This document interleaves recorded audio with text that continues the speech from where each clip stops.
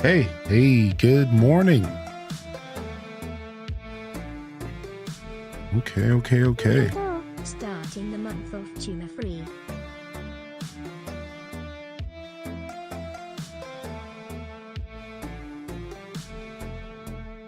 Nice. Thank you for the support this morning. Thank you, Unicorn, for the biddies. Thank you for the gifted sub as well. Over to Danino. Thank you. Good morning. Thank you and good morning. Welcome to the show, early birds. Abyss Sans first in the chat. We're here for some more Zelda. Let me get my YouTube chat and then we're all ready to go.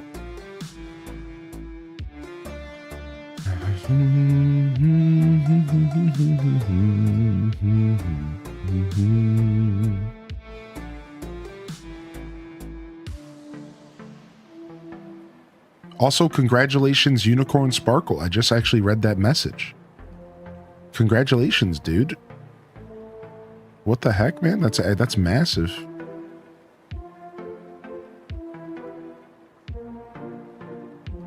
Okay.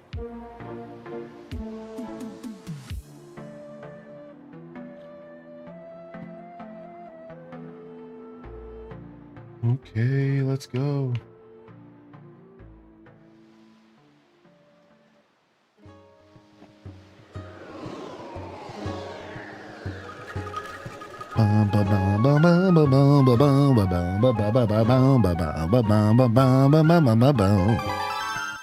I love this game so much. It's gonna be a good Friday. Dude, congratulations, man. It'll be a good Friday for sure. All right, we're back and we just entered the Earth Temple.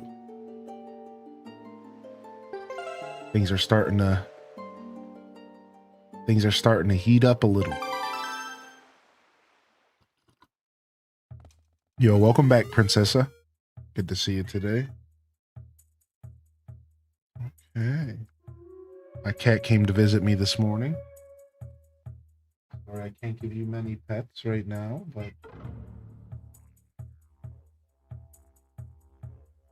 I don't have my normal lights on, so she might think I'm like off of work today.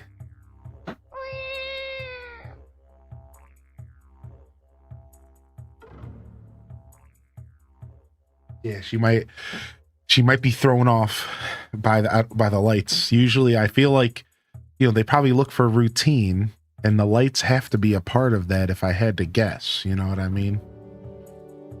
The green screen up, all the lights. This is usually my day off setup. This is usually the day off vibes.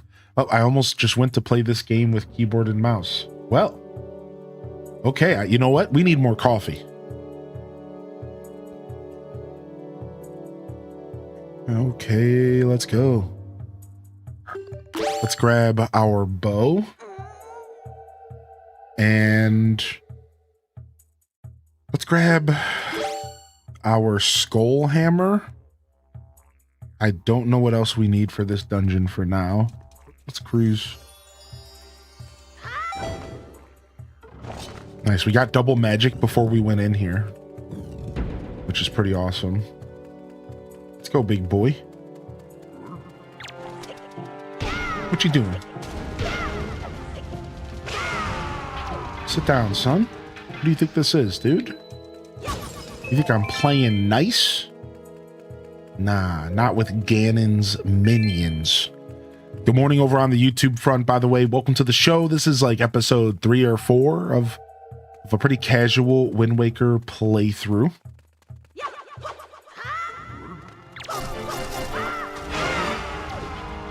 And I've played this game many times before, and we're playing the HD edition, just very casual, kind of cruising through the game for the first time in a while and having a good time. Having a good time while we do it. Oh, we got that Master Sword upgrade, and we can definitely feel it. we can feel the upgrade to our sword because we are slaying these dudes. We can feel the upgrade to our sword here, which is pretty nice. We can kill the moblins in one combo.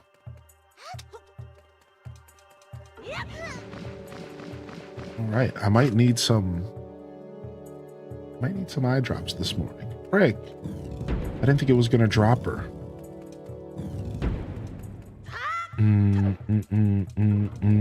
Yo, what's up, big doggo? I see you tuning in over there.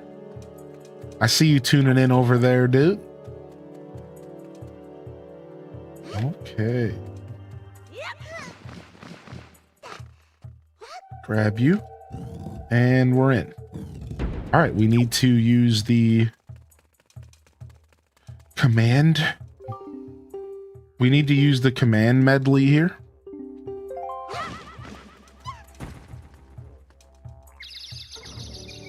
Will this game leave me alone? I wonder if this game was always so riddled with tutorials, or if that's something that they started doing in the HD edition. Because I genuinely don't know for sure. It's been a while. Now, of course, in classic Zelda fashion, they do a great job, like, not overdoing it, not, you know, just a little tutorial here and there to tell you how to play, but I don't know if I remember all of those little mini stops where they're just like, here, let me explain exactly what you're doing. I don't really remember that. How do I fly? Okay, here we go.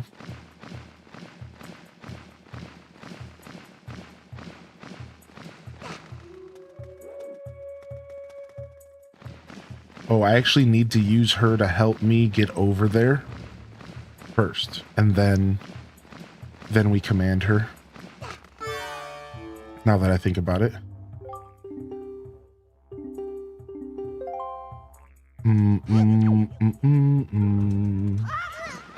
Yeah, here we go. Here we go. Now we got it. Oh, thank you, YouTube love. Thank you, YouTube love. Good morning, dudes. Dudes and dudettes. Non-binary dudes.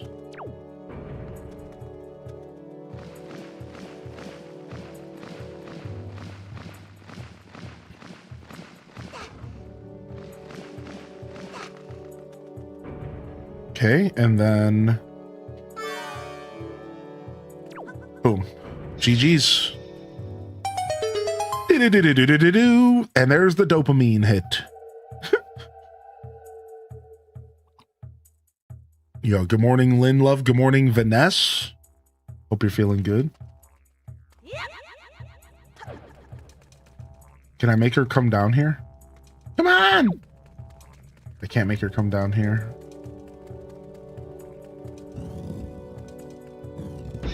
Oh, they locked me in. That's not good.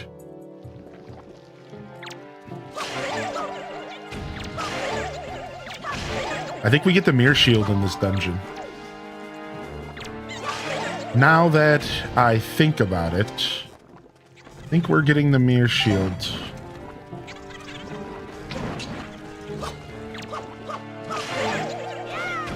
I believe we're getting our mirror shield here. I believe so. I believe a little mirror shield.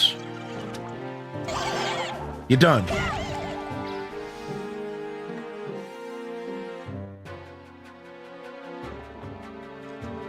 Today's the last day of being on here before I take a summer break starting Monday, all the way to September. Oh, nice. What are you gonna be doing all summer, dude? What up, Porky Bird? You get to chill and game for a week? Well, there's nothing better. Nothing better than a little bit of gaming. Boy, bruv. All right, I think that's it. All right, we gotta go back and get our bird babe. We gotta go back and get our bird babe.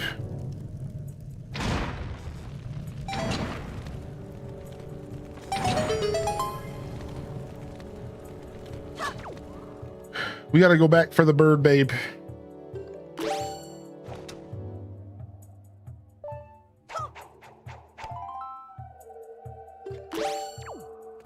All right, nice. Got ourselves a shortcut back here. Not that you can, like, really comfortably take the shortcuts in this dungeon because you are constantly having to drag Medley around. This is one of those dungeons where I wish I could adjust the volume in a Zelda game, because it would be nice to hear this dungeon's music a little louder. Yo, good morning, Coco Winning, by the way. I see the daily check-ins rolling in. As always, you're welcome to jump in the chat and let me know you're out there. I'd love to say good morning to you. Can I put her down strategically to get this chest?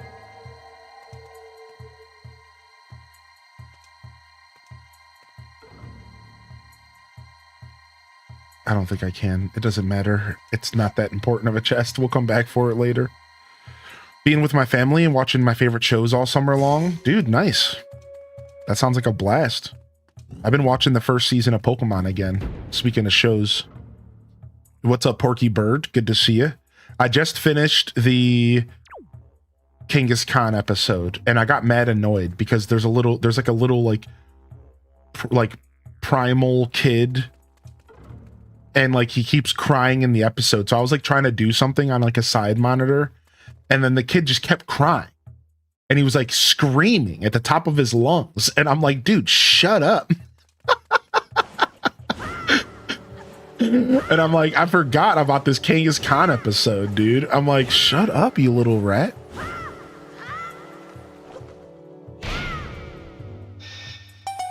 Might get back to some ocarina? Dude, nice. Okay. This cage right here is where Medley ends up if we lose her, which is probably going to happen at least once. What up, Beth Chew? All right, here we go. Speaking of losing Medley, we got some hands coming out here soon, I'm sure. The hands are the scariest things, dude. The hands. The hands. Yes, we are in the Earth Temple. We are in the Earth Temple. All right, where are you at, hands? I know you're around here somewhere. Okay, not yet.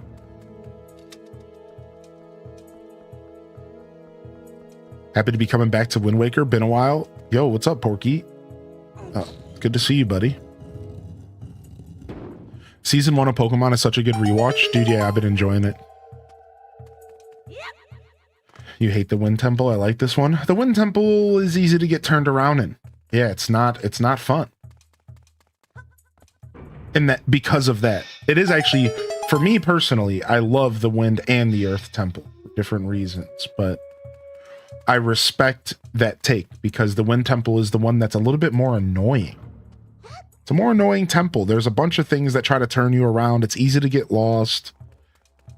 It's yeah, it's a little bit more of an annoying temple. This temple has a really fun flow to it. This temple has a really nice flow to it. And like feels good to progress through.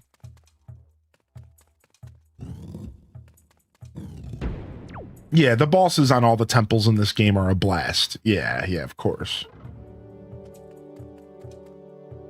Bum bum bum bum bum bum bum bum bum bum. Did I get a key yet? No, I did not. Okay. All right. It looks like they do want me to use her shield power. I didn't think they wanted me to do that this early, but I think we are using her ability. Let's see. It's been a while.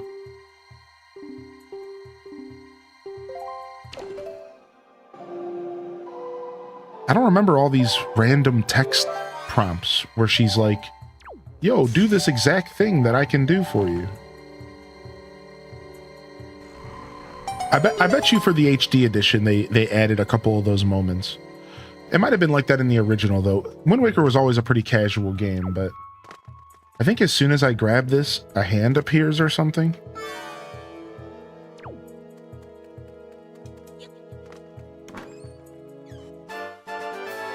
I'm super nervous about the hands. There it is. There they are. I knew they were there, dude. I knew it. The hands suck.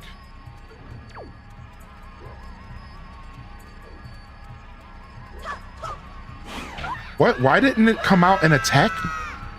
I'm like sitting there trying to like wait for it to attack me and it wouldn't attack. That was so weird. Well, I learned a lesson. Don't step in the dark void circle. Okay, it did it again. I thought these things were supposed to jump out and grab me and then I swing on them. I guess I just need to be more patient. What the heck, dude? That was an accident. I'm used to these guys just swinging on me like right away. There we go.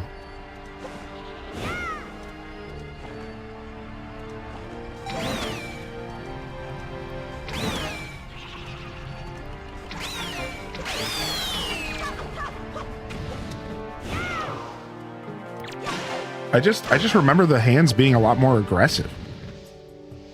They were just sitting around looking at me.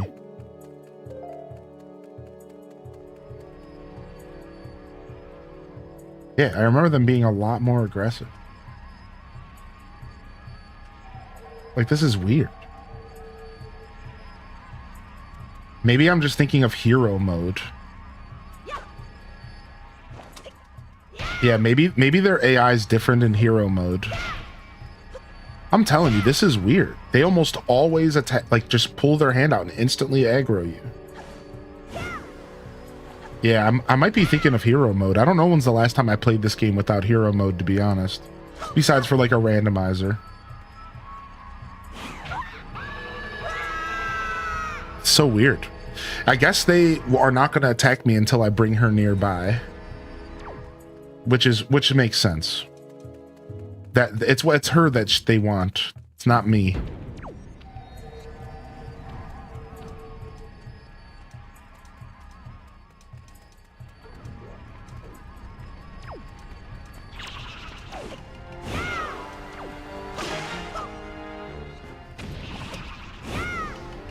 Ah.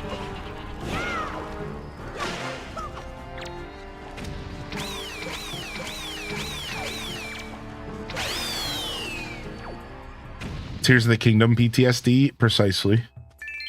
Precisely. All right. We got the key, so we're actually leaving anyways.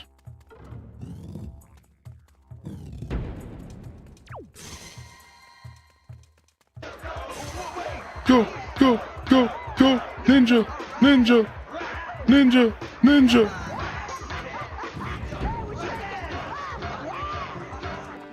Dang, all these guys respawned. All right, I'm just going back this way. Yo, what's up, dude? Thanks for the tier 3. Lock it in for 70 months. Thank you again, Porky Bird, for the 21 Prime as well. Good morning, dude. All right.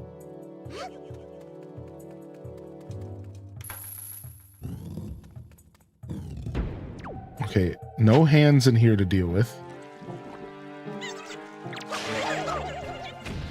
Just a bunch of slime boys. Just a bunch of slime boys.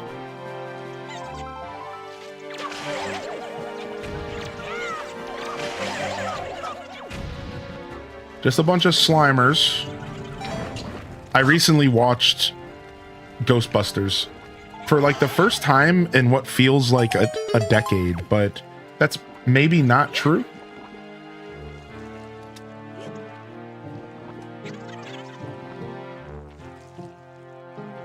I might have watched it more recently and like just forgotten.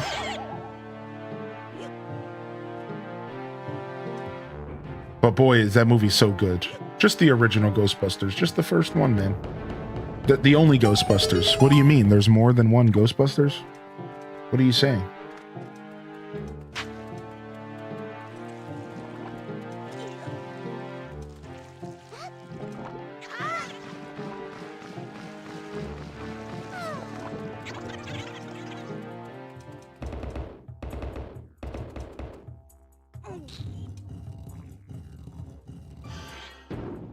All right, nice. Boom, boom, boom, boom, boom, boom, boom. Nice, nice. Hope you're feeling good today, Spartan. I think I've seen like the first 3 Ghostbusters, if there are 3, but I tap out after that. I don't know if I've seen anything outside of that. But like I said, it's maybe been 10, 15 years since I've seen the original Ghostbusters. Boy, what a treat. You see how far away this thing, like, activated?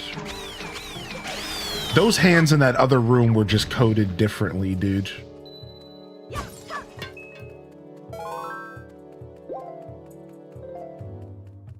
Yeah, what a goofy movie, man. What a goofy flick. Okay.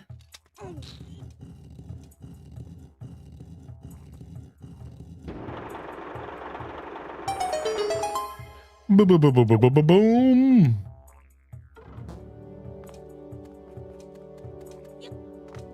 Bam, bam, bam, bam. 4 official Ghostbusters movies. Oh yeah, then they did like a reboot. And the reboot was like the most recent one, I think, right?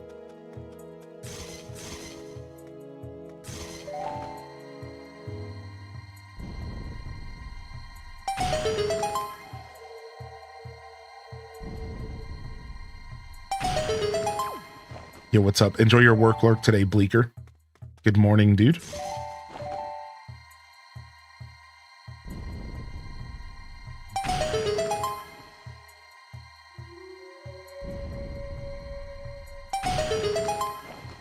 All right. Hope you had a good vacation, Tam Perp. I think that's what it was, yeah? Didn't you go traveling or something?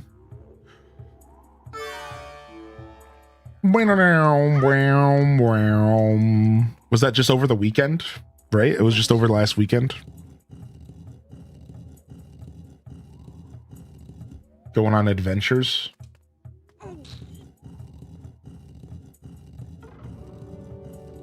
Begging me to bring them Taco Bell for school lunch. What a crazy concept. We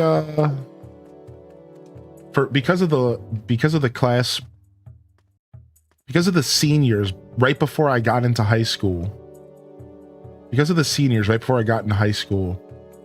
We weren't allowed to go off campus for lunch because apparently they ruined it. They were getting in like gang fights or something stupid. So lunch was always just whatever they offered us. Now, we did one time order a pizza to the window of the cafeteria and it worked. And then a guy came and delivered the pizza to the window of the cafeteria. And it genuinely worked. We gave him the like $15. We got a pizza and we all ate pizza for lunch. It was pretty dope. That was one of my favorite moments for sure. Lounging in the mountains, dope. Yo, what up, G-Ski?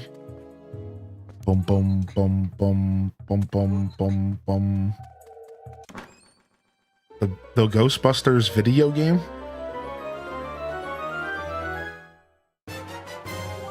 I don't know nothing about that. All right, we got our compass.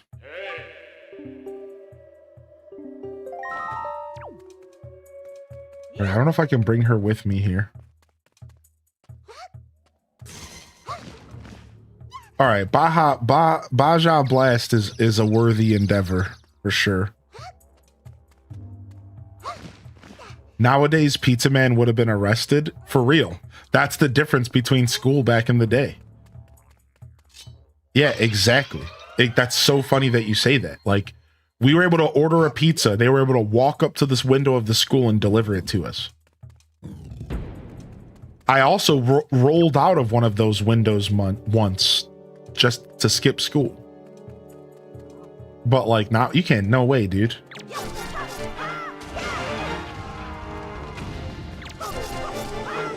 Oh, okay. Okay, buddy. Messing up my stuff here.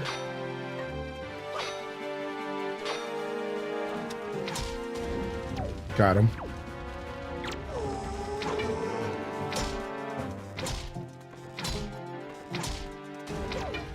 All right. I used to be really good at the reverse controls. In fact, this game got me super good at reverse controls. So like, for example, in Smash, I think Smash 4, there was like a special where somebody, an NPC, a super ability, something would like invert everyone's controls. Or no, it's Mario Party. Yeah, in Mario Party, there's the record mini game. Right? The record mini game where their controls are all inverted and you have to try to get to the record. I'm so good at that mini game because of Wind Waker. Wind Waker got me, like, trained me for that freaking mini game. Boom, boom, boom, boom, boom, boom, boom, boom. All right, can you... I don't think she can climb ladders. So I think I need to put her up here first. What's up, Spooky Arkoth? Then I need to throw her over there. Nope. I need to switch to her. I can just switch to her and she can fly up, actually.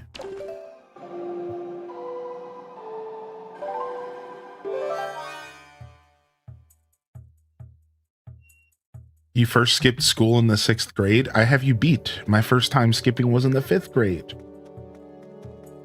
Not that I'm proud of it. I mean, I was back then.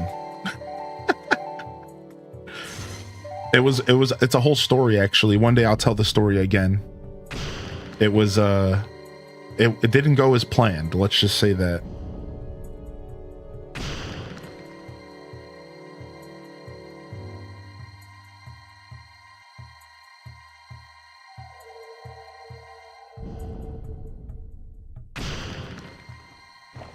Okay, then I think I have to use her to get over to the chest. I think. I don't think Link can climb this.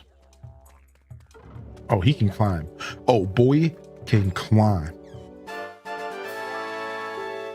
Okay, we did that for a joy pendant. Wonderful.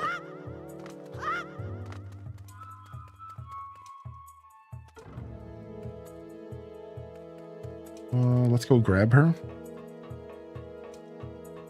All right, we need the mirror shield to be able to get the other piece of loot in here. To be able to get the other piece of loot. Buenos dias. What's up? What's up, Dad, baby? All right, let's go this way. I think this is Han hallway. Nope. Oh, Lord. It's re-dead o'clock. Oh, no. I don't want to fight these. What do I need to fight these re-deads effectively? My boomerang? I think my boomerang is what I want. All right, let's go.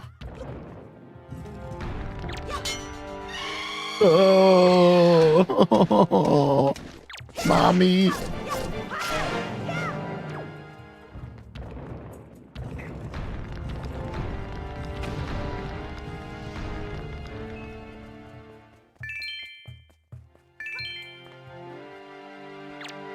Back up.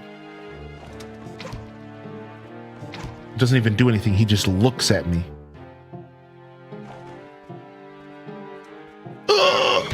Shut up. Shut up. So it's funny. It's unlike Wind Waker. They don't like freeze you like mid-air. Like Wind Waker will like, they freeze you like no matter what you're doing. So they're a little bit easier in this game. Look at, he's pissed. I love what Link, I love Link when he's carrying this. Look at him. He's pissed when he carries the skull. It's so good, dude. I've been talking about that since 2019. Pissed. You talking to me? Are you talking to me? There ain't no one else here. So you must be talking to me.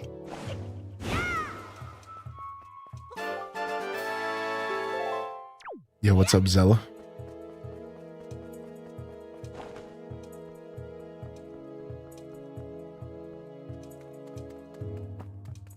right.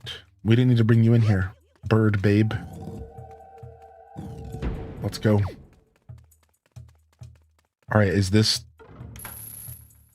What? Why? Oh, it's a mini boss.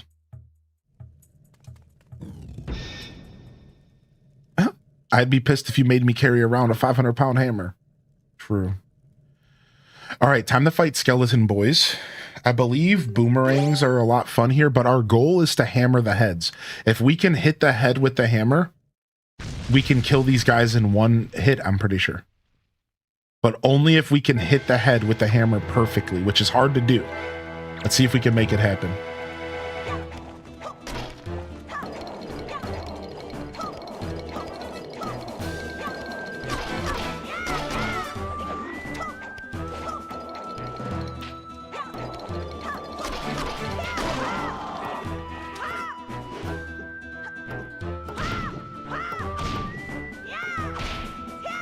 Dang it. I couldn't hit him. Boom, boom, boom.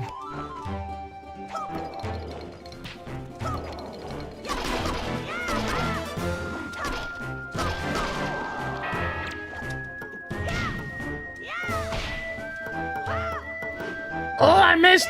I used the wrong attack. I didn't mean to use the spin attack. Damn it. All right, let's try one more time and then we'll actually just fight him.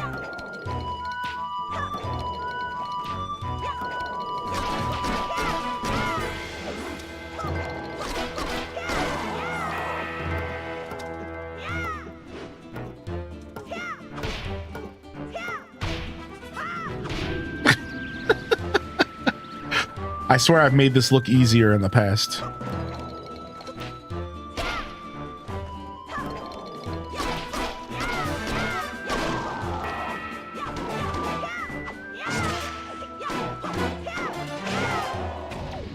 Okay, round 2. Let's go.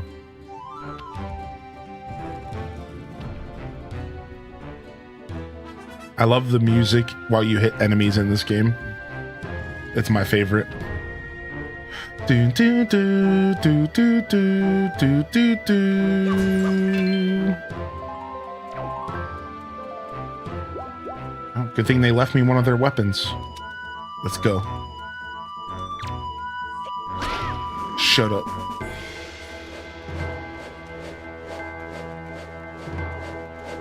Oh, I didn't think he was gonna keep spinning. Homie was spinning to win. Garrett. Garen! I heard the screams of Garen. Got him. One shot. Done. That's how it's done, baby. That's how it's done, baby. Shut up.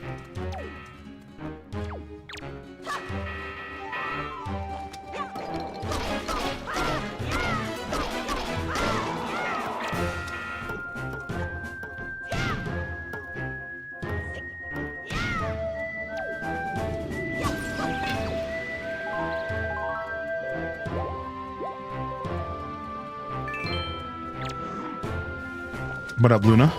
Baser, welcome to the show, dude.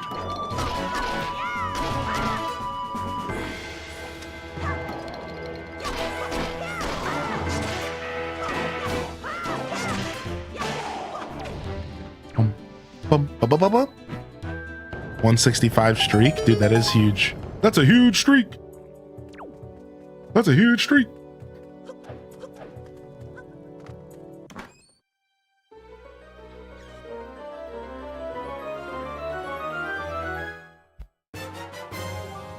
All right, Mirror Shields.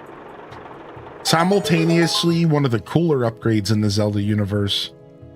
And then kind of one of the worst, more like worse upgrades. Because getting a shield is cool, and you can use it in every situation. Which, not every Zelda item can be used in every situation. So, the Mirror Shield is cool.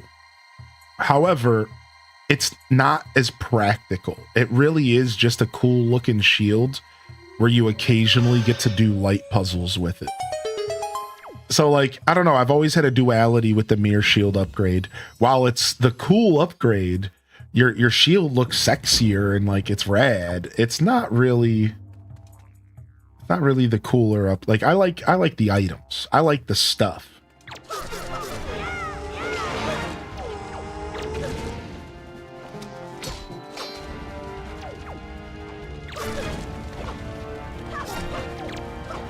Will you stop? Jerkwad. You did that. You made me do that.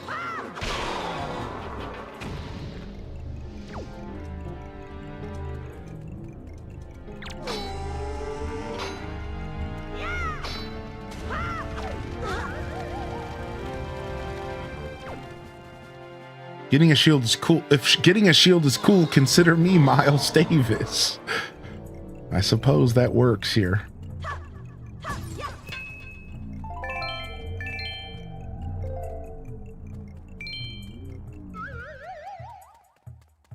Oh, all right, where's the babe at? Come here, bird babe. Let's go. I need you. Boom, boom, boom, boom, boom, boom, boom, boom, boom, boom.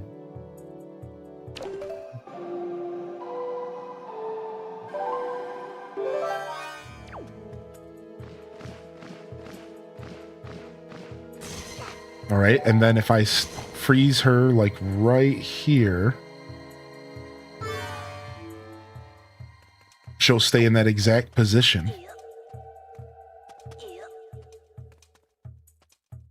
allowing me to reflect back, and we got double light puzzles, which is pretty cool, all things considered.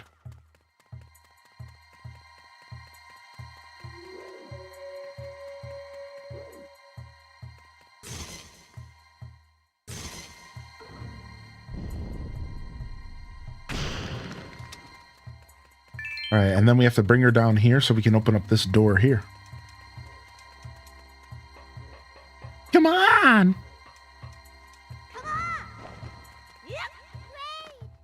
What, you can't jump down? Wow, that was cute. I don't remember her talking.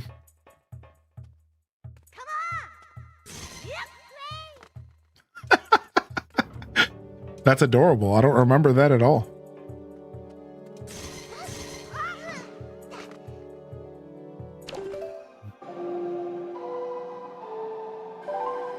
We got cheese sticks.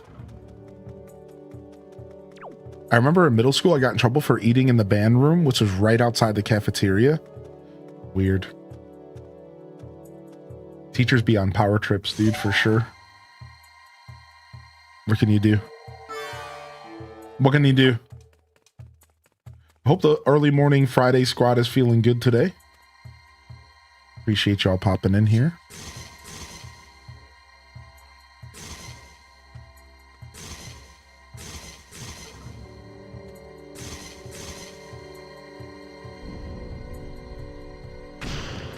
Nice. A little rupee hole. Nothing wrong with that. Take myself some cash and I'll be on the way. All right. This is the... Was this like a shortcut back to this main room? Why would I... Oh, I guess that makes sense because now that we have the mirror shields, we can do a lot more. Oh, let me check my map real quick. Did we get a map in this dungeon? We didn't. No, we do. We have one. Nope. All right, there's the chest that we skipped, which is probably my map. And then there's another chest at the end of the hallway that we probably don't want to skip. I think one of these chests are super important. So let's go back this way. I think it's this one. I think it's a key or something. I could be wrong, but I think there's something in here that we need.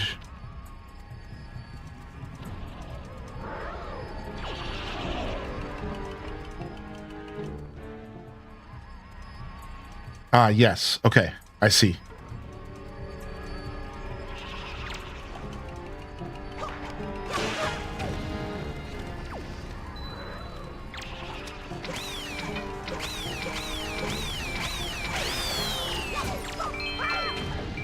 You know, because the last thing you want to do is skip something and then have to backtrack. Even though backtracking is just a part of life in the Zelda universe. If you can avoid it, you know. What up, Francisco? Welcome back, man.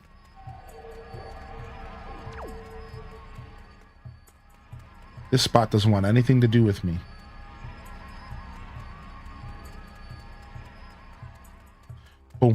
boom, boom, boom, boom. Cereal or waffles? Why not both? Waffle crisp cereal. I know. Mind blowing. I know. Boom. Good idea. Why not both? Waffles and cereal? Waffles with cereal in them.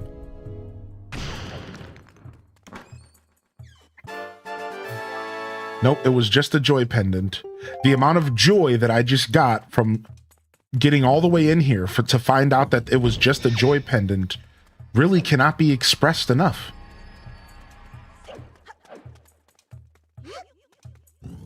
He's got the joy, joy, joy, joy down in his farts.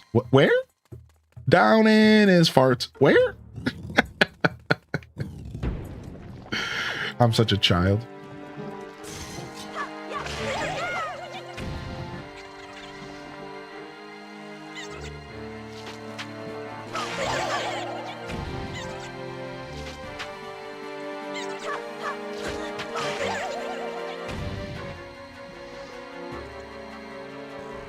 You should be expressing joy. Just the Greek yogurt. Do you do granola? Granola can be so expensive. I want to start making my own.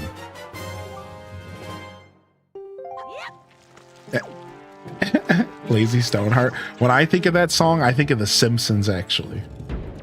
Personally, when I think of that song, I think of The Simpsons.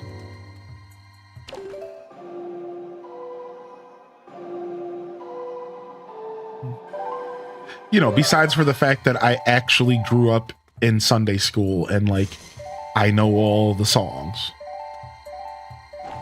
But, like, when I think of the song as an adult now, it's like, it's just an episode of The Simpsons where Flanders' kids are singing the song. And, like, one of the kids are, like, singing the song, and then in between each verse, the other kid goes, "Where?" I got the joy, joy, joy, joy down in my heart. Where? That's what I think of. You think of Butter Jesus? Nice. Can't wait for 42. How do you make your own? Yeah, you would just do whatever you want. You do whatever you want with granola, right? So I guess ideally you would just take dried oats and mix them like you would do like a no-bake cookie, and then just bake it off and then crumble it. Like, that would be the idea, right? I've looked into it a little bit. But yeah, you would just take like your oats and you would like bake them off with maybe honey or just whatever, like something to give it that crunchiness. I'm sure honey would do the trick. I don't actually know like 100%, but yeah, making your own granola is like not complicated, thankfully. So it really is a good alternative for the price of granola is brutal, dude. Oh no, I did not see the new AC Lego set. Yo, thanks for hitting that like button, YouTube, by the way. I appreciate y'all. All right, here we go. Here comes the hallway of hands, I think, coming up here soon. Ooh, I love the architecture of this hallway. Look at this. It's so cool. I love this. Now, the Tingle statue's around here somewhere. I know the Tingle statue's around here somewhere.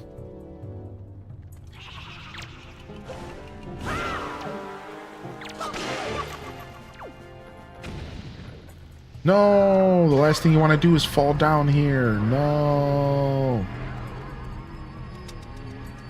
Frick.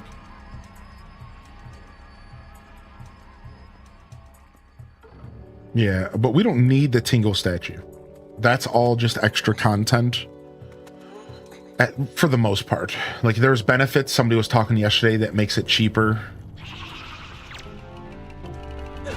No, I wasn't paying attention. Don't lock on the bridge. Lesson learned. So these skulls suck because if you knock them down there, they just come back. Like, that skull's just going to come back. So they're very well placed in this area because of that.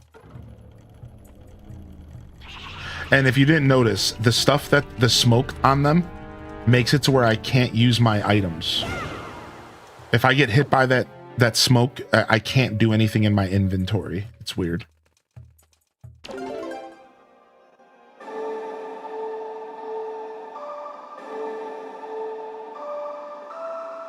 Wait.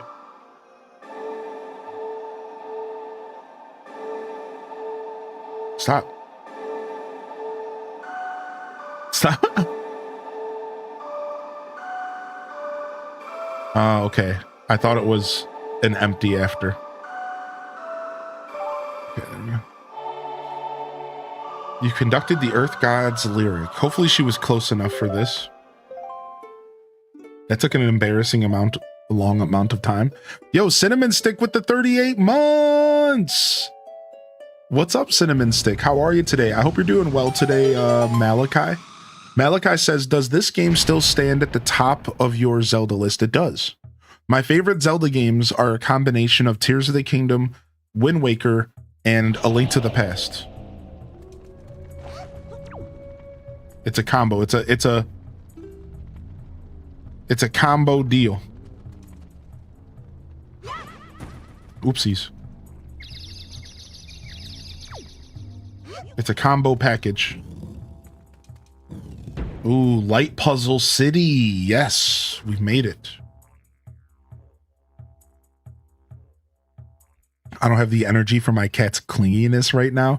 I understand that. My cat can be very clingy in the wrong situations. Because, like, I'm busy. Yo, what's up, Jurassic? How you been, buddy? Yeah, I remember you saying that, Lynn Love, right. I just didn't want to call you out. You know, just in case you were relaxing. Yeah. I'm probably just skip the Tingle statue. But we'll come back for it if I feel like it here in a minute.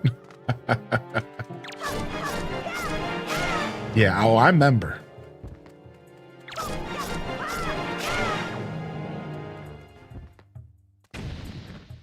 Yeah, it's funny because my cat has never really been clingy for food yet. She has. Like, if I, am sitting there busy and I haven't fed her yet, she'll, come around and meow and, she'll, take pets, but she really wants her food. I know what's going on, but she hasn't, really became too clingy yet for food. I'm sure it's in the future for me. But she loves attention in general.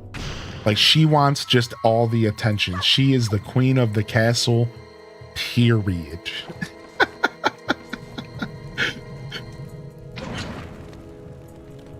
Which I really don't have any problem giving her that attention if I'm not busy. Ah, that sucks, Blood Raven. It happens, dude.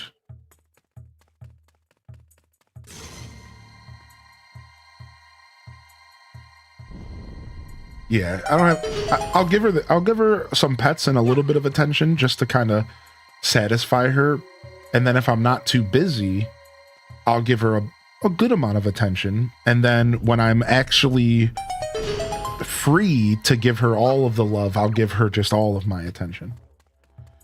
But I don't give in to all of her meows for it, because it's probably unhealthy to just constantly give in.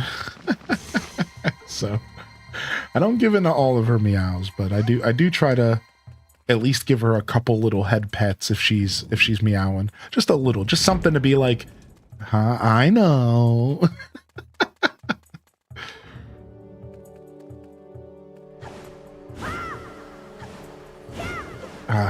This sucks. This is a very sucky puzzle here. It's easy to get caught up here. And you can't use your leaf to see.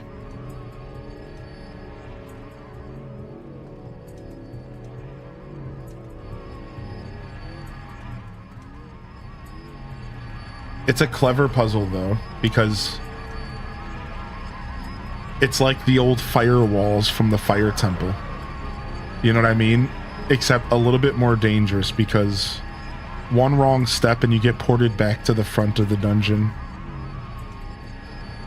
So you have to be extra careful.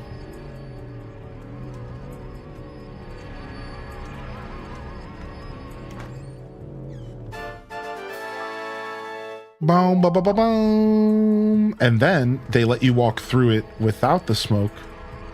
So you can kind of see where they all are. It's kind of cool.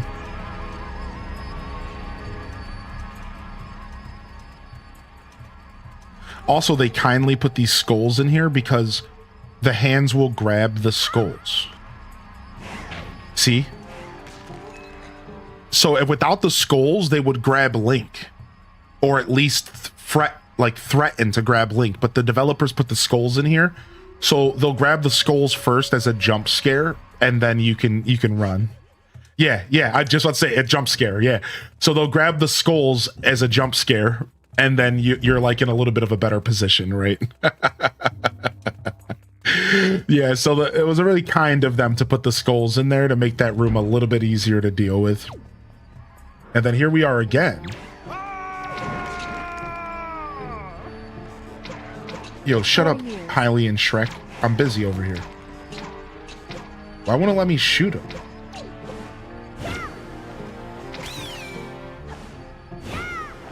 Yo, Kellyanne! Thank you for the 4-year resub. Holy heck.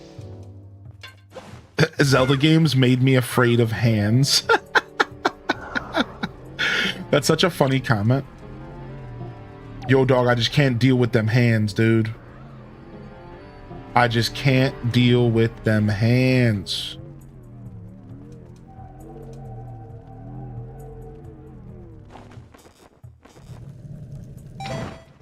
Can we get some light in here to help out with the smoke? Doesn't look like it. I don't remember if there's a proper solution to this puzzle here. Do we just fly over? I don't remember if there's a proper solution here. Because, like, trying to walk through here is scary.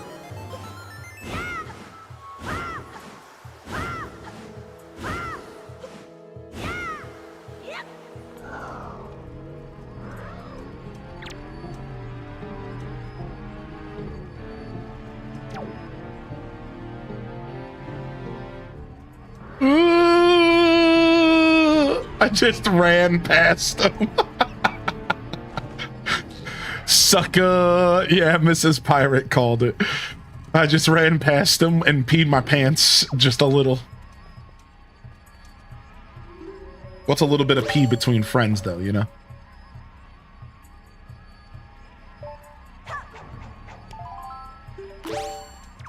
Boom, boom, boom, boom, boom, boom.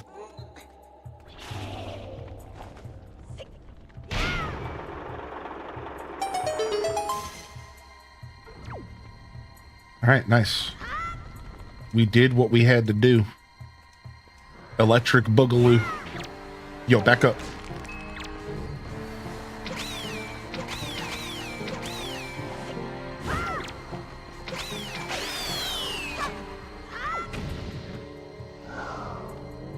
The hands freak me out more than the Guardians. Oh yeah, same.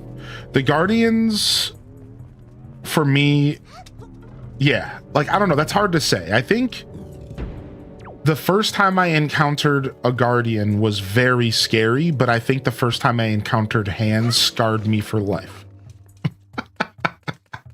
However, I think it's worth noting that Guardians got less and less scary the more Breath of the Wild I played, but hands never got less scary. And I think that's like the major difference between the two. Right? Like, hands never got less scary. They're always scary. They're always freaky. They're always mega freaky. Whereas, like, Guardians got less scary to me. After a while, I really learned how to fight them, and I was like, okay, this isn't bad. But the whole event of the hands in Tears of the Kingdom is fright-worthy. Like, just the event, the encounter.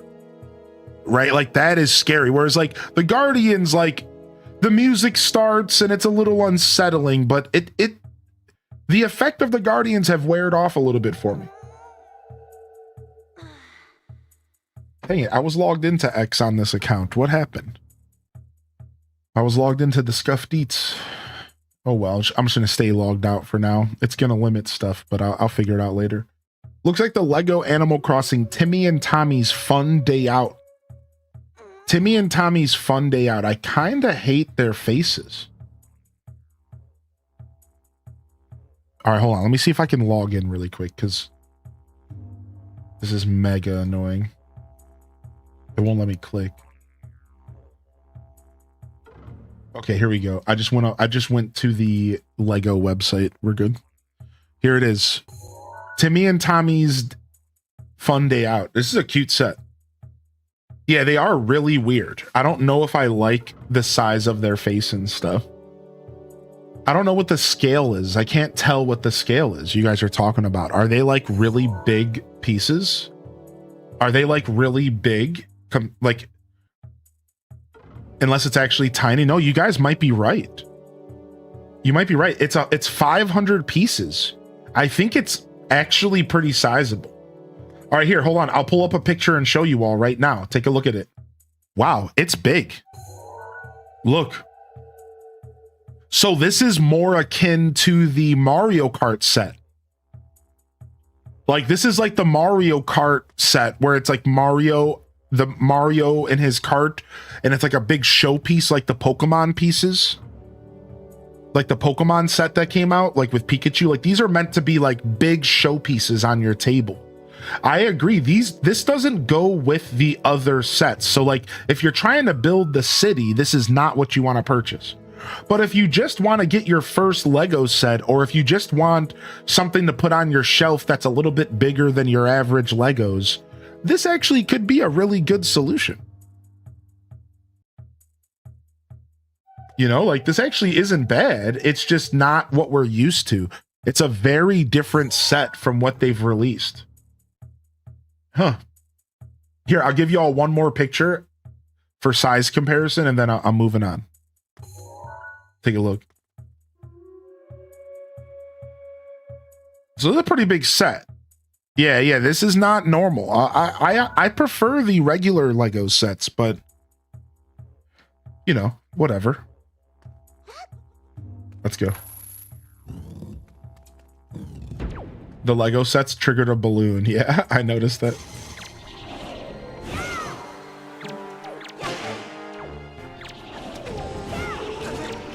Stop locking on the wrong stuff.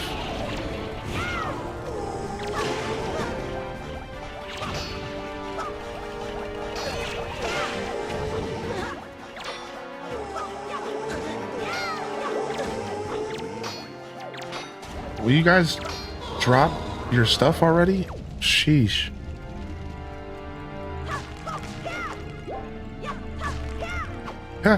Yeah.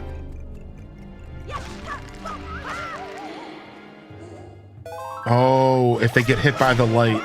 So this is where they're teaching you that the light is how you kill these pose, which is going to matter for the boss fight. So this is the game's way to teach you that.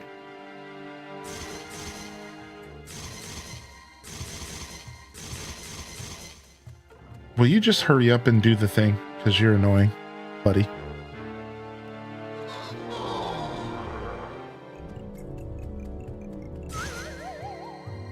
Nice. Light just instantly clears out the possession. I didn't know that.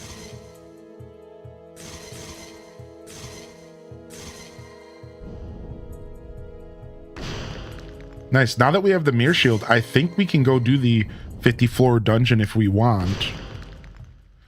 Right? Because I think that's the only thing that stops you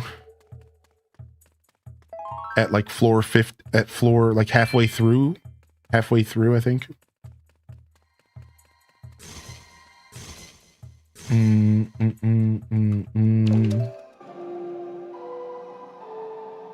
I don't feel pressured to do the 50th floor dungeon, but it is really fun.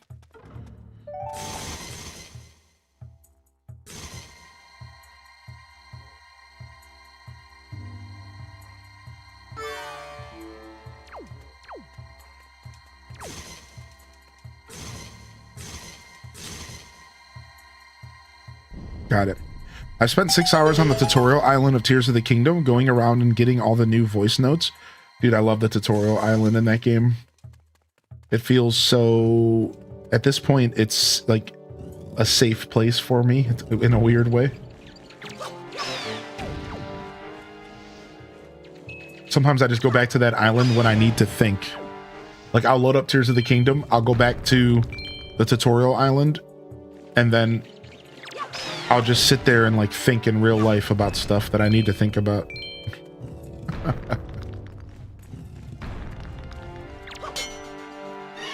Frick, got me. Frick.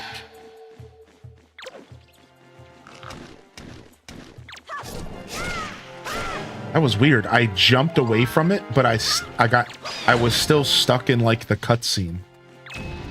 Yeah, that was mega weird.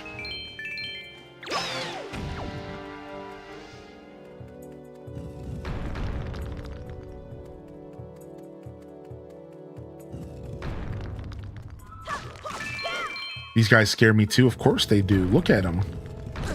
Who in their right mind would enjoy these guys?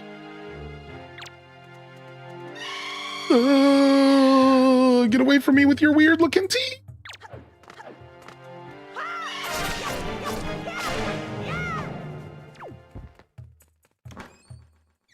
I've done something like that with Spiritfarer. I have 50 plus hours just from leaving the main menu screen up for the music. I've never started a save. Really? That's crazy. That's next level, actually. I love that so much. That is next level. A gamer music appreciation right there.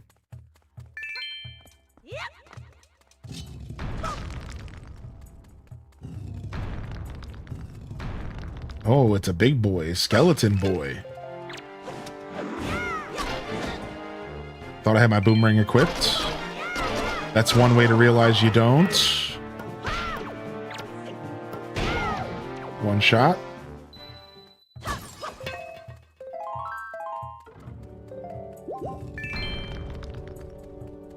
Nice. We've managed to not get Medley kidnapped the whole dungeon so far, which, not that it's a super crazy feat or anything, but I usually get her kidnapped at least once. I was playing extra safe. It's because I'm a cat dad now.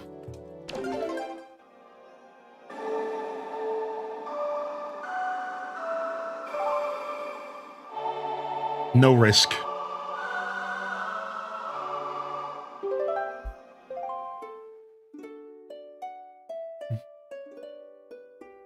Boom, boom, boom, boom, boom, boom, boom, boom, boom, boom, boom.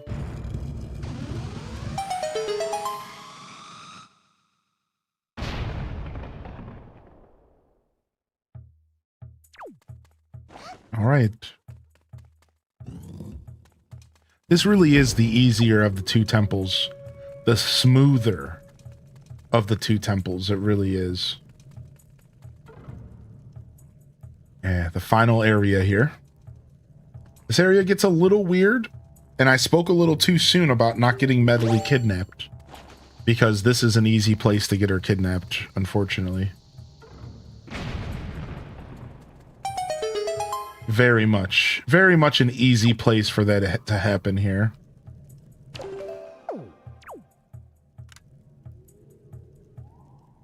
Yeah, down there are some hands for show. Boom, boom, boom, boom, boom, boom, boom, boom. I don't know if I want to leave her here or not. I don't know if I need her for the next room.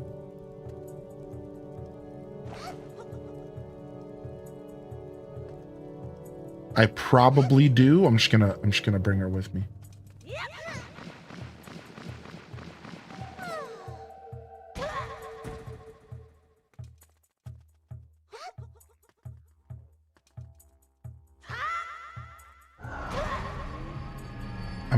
I'm in the pit. Down here in the pit.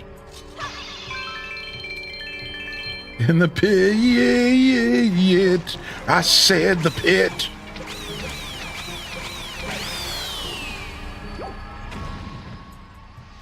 Reminding me of carrying the princess inside Jabu Jabu. Oh, that's definitely what they were referencing with this. Like, these segments were inspired by Princess Ruta, I believe. Yeah, I believe that they were 100% like inspired by Jabu Jabu and then said to themselves, but how could we make it like a more interesting theme, right? You see how this one doesn't want to spawn? Because this one's waiting for Medley. This one's waiting for Medley, dude. Look at this scumbag.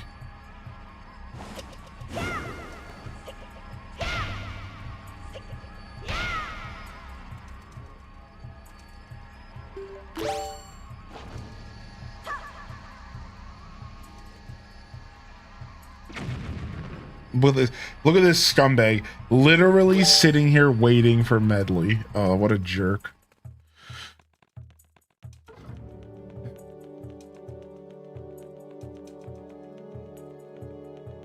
Boom, boom, boom, boom, boom, boom, boom. You know what game I used to turn on the intro screen to and not actually like play the game?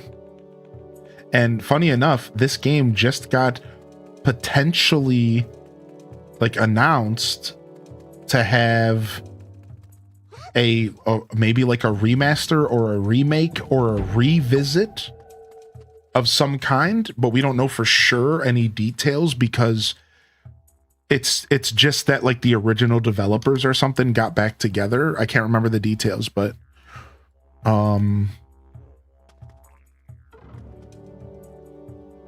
this right here.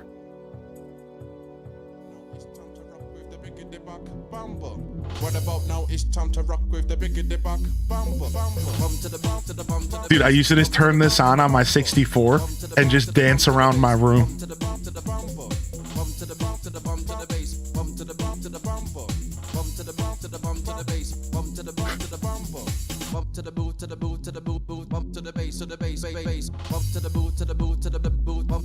This was the intro screen to Buck Bumble.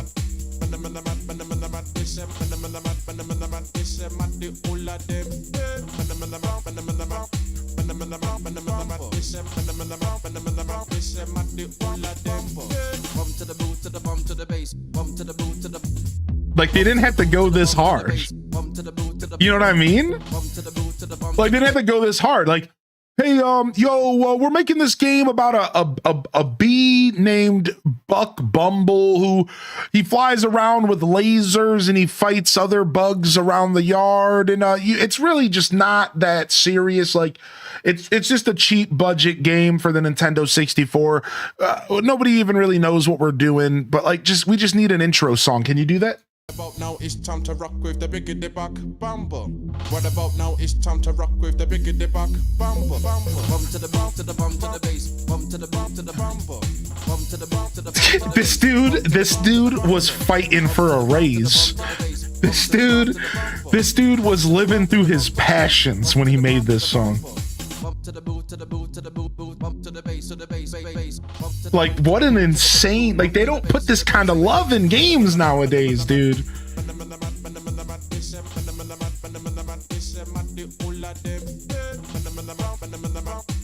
Yeah, apparently we might see a revisit to Buck Bumble, everybody.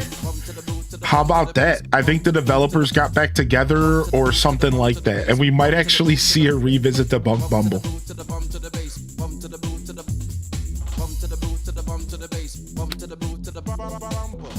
If I had to guess, it would just be like a modern port. If I had to guess, right? But who knows, man? I could see them just like copy and pasting the original game and just cleaning it up. I don't really see them having the budget to take the risk on reviving the IP.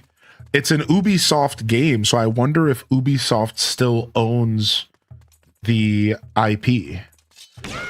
Like, I'm looking at the title of the game right now and it says Ubisoft on it. So I wonder who owns the rights. I don't really know. I don't know the whole story to Buck Bumble. But interesting, huh? All right, I think we need Bird Girl here. I think we might need Bird Girl here.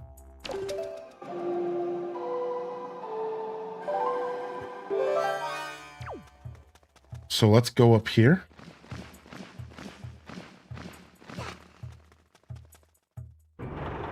And let's see if I get off the switch. Okay, it stays pressed. Okay, that's good.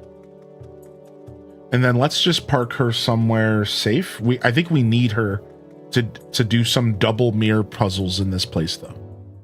I'm fairly certain we have some double mirror puzzles to do with her here. I don't think there's a threat of hands. I think we can take a deep breath here.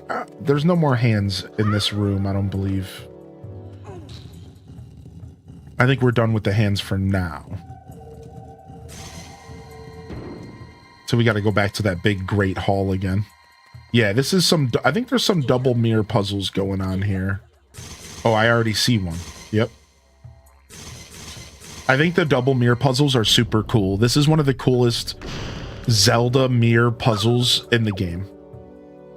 What they do here is so cool, right? Like the idea of not just doing your classic Zelda light puzzles, but doing a double mirror shield light puzzles.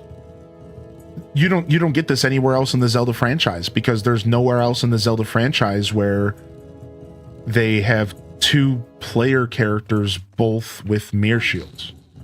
So I will give Wind Waker this. These are some of the more unique puzzles that we ever get out of the Zelda universe. It's really cool stuff. It's unfortunate that they're a little bit lighthearted. Everything about this game is unfortunately a little lighthearted. I do wish that we got to see a Wind Waker that maybe had a little bit more challenging puzzles here and there, and they weren't afraid to challenge the players just a little bit more. It was clear to me that this game was designed to be so much more lighthearted than, like, even like Tears of the Kingdom and Breath of the Wild have some really intense puzzles. Like, I don't know about intense, but like, for example, the two shrines that require you the two shrines on the dueling peaks. Like, that's a pretty hardy puzzle, right? Like, did anybody else get stumped on the two shrines on the dueling peaks? Where they're in Breath of the Wild, where the shrines are connected to each other and you have to figure out like how. Like, there's some brain busters in Breath of the Wild and Tears of the Kingdom. Like, Tears of the Kingdom ends up being a lot more cheesable, unfortunately, because of the abilities, whereas Breath of the Wild was a lot less cheesable outside of knowing how to do stuff like glitches. Like, if you knew how to like bomb jump or whatever, like, sure, Breath of the Wild was cheesable, but I think really Breath of the Wild was not really that cheesable of a game outside of glitches. Like, you could do some really funky stuff to solve puzzles, but that was all intended. It wasn't necessarily cheesy. Whereas like Tears of the Kingdom's biggest weakness is that for 80% of the puzzles in the game, you could even argue maybe an 85, 90. You can just use like a combination of rewind and like ascend. You can pretty much just like rewind and ascend through pretty much every shrine in the game if you want.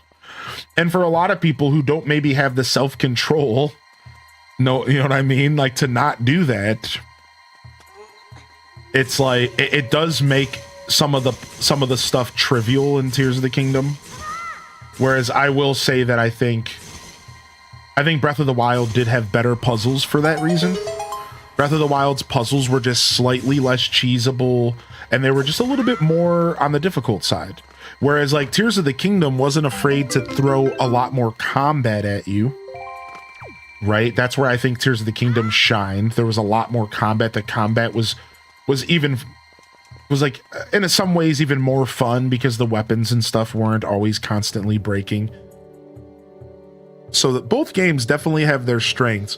I would say if you took Breath of the Wild's puzzles, Tears of the Kingdom's caves, Breath of the Wild's champions abilities, Tears of the Kingdom's fusion abilities, you have, I think, the best Zelda game ever made.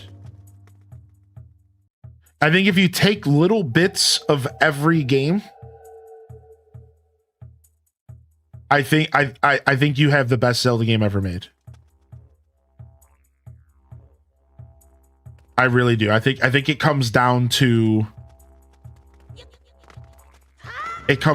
like they did some things really good and some things not as good in both games. I thought Breath of the Wild puzzles weren't as challenging. Yeah, I mean, I think that a better way to think about how I feel specifically is not that Breath of the Wild was more challenging across the board. It's that Breath of the Wild had more heights of challenge. That's what I think. Like, Breath of the Wild had a couple shrines that were truly brain busters. Whereas like Tears of the Kingdom, if you didn't cheese, definitely had a couple brain benders. I just don't know if they were maybe as intense as Breath of the Wild's brain benders. Maybe that's how I feel, because I agree. The reason I say that is because I do agree that it wasn't like every single shrine in Breath of the Wild was something that was worth mentioning. But I feel like the couple high points in Breath of the Wild when it comes to puzzles were like a little bit stronger than the high points you get from Tears of the Kingdom's puzzles. Just a little bit stronger. Maybe that's how I feel for some reason.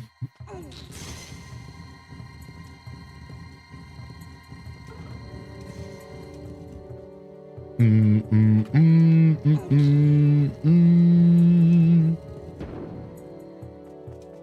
boom, boom, boom. All right, we're just missing. All right, we just need to call you.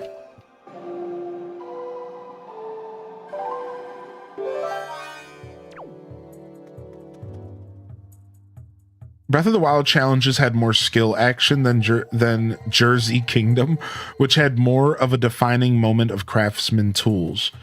Yeah, I kind of agree with that. And that's what it goes. I think it comes down to the difference between the abilities and how cheesable things were in a lot of ways, right? And like, really, I'm not saying that like the difference between the games was if you cheesed or not. That's not quite what I'm talking about. More so what I'm trying to say is like the tools in Breath of the Wild felt like they required more thinking. No, that's not even quite the answer. It's the tools in Breath of the Wild felt... Come on, game. Stop that. The tools in Breath of the Wild felt more so... They felt stiffer, so it required like a little bit more of like interesting like thought loops, whereas like Tears of the Kingdom like had more possibilities. Like that's the difference. Like Breath of the Wild was like a beat machine versus using Ableton in this metaphor of making music. Like Breath of the Wild was like you had a palette of 5 colors to work with, but Tears of the Kingdom gave you a palette of 15. And I think that that really does change the dynamic about how you approached the puzzles. When you have a palette of 5 colors, you're more precise with how you use those colors. So there's like a level of fulfillment that comes out of Breath of the Wild that feels like you're solving things in a more challenging way because you're limited. You have more limitations on how you do things. So it like there's like a more of a level of fulfillment or something like that is like coming from that. Whereas like Tears of the Kingdom gave you so many tools and so many different colors to play with that like it felt easier because there were so many solutions. Not that it was easier, it just felt easier. And you know, it felt like the game had so many solutions that you were never gonna not solve that puzzle. Whereas in like Breath of the Wild, you get in a couple situations where you're like, dude, I have no idea what to do here. I am stuck. Whereas like Tears of the Kingdom was less of a game of like, we're gonna stump you and make you sit here and struggle, and was more about you always like there was enough solutions that like it was about like how creatively can I solve this problem. It was less like I can't solve this. What am I doing? And it was more like, how creatively can I do this? That's kind of the vibe, I think, for the puzzles between the games.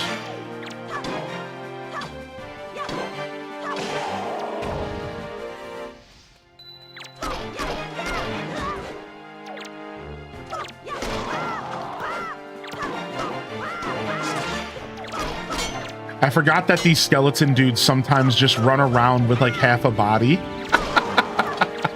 I wonder if that only happens here.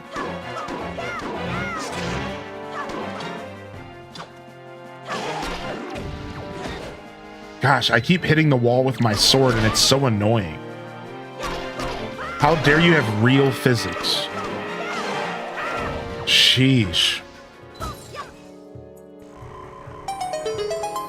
Boom, boom, boom, boom, boom, boom, boom, boom. Yikes, that was mad obnoxious. And my sword kept hitting the wall.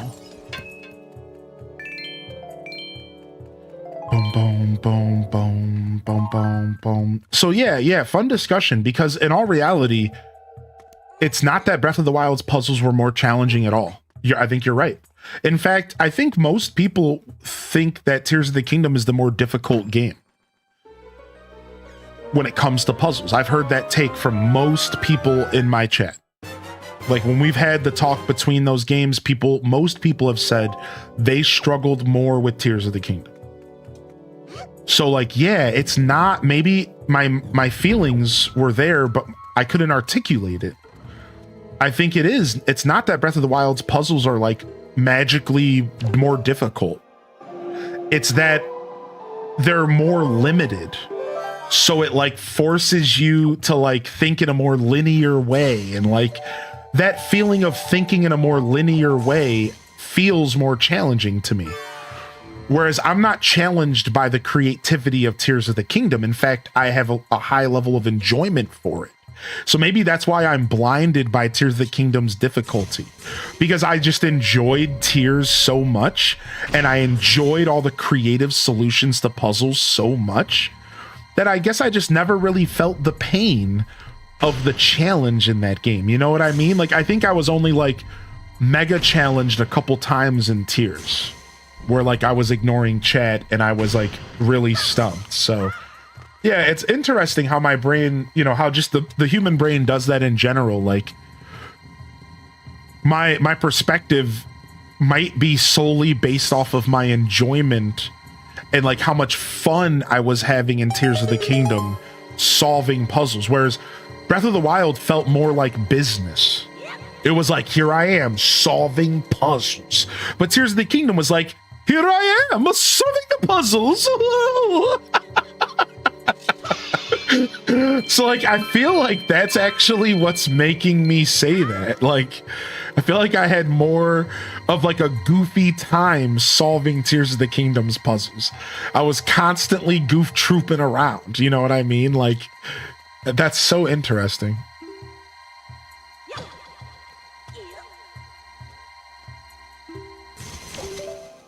My biggest Tears of the Kingdom complaint is that it doesn't do more with its amazing build vehicle system. I agree. I don't even know if I would want them to do more, but I do agree that like for a system that feels like probably the most important part of the game, you don't really get forced to use it ever. And I guess that's just the philosophy of Breath of the Wild and Tears of the Kingdom. Right? It's like, here's a bunch of tools. You need to make your own fun with this. So if the game doesn't really nudge you to use the tools at all, yeah, you're right. And like, it's more of a situation of like, they just give you the tools and they just tell you to use them. They're like, yeah, here's the tools. Just go. Like, do it or don't. like it's interesting. Like, they don't really force you to use the tools at all. Yeah. When you defend Gerudo Village, I saw hints of greatness. Yeah. So like, that's the downfall of open world sandbox games. What you just described, Kerbu, is actually my biggest problem with the whole concept of Breath of the Wild and Tears of the Kingdom. Player agency turned up to 10. Do whatever you want. We're not going to at all tell you what to do, and we're going to design a game that's just fun to play no matter what you do. Listen, that's really cool. That's basically in Minecraft, but I never played Zelda to play Minecraft. So Breath of the Wild and Tears of the Kingdom are beautiful games. I just said earlier that Tears of the Kingdom might be my favorite Zelda. It's on my list of favorite Zeldas. But like, it does feel weird that like, this is the idea that we're going with Zelda from here on out, allegedly. Here's your sandbox, do whatever you want. Like, dude, I never asked for that. Personally, I never asked for that. Ever. I don't know about y'all. I don't know about Zelda fans in the room, but I personally never once woke up and said, I wish all my Zelda games were open world and free. I never thought that thought in my life. And you know, Nintendo's really good at delivering stuff that you don't even expect yourself. So in a sense, I'm not talking down on Breath of the Wild, and I'm not talking down on Tears of the Kingdom. I feel like they did a good job delivering a concept that we would have never considered in some ways. I'm sure some people considered it, but like I didn't. But it's like, but at the end of the day, my feelings towards the games have always been kind of confused, kind of like, why? Like, what happened to just making traditional linear video games? Like, you didn't have to stop doing that. Like, though, that's great. Like, we love that. Gamers want that. So I don't know, man. I could sit here and I could talk for hours about my opinion on the shift of the Zelda universe. And it always boils down to us. In this discussion, it always boils down to hoping that the next Zelda games strike a better balance. Right? Like, yeah, like that's it. It all just comes down to, I don't want them to go back in the other direction. Nothing weird. I just want them to make a little bit more traditional dungeons, just like Planet Kitty said. And I would just like them to maybe go a little bit back in the other direction. Yeah, like that's all I'm really asking. I'm not looking for them to go back in time. Like, that's weird. Let's not do that. Let's not hold art back because of nostalgia. I actually think that's really unhealthy. Anybody else? I think it's really unhealthy to hold art back for nostalgia. I think it's really unhealthy. I think that if you are sitting around expecting every video game to be the same that it was 10 years ago, you are, I'm not gonna lie, you're the problem. That's a problem. We shouldn't be expecting our games to be the same. I feel this with New Horizons. I didn't want New Horizons to be Animal Crossing GameCube. I wanted it to be closer. I'm sad that it's not closer, but I like New Horizons. I like Tears of the Kingdom. It's my favorite Zelda, basically. I like Breath of the Wild. You know, so it's like, this conversation is not bad, new bad, old good. It's, can we find a balance? That's all I ask. Can we find a balance? But I do not want to go back in time. I don't want to travel back and get another Ocarina of Time. That's weird. That makes Ocarina suck more. You know, that devalues, is what I'm trying to say, the original Ocarina. And then you're going to just make slop. Because you cannot recapture lightning twice. You're just going to make slop in that situation, right? Like you can't just go and be like, you can't just force old game design in the modern era. You can't force, you know, a square peg into a round hole or whatever, you know, that's saying. Like, that's weird. Like, we can't ask for developers to bring back old development. You know, you want to know the best example of this happening? And Nintendo made a mistake with this one, and then I'm going to move on. Metroid Prime 4. Anybody play Metroid Prime 4? Holy heck, was that the perfect example of them trying to resurrect an old era, and they failed. In my opinion, they failed. They made a great Metroid game. It's a fun game, maybe not great, but good. It's a fun game. It's kind of like a blend of Halo and Metroid. It's got a little bit of puzzles. It's got a little bit of dungeons. It's got some cool gunplay. It's got some dope, you know, some really rad some boss fights. But they failed because you want to know why they failed? Because they tried so hard to bring back a vibe that doesn't exist anymore. You can't like make another Metroid Prime. They should have just made a new Metroid. They should have called it a new game. They should have called it Metroid Beyond. Take the 4 off of it, take the Prime off of it, and just make a new experience. But they tried so hard to walk the line of resurrecting old development and blending it with new. It's like you can't really do that well that often. That's a rare thing that's going to happen. You know what I mean? So anyways, that's my take on that kind of development. And like, I like to share this take because I don't want people to think that I want nothing but old games. And I also don't want gamers to be stuck in nostalgia and to be stuck saying that older games are better, because I'm sorry, they're not objectively better. Older games can be better. Newer games can also be better. But there isn't some kind of definitive comment that you can make that justifies older games somehow magically being drastically better than modern games. Rarely is that even the case. Like rarely. Like you have stuff like Castlevania Symphony of the Night. You have the classics, but like rarely can you go back to an old game and be like, oh, this is so much better than the modern era. Like usually it's just better because it's charming and quirky and weird, you know, but it's like rarely just objectively better. So, you know, hopefully we can continue to move forward through gaming while also holding to some of the traditions and finding the balance. You know what I mean? Yeah, like the remaster for Spyro is beautiful. I love that. I don't have a problem with remasters.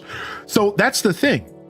I'm not saying that they shouldn't go back and try to do old, like remasters and remakes are healthy.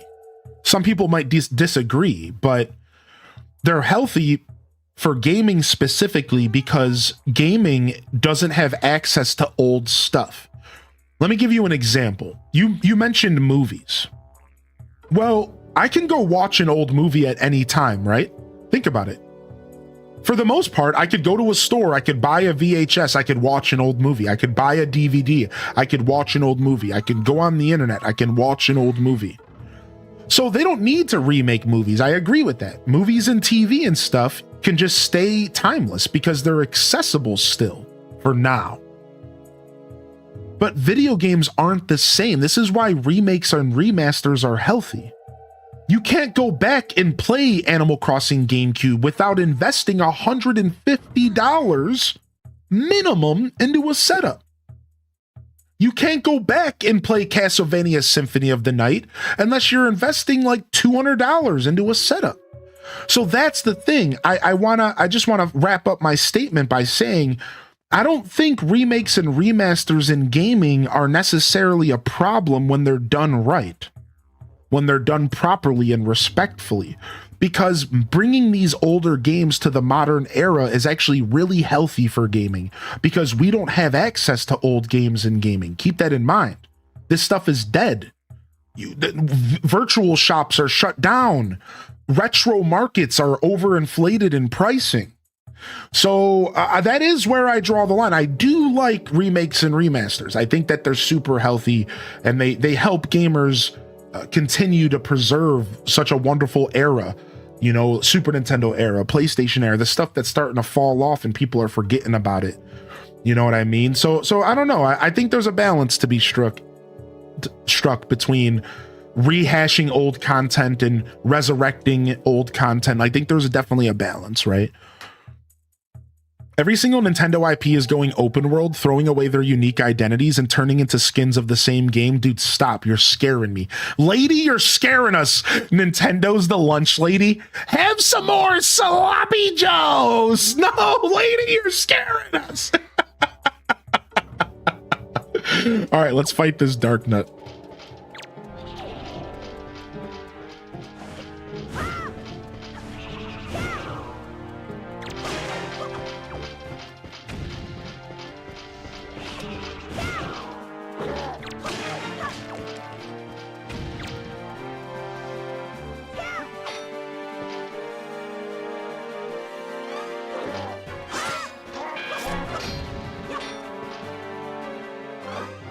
Ow, stop that. Ow, I'm trying to read chat. Stop. Hold on, I need my... Got him. I need the Knight's Crest so I can learn my special ability. Anyways, that was a fun little Zelda rant. I guess I had to get that out of my system.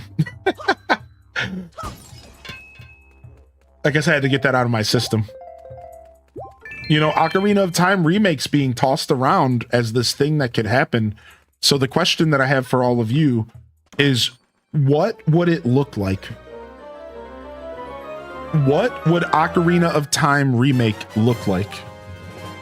What would it look like? Also, good morning, YouTube chat. Thanks for popping in over there, everybody. Thanks for chatting with me, by the way. Good to see you back in the chat, Renee. And good to see you back in the chat as well, Yanus. Can I call you Yanu? Is Yanu okay? Yeah, what would it look like, man? If they go with the Ocarina of Time remake, what would it even look like? Right? Because if you really think about it, this is pretty scary. I think it's kind of scary to think that they want to remake my favorite game of all time. And like, well, not my favorite game of all time, but one of the best Zelda games ever made, right? Like, it's kind of scary. It's like, what would it look like? Like, are they gonna, I'll tell you the thing that they can't do, that if they did this, I think everybody would be pretty sad. They absolutely cannot just put Tears of the Kingdom, Breath of the Wild skin over Ocarina of Time, right? You can't do that, right? So it's like what? So what do they do? What are your opinions on the Majora's 3DS boss changes? I hate it, and I have never played Majora's Mask 3DS because of all the reports of how terrible and unfaithful of a remake it is. In fact, that's also what stopped me from playing Ocarina of Time 3DS because of the Majora's Mask reports. I will eventually play Ocarina of Time though, because I've heard it's not as bad, but I do not like them going and changing stuff. I think that sucks, man. Sorry, my computer's having a fit right now. I think that sucks. You don't change stuff, dude. That you don't do that. I don't know. I disagree with that. I don't think you do that. I don't think you change anything. Now, there's a difference though. So hold on. I'm not using my words completely. So I do respect if you're gonna remake something, some things are going to change. The changes they chose to do for Majora's Mask are mostly negative in my opinion. That's all. Like, not all negative, just mostly negative. Because like the changes to the Bomber's Notebook was amazing. Right? So like that's the thing. Like the Bomber's Notebook was actually really good. The Bomber's Notebook was really nice. So I can't sit here and pretend like all change is bad. Like that's not quite what I was trying to express. I just really hated that they changed the bosses up. And I didn't like that they felt like they had to dumb down the game a little bit. Like I think Majora's Mask was perfectly challenging. It didn't need to be less challenging. It didn't need to be easier. But stuff like the Bomber's Notebook made sense because that is just a quality of life so that you don't have to take notes as the player, like in a notebook. Like that's just a modern gaming adjustment, you know, like, but I didn't think they need to touch the bosses.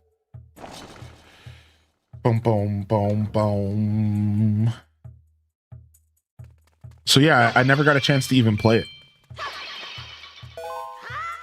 Really interesting to think about. I wonder if they'll just update the graphics and obviously keep the whole storyline in like. Yeah, so the question is like, do they go the Final Fantasy remake route? What's up, Banana Milk? What if they go the Final Fantasy VII remake route? And it's a brand new game. What if they do that? What if they go Final Fantasy VII Remake? And it's just like a brand new game. It's not Tears of the Kingdom. It's not Breath of the Wild. It's just a brand new 3D Zelda game in the image, in the honor of Ocarina of Time, the original experience. What do you guys think about that? What if they do that? What if they do complete from the ground up remake Final Fantasy VII treatment of Ocarina of Time? That's a scary thing, right? That's scary. That's like, oh my gosh, that's like, what if they do something wrong? But I think that that's like potentially the best route for them to go.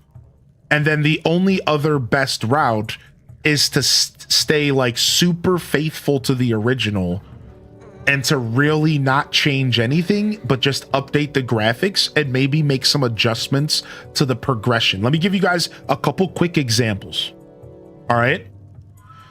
If you didn't know, all you have to do to make it to where you can go to Dodongo's Cavern or the Zora Cavern is to move a couple rocks that stop you from entering Zora's domain. And did you know that the only thing that stops you from doing the temples in any order as an adult is the bow and the hook shot?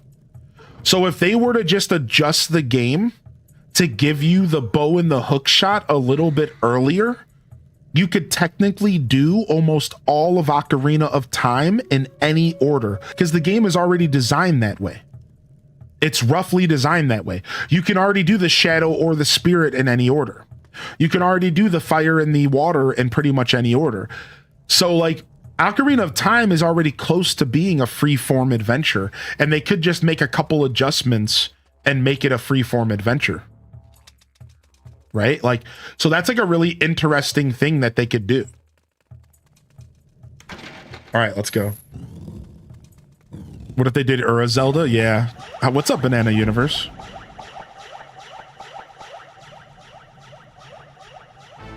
Right? And then they fill in the gaps of the areas that feel empty. So like, instead of Hyrule Field being empty, you fill it in with forest and trees and stuff like that. Right? I don't know, man. I think that I wouldn't want to be Nintendo right now. I wouldn't want to be Nintendo remaking one of the most iconic games of all time, because that is a tall order. And then the final thing in the conversation that's got to be mentioned is they already did a remake. They already did a remake. Think about it. So are they really gonna do another like real faithful remake of the same game? Are they really going to do just another basically like one-for-one remake? That doesn't feel right. It's like, are they really gonna do just like basically a remaster? That's what I'm trying to say. Are they basically gonna just do another remaster like they did with the 3DS and just like make it a little bit, like make it look a little cuter? Because that doesn't feel like a Nintendo thing to do. Like at that point, they would just port Ocarina 3DS. You know what I mean? Like at that point, wouldn't you just port Ocarina 3DS and just like make it cleaner? Right?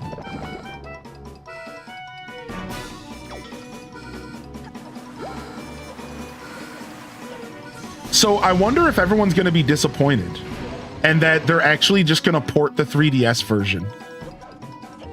And then we're all going to be pissed.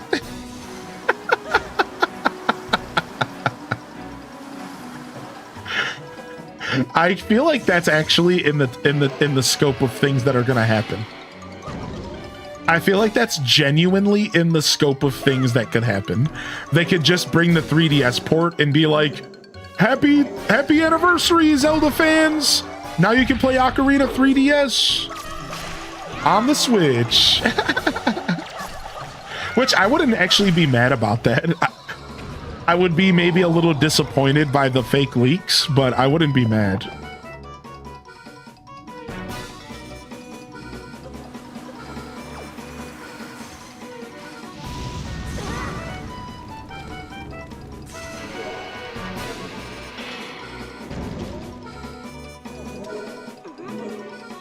Bam, bam, bam. Ah, you think the Ocarina leak was the fake leak? So I'm assuming you're saying that because there were reports recently that Nintendo did that, Flip Toast. I'm assuming you're saying that because there were reports recently that Nintendo put out a fake leak to try to get its hands on its leakers. So let's say that that's true and Nintendo did that. So you're implying that the Ocarina of Time leak was the fake leak. Wouldn't that be insane? What if the Ocarina of Time leak was the fake leak that Nintendo allegedly put out, right? And this whole time, like, we're just being jerked around. Oh no, dude. That would be insane, dude. That would be crazy, dude. The fake leak was Ocarina of Time. That's the timeline that no one expects.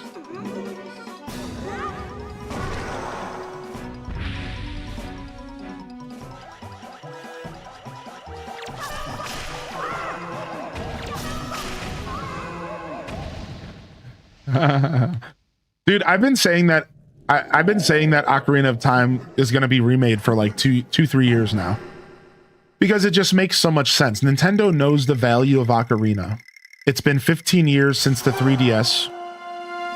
They know the value of Ocarina of Time. I feel like it's something that I think is going to happen. Yo, thank you, Cozy, for the gifted to Kerbu. Nailed it. Yeah, I've been feeling that way for a long time. They know the value of Ocarina. They're not stupid. And I feel like that's how you sell consoles. I've even called out. Listen to this. This is how on point I've been on with this. I want to make this clear. I even called out that they would do a special console about 2 years ago. And that's what the rumors are saying. Ocarina of Time Special Edition. I'm telling you, because like, this is how you sell consoles. And this is the strongest argument that I have for this, and then I don't care if I'm wrong, is this. We're nowhere near a brand new 3D Zelda. We are potentially maybe 2 to 3 years out from a new 3D Zelda. But in theory, if you follow their track record, now Tears of the Kingdom was like a weird sequel, but it still took them 7 years or something to put together. 6 years. So my mindset is as follows. What do you do to fill the gap? How do you sell Switch 2 consoles? How do you fill the gap between now and the next Zelda game? You don't have Breath of the Wild on release like you did with the Switch 1. So what do you do? How do you handle this? Ocarina of Time remake. Mic drop. That's it. That's the answer.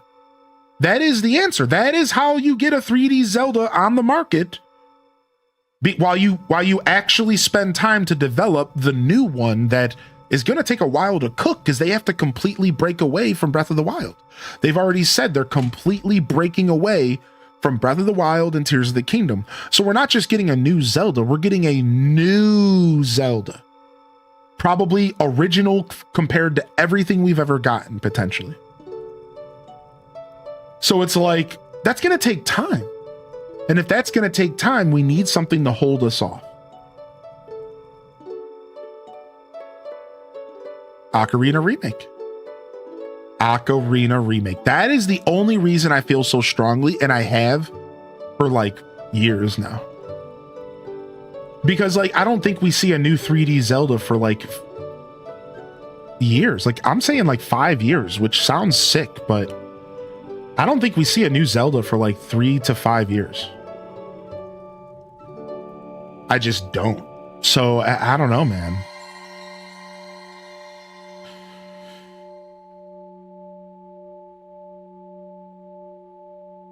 Yeah, like I really don't see a new Zelda till 2030, like minimum. The prayers of the Earth Sage have been restored to the Master Sword's former energy. There is but one last step before it becomes the true Master Sword once again.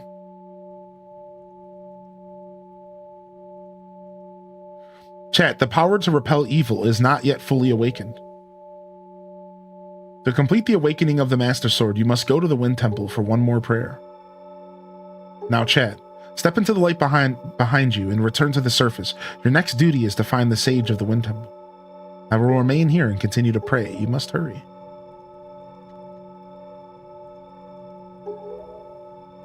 I can see them dropping a 3-pack or something. Yeah, like, so if you didn't know, Wind Waker, Twilight Princess, and Skyward Sword apparently are all on the same engine. So years ago, there was a big prediction that we would get like a triple pack of those games. Now the prediction is a double pack of those games because they're on the same engine. Yeah, I think something like that could totally happen. It certainly makes a ton of sense. But we've been waiting for this said double pack for a very long time. So it's real hard to say, like...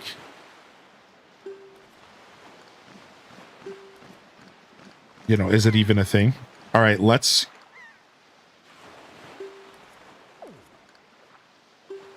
All right, let's go and get our Triforce shard from Outset Island here real quick.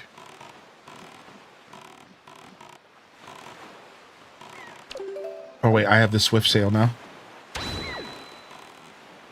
Yeah, Outset Island has one of our Triforce shards, but I don't remember where it's at. Is it... It's not the 50th floor dungeon, is it? I don't remember. Where's the Triforce shard here? It's... Oh, wait, I might need a chart for it. Yeah, I don't know. I might need a chart for this. We've already gone to the ferry here. Yeah, I don't have the hook shot yet. I can't do this. Okay, we need to go get our hook shot first. All right, so we'll leave here. Let's go north and let's go to the Eye Reef. Yeah, right, because Skyward Sword got the full repost, correct?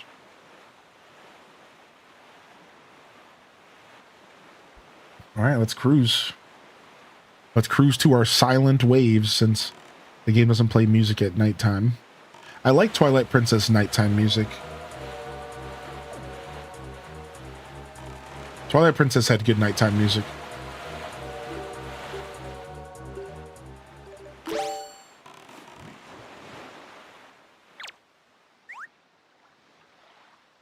I liked it a lot.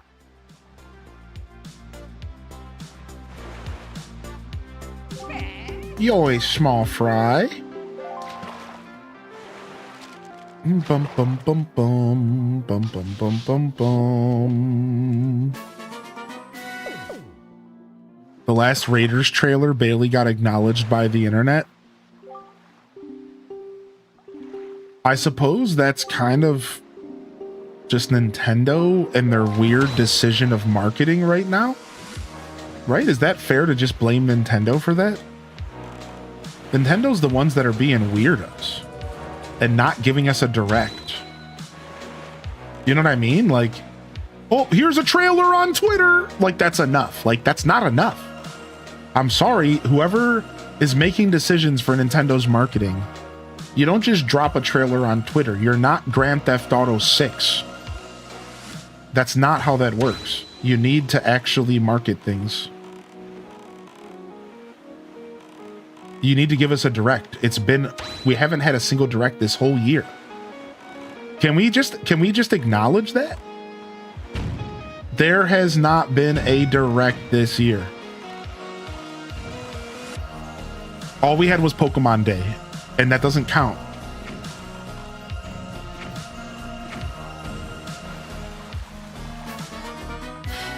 Could have saved it for the direct. Yeah, we had a partner showcase, right? And honestly, rumors are saying that we're going to get another partner showcase before we get a direct. Yeah, I heard rumors that another partner showcase is actually on the docket before a direct. Could you imagine they do another partner showcase before a regular direct? Like, it's not that big of a deal. It would just be hilarious because people would just be pissed. It would just be funny, dude. People would just be pissed. I don't mind, man. I like hearing about all the cool stuff coming to the Switch.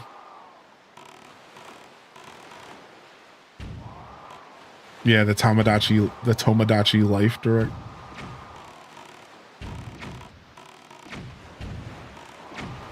Yeah, the Fire Emblem is supposed to come out this year. Splatoon Raiders, and their Yoshi is already releasing next month. And that's it, right? That's all we know about, right? Because we got Tomodachi Life now. I think that's all we know about. I think it's Fire Emblem. It still needs a release date. And then Fire Emblem still needs a release date. Yoshi has one and it's coming out soon. Splatoon Raiders got a release date, right? And yeah, we're playing Yoshi Day 1. Yoshi Day 1. And then we have Lego Batman that releases the day after. So for May, we're doing Lego Star Wars on Monday for May the 4th. Then we're doing Yoshi on the 21st of May. And then we're on the 20th or 21st of May. And then the day after that, which I believe is the 22nd, is Lego Batman. And we're going to check that out. And then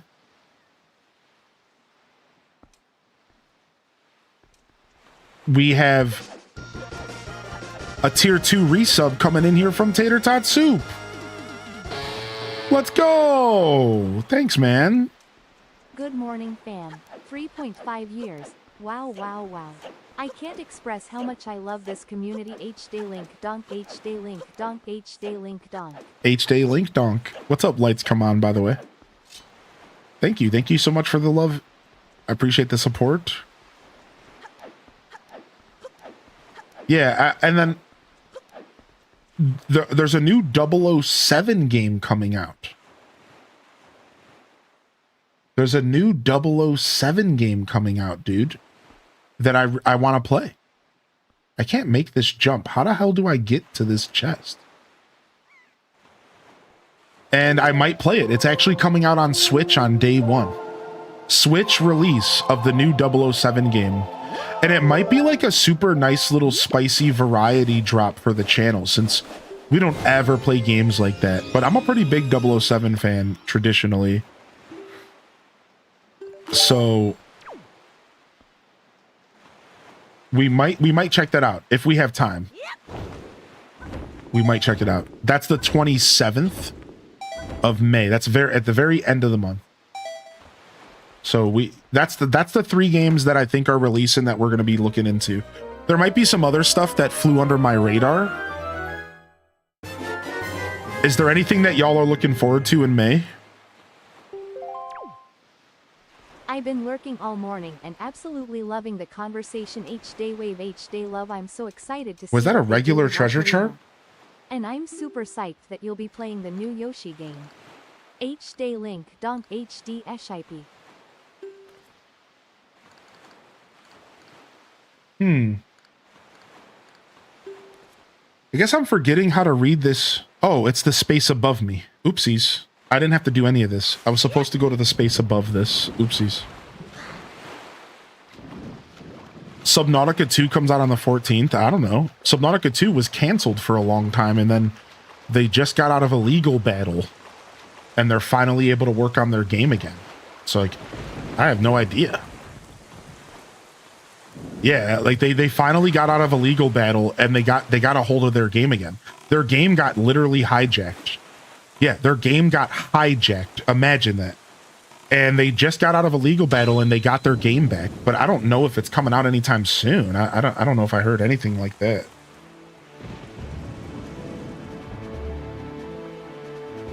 Yeah, Bubsby. I do know about Bubsy. I never played Bubsy, so I wasn't necessarily hype about Bubsy, but what is it, like a platformer? Which game? Subnautica 2. Subnautica 2 got hijacked. There was this huge legal thing that happened, but essentially the company that bought a company was publishing Subnautica 2, and then they ended up hijacking the game. It was a tragic tale in the world of gaming. It sucked. So I can't remember. I think it was Crafton. Was it Crafton that was it Crafton, the company that was being grimy? So this company basically got in bed with Subnautica developers and were like, hey, we're going to work with you and we're going to pay you big budgets and stuff for you to make Subnautica 2.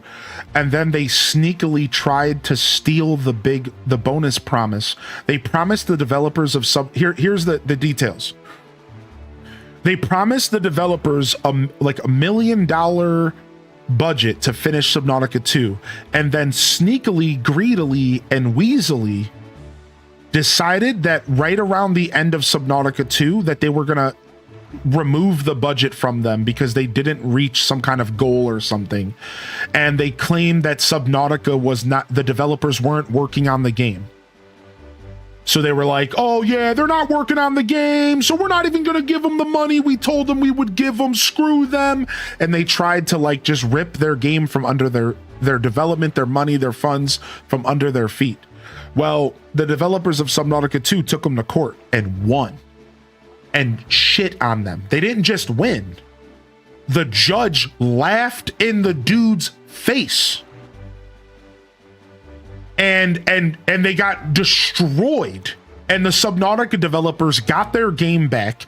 Now the dude who promised the millions of dollars have to pay the money they said they would pay, and they're in shambles. And it was actually one of those moments where justice actually is a real thing in life sometimes. Like real justice is actually out there.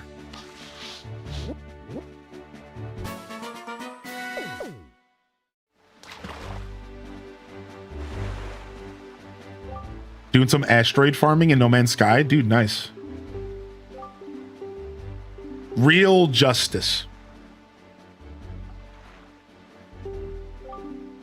No, I'm not a big Rhythm Heaven guy. I've never played Rhythm Heaven, but that's coming out July 2nd. What's up, Random? Thanks for 61 months, man. And thank you, Aurora, for the 49 Prime. How are you today, Aurora?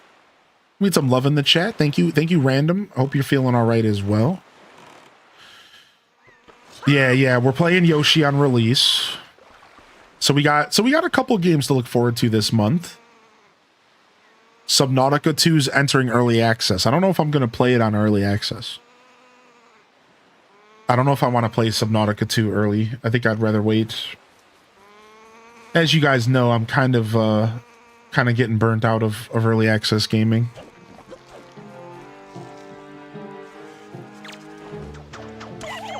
Kind of getting burnt out of early access gaming. I don't know if I want to bother. Finally got the credits in Hades 2. Dude, nice.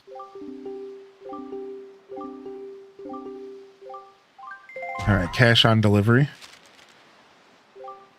How you been, man? I gotta tell you, you really helped me out back there at the mail center. I appreciate you. I've been trying real hard ever since then, but my postman skills are weak. I can't even hit 22 letters. I doubt I'll ever be as good as you, man. Anyways, I've been hearing all kinds of crazy tales about you. I figured I just had to write you a letter. Sounds like you're doing some pretty amazing stuff, man. You're the man. You could probably tell that I had no idea what to write, but hey, I figured at least I would send you a letter of encouragement. So yeah, man, yay. Go, man. Go, go, go. Never give up. Never lose hope. And while I don't make much, I'm sending you the wages I earned lately. Just doing my part. Hope it helps. I'm really sorry that I had to send this COD, but I guess that's the price of fame. Take care. Thanks again, boss. Nice. 10 rupee bonus.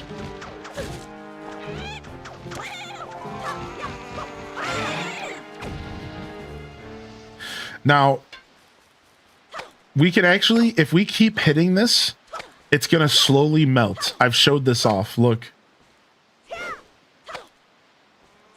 Look at this. So you can actually show up here and you can actually sequence break.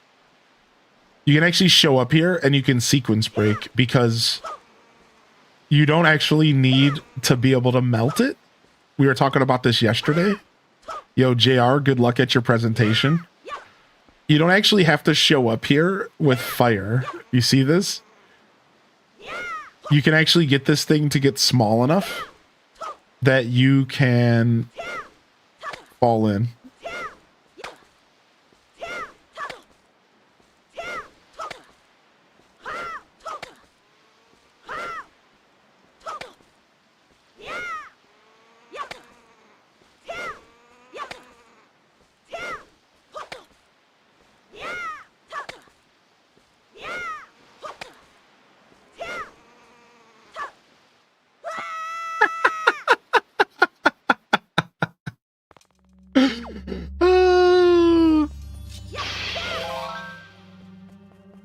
Perfect.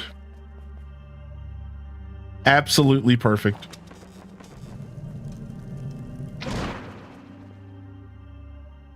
But funny enough, you need fire arrows to do this puzzle anyways. So like, why would you even want to do that?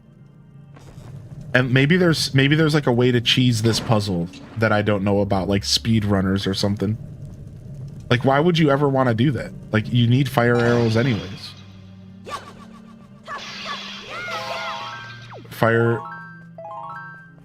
Pirate ship graveyard.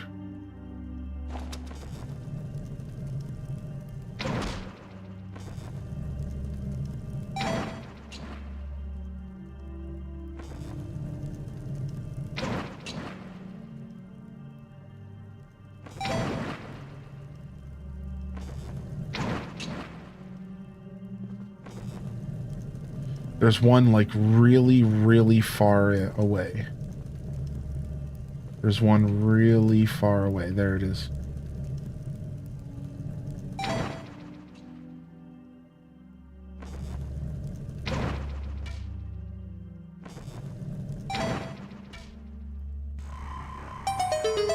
Beep-a-bo-bo-bo-bo-bo-bo.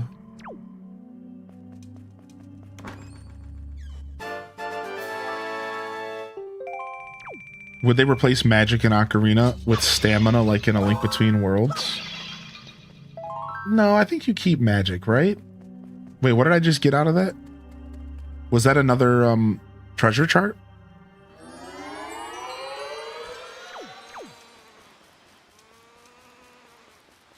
All right, I only have one pair, which is not ideal here. So we're going to have to actually try to snipe.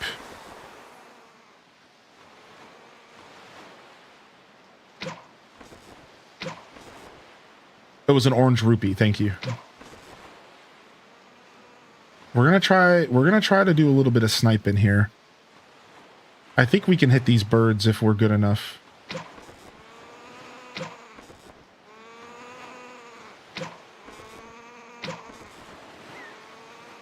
Maybe not. Maybe they're too high up.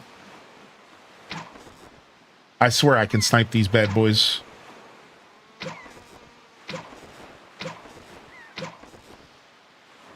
All right, well, we're just going to go for the pair and hope. Let's do it.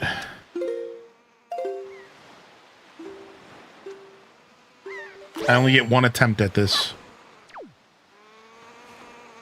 I built 2 water wheels, a windmill, and a furnace. I have 30 power poles connected to them, but I'm still only at 30 power. That's not good. Yeah, I think I only used a windmill and 2 or 3 water wheels or something. You're talking about the final quest, I imagine.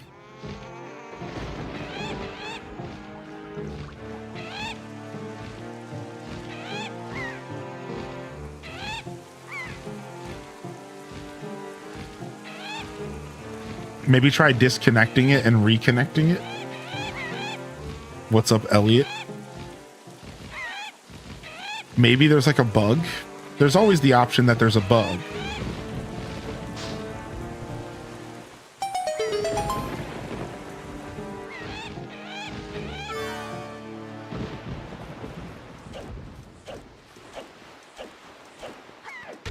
Oh.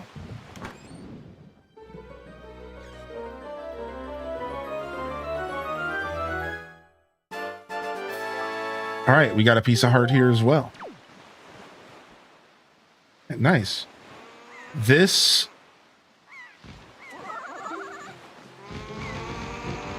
All right, this is also the wrong island. We need to go this way. Wait, where's my boat at?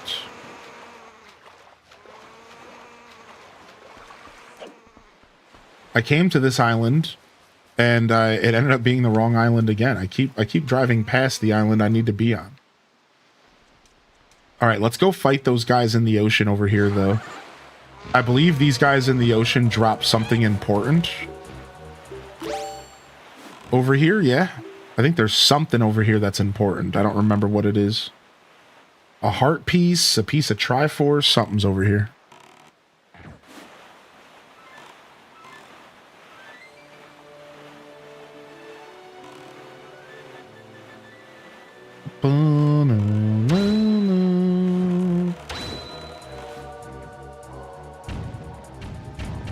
At least we don't get knocked off the ship when you get hit anymore. Because that, like, made these types of battles actually kind of tough.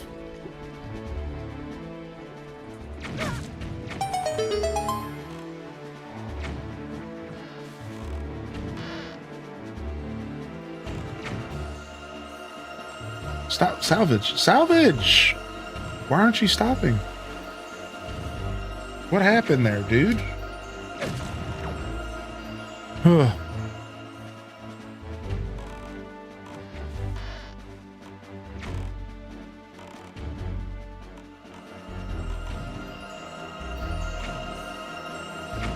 You have to be at a complete stop, I guess. What up, Cass? All right, this guy dropped something important. Don't remember what it is. It's a Triforce chart. We got to get it deciphered from the homie. All right. That's what I thought, but I wasn't sure. Now let's go back over this way. And I think we're going to the Island of Steel. Next, I believe the Island of Steel is where we're going. We don't have the Octo chart yet, which would actually be kind of nice.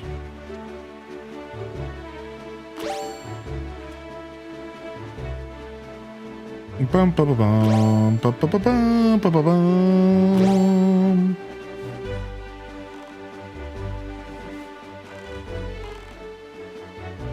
Because I don't remember where all the Octos are. Once you fight an Octo in this game, does it ever spawn again? Or is it just gone from the map forever? Because then I don't have to worry. Because I could just fight them all. It's like, whatever.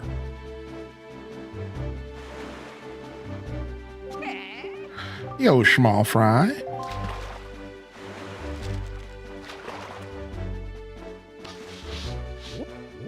Yeah, you cannot you can't demolish the wheel for some reason. Yeah, I believe they're gone from the map.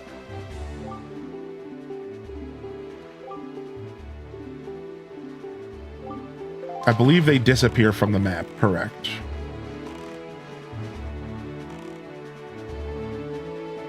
Do do do do do do do do. Ba ba ba ba.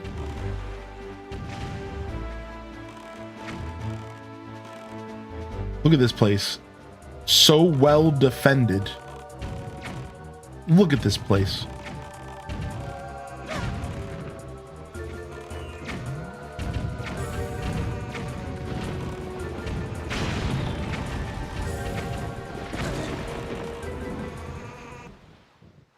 We're in.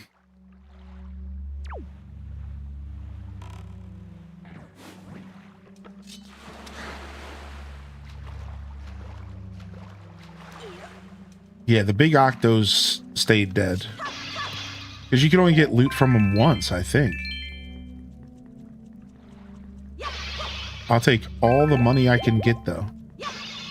Even though I think they cut the cost of deciphering charts down in this game. I don't think it's as intense as it is in the original, but we need all the cash we can get just in case.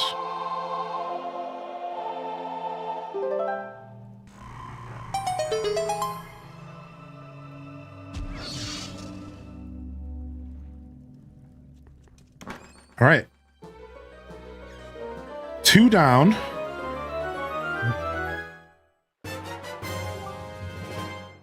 Two down. And then there's another one directly to the east of us again, which we couldn't do because we needed hook shot, I think. No. That was outset that needed a hook shot. Yeah, do we have to go through the 50 floor dungeon for a Triforce piece? I don't remember that being a requirement. I thought that dungeon was completely optional. I don't remember that being a requirement at all, but maybe it is. Boom, boom, boom, boom, boom, boom, boom, boom, boom, boom, boom.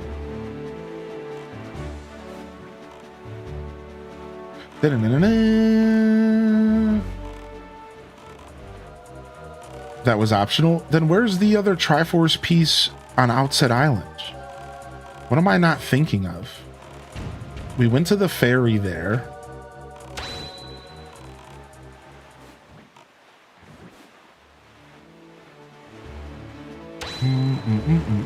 Yeah, it might not be optional in the HD version. I really don't remember. Oh, boom, boom, boom, boom. Either way, we'll find out. Okay, hold on. You can have that.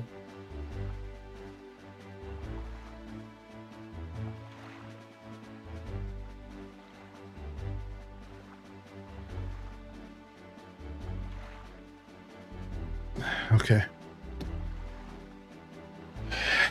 I want to fish in real life.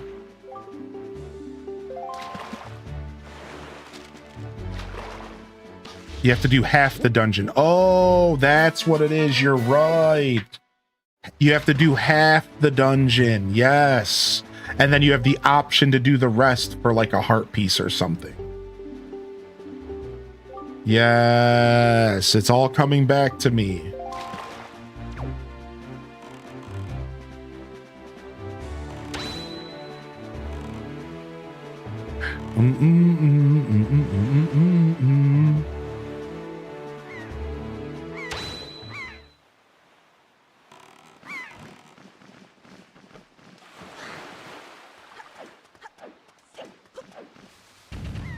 Okay, jump up here. And we get to do a little battle shrine. You get to do a little bit of a battle shrine, I'm pretty sure is what this is. And we have to fight like a bunch of dark nuts.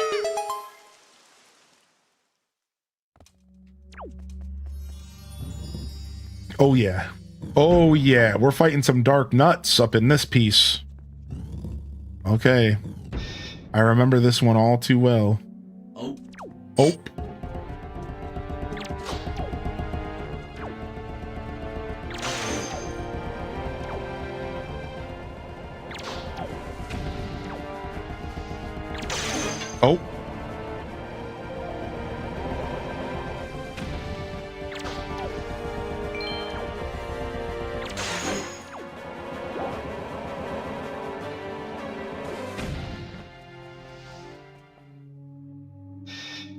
Dude, I love the Nintendo Music app.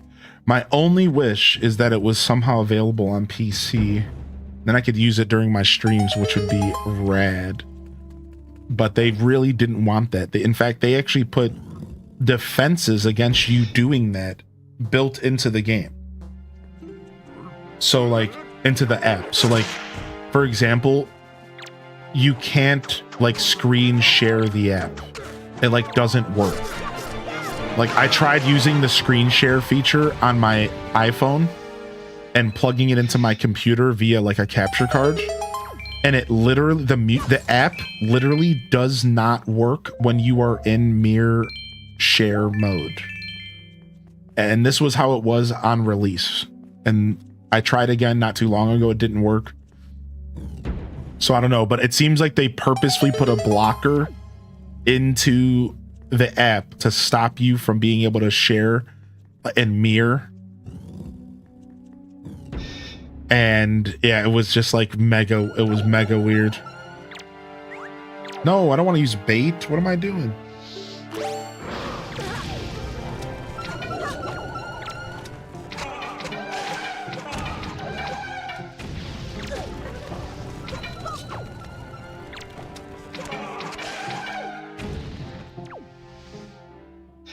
iPhone to Mac gets around it. That makes sense because iPhone to Macs talk to each other differently. Yeah, I was doing screen share via, I was using a screen mirror via a dongle that was plugging into a capture card, and it would never work. And here's the thing, to be clear, that setup works for everything else on the phone. Just the Nintendo app is the only one that doesn't work. That's when I realized that this was on purpose. I was like, wait a second, they did this on purpose somehow. Or it was like a bug on release.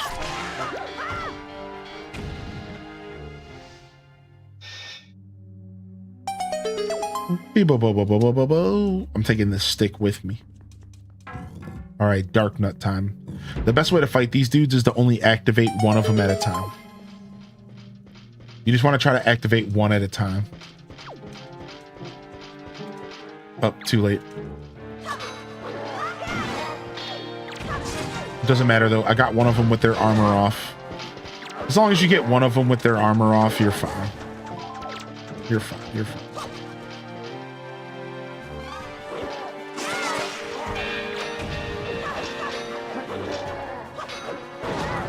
I want this money is what I want. I don't care. I'll take all the hits in the world. Give me that cash, baby.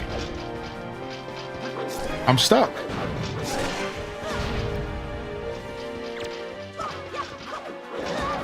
Dang, all right, he actually got me that time. I'm just trying to get this other Knight's Crest. I think I'm close to 10.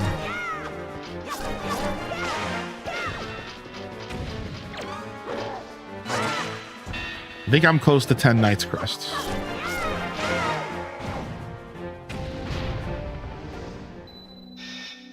Let's check. Oh, no, I'm at 11. Nice. Nice. We're at 11. We can go and we can get our super spin.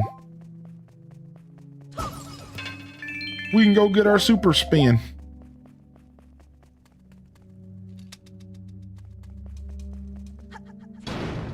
First ever Breath of the Wild playthrough. Dude, nice. Nice. HDes blesses in the chat. Maybe it's just Apple products. I have a Samsung phone and there's a feature called Flow that allows me to connect to my computer. I just tried it with the music app and it worked. Yeah, maybe it was an Apple thing. I don't know. Like I said, this was like kind of close to the app's release, so maybe it could. I've always wondered if it was a genuine bug that I was dealing with. Something that wasn't intended. Yeah, I wonder if it was a genuine bug that I encountered, because this was like right on release, and I tried again like not terribly long ago, but you know, with my concept of time, it was probably a long time ago. But yeah, I should try again. It would be sick to be able to just listen to some Nintendo music in the background of my streams, like high quality official Nintendo music.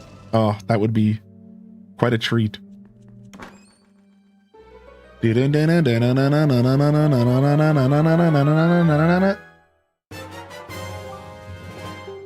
got a Triforce. Here's the one that was a straight up shard. There you go, Kerbu. Your memory got you there.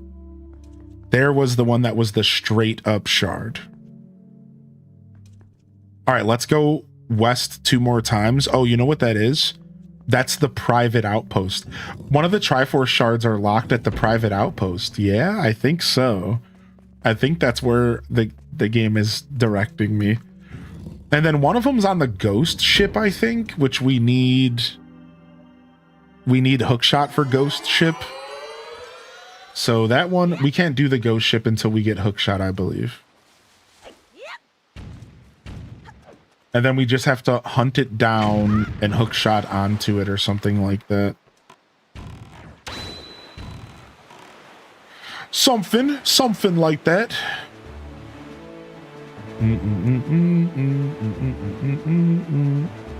Yeah, Private Oasis has one of them. So Private Oasis has the one that's locked behind the slidey puzzle, I think. Do they force you to do that slidey puzzle? I don't remember that. I also thought that was just for a heart piece. It might just be a chest inside of the Oasis, now that I think about it. And then there's one at Bomb Island. I believe that's the one that's the ghost ship. Let's keep cruising in this direction for now and go to the Bomb Island one real quick. Also, we have enough money to buy stuff from the special beetle shop. What's the special beetle shop selling? Just, I think a bottle. Yeah, I think a bottle, actually. We actually might want that.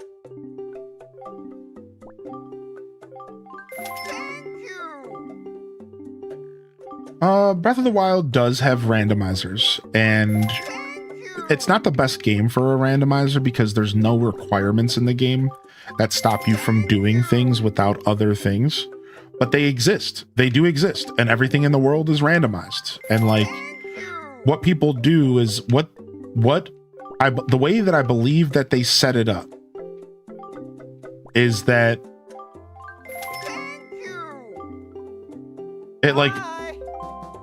it's like a mini game. It's like your goal is to like get a specific certain amount of an item or something. I don't remember. I was watching a video on this though, but to answer your question, it exists. Yeah, it do exist.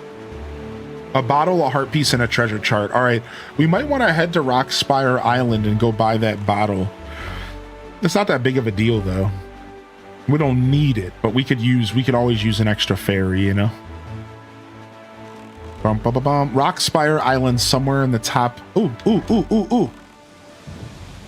Rockspire is somewhere at the top west of the map, yeah?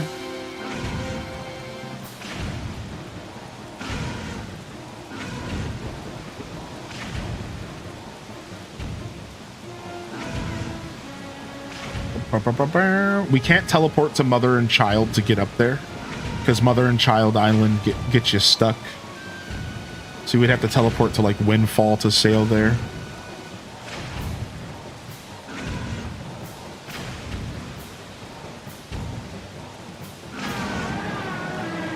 Let's shred it.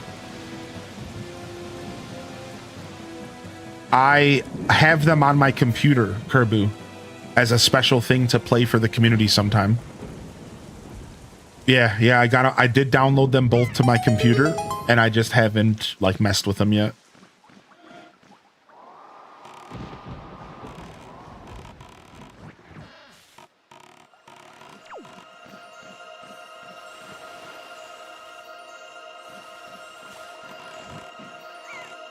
I also got stop. I'm so not used to sail being a button. It messes me up big time. I also got this super sick remake of one of the CDI Zeldas.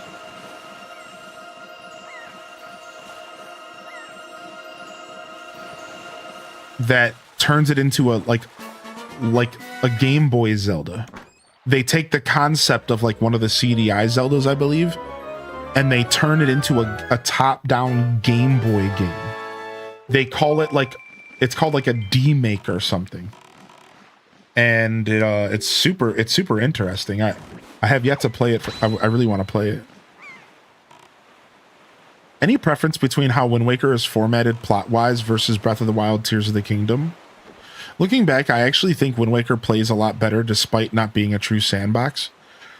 Well, yeah, because what you're probably picking up on is the difference between a more linear delivery versus a more open-ended sandbox delivery, right? Of like gameplay. Whereas like Wind Waker is a combination of linear. It finds the perfect balance. Oh, there's the ghost ship. There it is. Wow. It's here. Right? Like Wind Waker is like the perfect balance of linear, but also kind of like, you know, an open world sandbox game that kind of lets you do whatever you want, but is definitely, you know, a linear game. You have to do things in a certain order. Whereas like Breath of the Wild Tears of the Kingdom is that true open, just do whatever you want experience. And as far as like my preference between the two, you know, we talked about it this morning. I do prefer the slightly more linear experience. As an old school gamer, like I do prefer that older experience. I do prefer the slightly more linear, the slightly more targeted versus the like overwhelmingly just let you do whatever you want, because I personally think that it affects game development. Spaghetti pocket. So my whole thing has always been, I think that designing a game around complete freedom is a lot harder than designing a game that has some linear control. And I think that you can see the struggles in development. You can see that like Breath of the Wild doesn't quite have as many rich experiences due to the lack of knowing where the player is at any moment, right? That's a big deal in game development, man. They are opting to give the control to the player, but while you give the control up, you lose control of like a real curated experience. Like here's a good analogy for it. You ready? It's like watching a live stream versus making a YouTube video. You see, when I make a YouTube video, I can curate it to be the perfect experience. Volume-wise, I can warn you ahead of time, right? To like put headphones on if it's a video designed for headphones. I have control. But during a live stream, you don't really have a lot of control. Like you have to like kind of go with the flow. You have to improvise. There's a lot less control over the flow of the attention of the person, the story that you're delivering. That's how I feel like open world sandbox game development versus like linear is. It's kind of similar. It's kind of a similar vibe. It's like, you know, these developers are basically saying, I have no idea how to put you in positions that challenge you.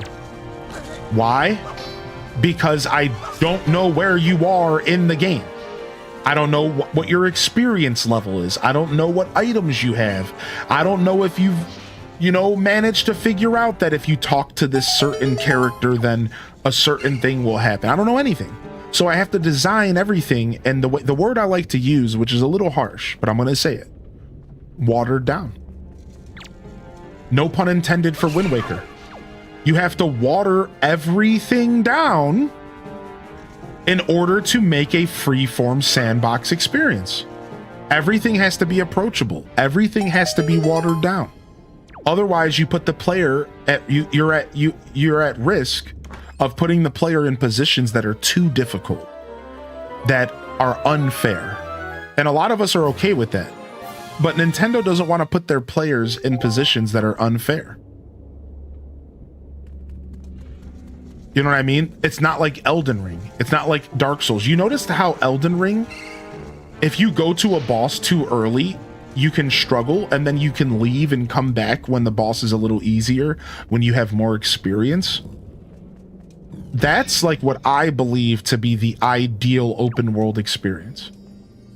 Like for example, like Morrowind. You know, and Morrowind, from the very beginning of the game, anybody play Morrowind? And if in Morrowind, if you leave the first town and you go to the west, you can find a cave that has a ghost in it that will like one-shot you. That you can't do anything about that early in the game. You just can't. You just literally can't. So you just leave the cave and you don't go back until you're prepared. You see, Nintendo doesn't want to do that. Nintendo's afraid to put you in a position where you're saying to yourself, this is unfair, this sucks. So instead, Nintendo's philosophy to open world was, we're going to make everything dumbed down so that no matter when you approach this section, you can do it. You can do it. You can do it, buddy. You can do anything you want to do in this world. You can do it. And that, to me, is not really a good trade-off. I think that's a really unhealthy trade-off, in my opinion. I kind of hate it. I like genuinely kind of hate the trade-off. I love Breath of the Wild. I love Tears of the Kingdom. Again, this isn't a conversation about those games being bad. But I genuinely hate the trade-off because, to me, it takes away any resemblance of a real challenge. And it boils it down to very soft challenges that can still kind of break your brain. We just talked earlier about how Breath of the Wild totally has some brain-bendy puzzles. So they can still get you. They can still challenge you. Like, Thunderblight is tough. Think about that. Thunderblight is very tough. So, like, there's still moments that challenge you. You know, this isn't I'm not trying to, like, say the game is just completely boring or something. I'm just saying that I think that giving the developers having more control feels like a more curated experience. It feels like everything that I interact with is perfectly controlled for me to digest. And I really like that feeling. I really like the feeling that when I'm going through a world, that everything is precisely curated for me. I'll give you another example of where I feel like this fails. Look at Starfield. Look at how badly Starfield ended up doing. Why? Because Starfield tried everything to be procedurally generated. So every time you went to a planet in Starfield, everything was just copy-paste procedural generation. And there was rarely ever curated content in the game. True moments where the game was like, we want you to experience something right now. We want your skin to crawl. We want your blood pressure to be elevated here. We want you to be challenged to a certain degree here. None of that was possible in Starfield because of their development idea. Their approach was like this big sandbox copy paste of like nothingness. And while I liked Starfield a lot, it took away from the feeling of like curated content. Curated, beautiful content that is delivered to the player on a platter that is designed for them. Whereas like Breath of the Wild, Tears of the Kingdom's a buffet. Nothing there was made for me. I didn't order any of the food, but it's all just laid out in front of me and I just have to choose what I eat. That's a really good analogy, actually. Yeah, it's like, do you prefer a buffet or a restaurant? Ocarina of Time is a restaurant. You sit down, you order food, it gets made for you per order, it comes to your table, it's sizzling, it's hot, it's delicious. You walk into a buffet, Breath of the Wild, and it's just rows of food, all hot and ready to go, but it's not made for you. You didn't order it. It's made for anybody. You can eat in any order. Do you start with the salad or do you end with the salad? Do you go for dessert or do you come back and get your mac and cheese? Your choice. Breath of the Wild. Right? Like, that's the difference. It's like, I like when my food is designed for me. I like when I get a chance to order what I eat and choose what I eat. And I think that's the difference in a weird, goofy analogy, you know? Like, I feel like you go into a buffet, it's great. I love a good buffet. I love the freedom of choice. But sometimes a buffet can be overwhelming, man. Sometimes a buffet can feel less quality, right? Think about it. A buffet can be less quality, right? Think about it. The food doesn't feel as quality in a buffet, does it? Really? Think about this analogy. It can be great. It can be a wonderful experience, but it doesn't really feel as quality as when you go into a restaurant and you order a meal. It feels more special. It feels more curated. It feels higher quality. Buffet food always felt slightly less quality, but it makes up for it because you can eat all you want. Oh, there's all sorts of things. You can go and get burgers and hamburgers and chicken and mac and cheese, and you have the choice of all these wonderful things in front of you, but it's not as good now, is it? And that's what I'm talking about. That's what I'm talking about. It's like, do you want your mac and cheese from a buffet? Or do you want your mac and cheese from a mac and cheese shop, chat? Which one do you prefer? Well, it comes down to whatever mood you're in, right? Like, sometimes I'm in the mood for buffet mac and cheese and I just want to go and gorge. Sometimes I'm in the mood for mac and cheese from a professional mac and cheese deliverer. You know, like I feel like that's kind of the analogy I'm going for. Like, it's about curated experiences versus more open-ended free experiences that maybe don't bring the same quality to the table. Like, just maybe not, right? Again, it doesn't mean that you can't have a good burger at a buffet. And it doesn't mean that you can't have a good mac and cheese at a buffet. And so it doesn't mean that Breath of the Wild is bad. It's a beautiful game, and some people would argue it's better than most other Zelda games. So this is far from a conversation of challenging the superiority of Breath of the Wild. These are beautiful games. But it's kind of interesting when you really think about what you're trading for that experience. That's what we're talking about. What are you trading for Breath of the Wild? What does Breath of the Wild trade away to offer you what it offers? Can you guys identify what, if you're an old school Zelda fan, what's something that you feel that Breath of the Wild trades away to provide what it provides to you? What's something that you think it trades away? It doesn't have to be good or bad. Just what's something that Breath of the Wild trades to provide the experience it provides? So here's a really good example, right? Dungeons. Super easy first answer. Dungeons. Dungeons. Curated, super strong, interesting dungeons kind of get traded in this scenario. Right? Like, that's a trade. That's a trade. Is it a good trade or a bad trade? I don't know. That's opinion, but that's the trade. You know, like, there's always a trade-off with these games, you know? And like, another example, the story, right? Whereas like Breath of the Wild tells you a story fragmented, like you're playing a Souls game. But Tears of the Kingdom, but Ocarina of Time, but Wind Waker tells you a story step by step, beat by beat, like you're reading a book. Right? So like, that's an interesting trade-off. Now that's something that I would argue maybe didn't need to be traded. They could have still told us a story with a start, middle, and an end, in my opinion. I think so, right? I think that's a weird trade-off, but whatever, you know.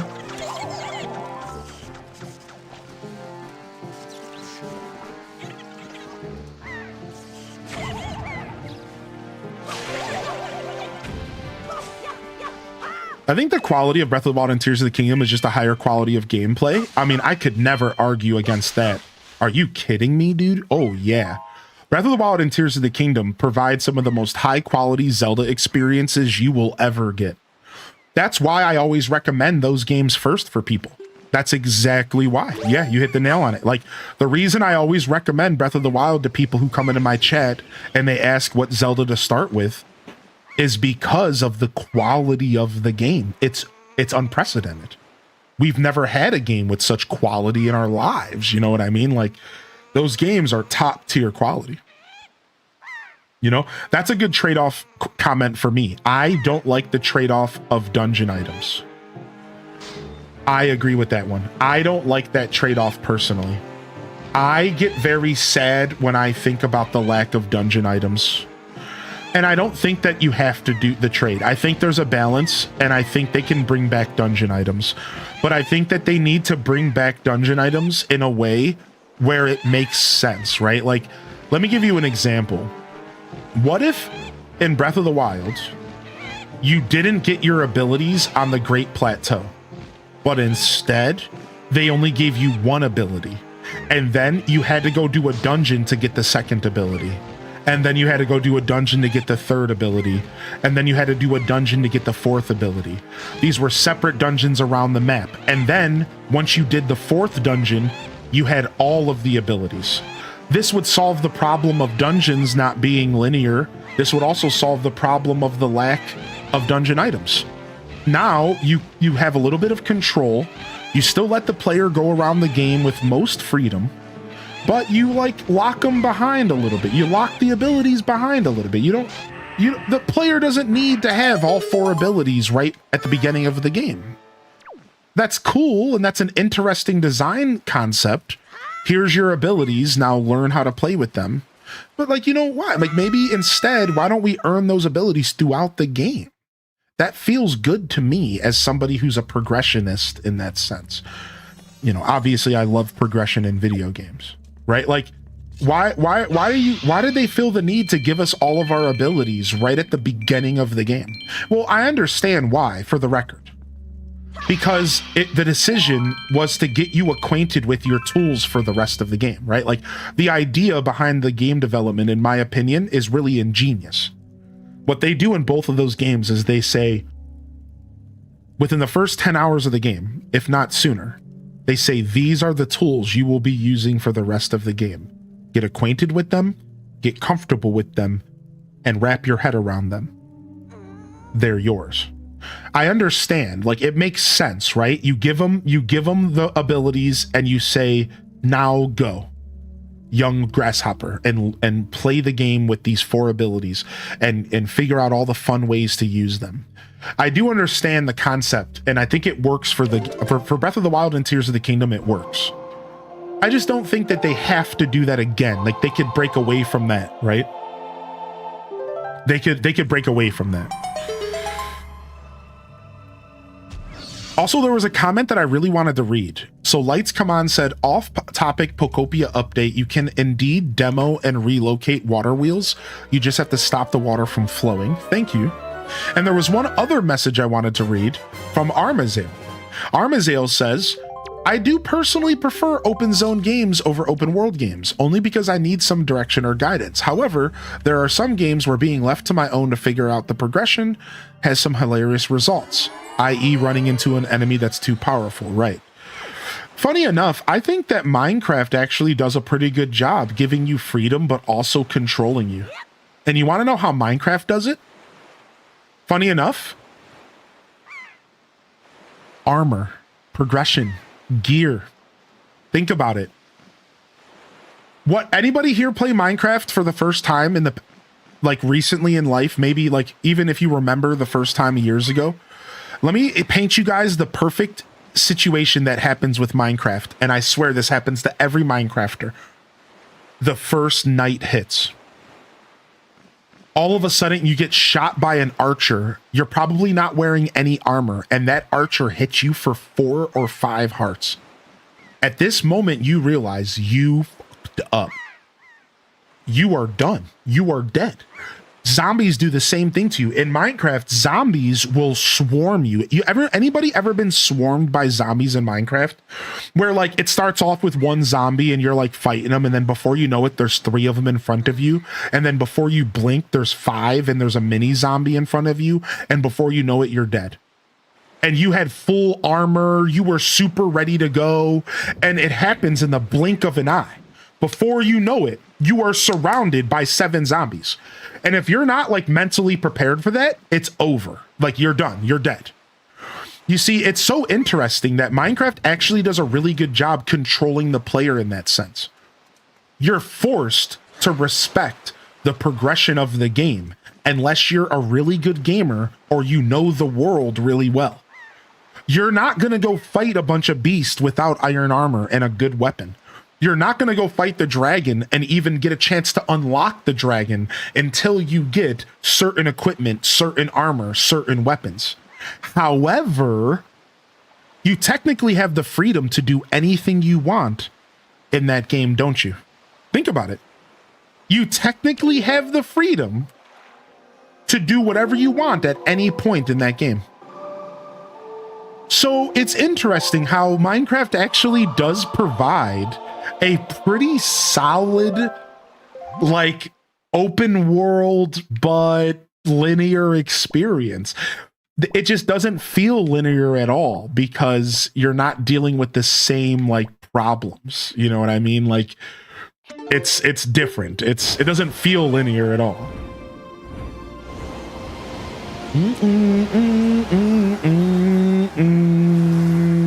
Yeah, I agree with that, Yanu.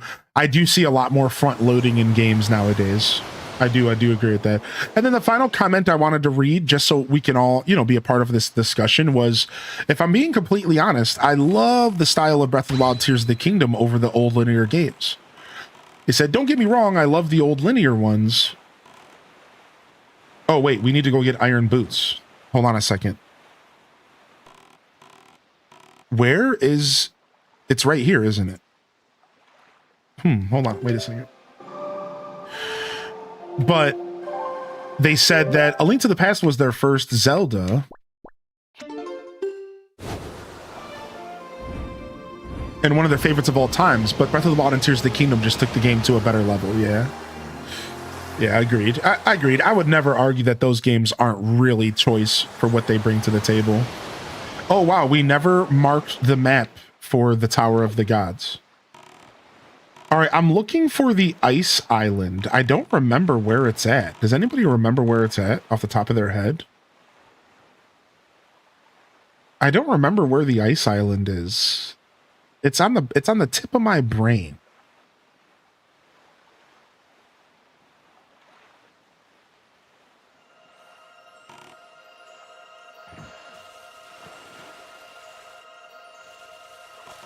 F5? No, I didn't want to... I thought it was...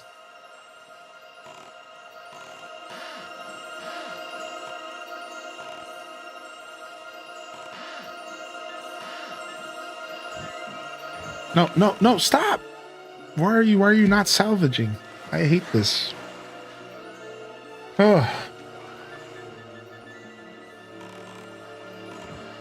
You have to be at like a complete dead stop. All right, let me just pull up the map real quick. Okay, I'm close.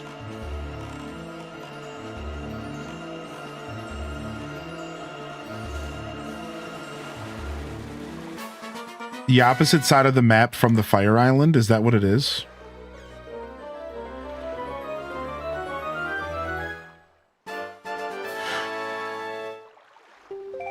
All right, nice. We'll take that. And then let's find the fish out here real quick. And let's just mark the map here. Oh, I didn't mean to do that. Looks like we got to go buy some more bait already.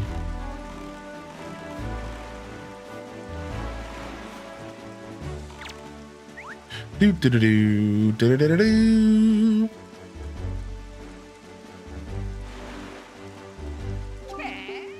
Looks like we got to buy some bait already.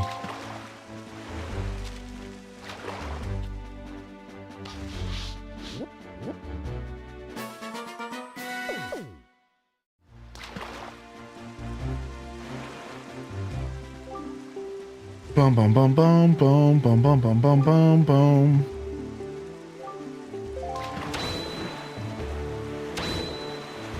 Okay. Let's go find the ice island. It's for sure in a space that I haven't been in before.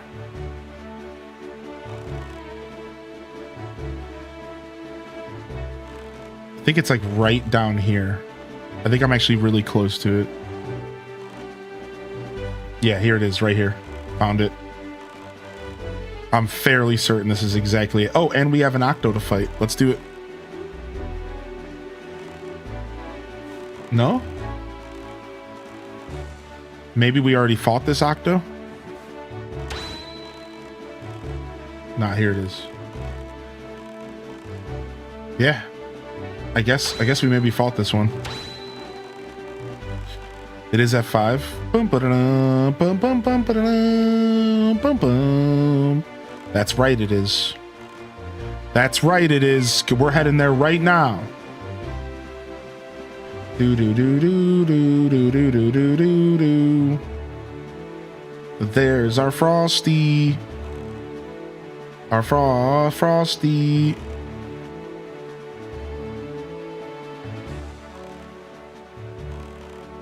Have we been to... We have not. We either didn't mark the map. We might have actually already been to this fairy fountain and we just didn't mark the map.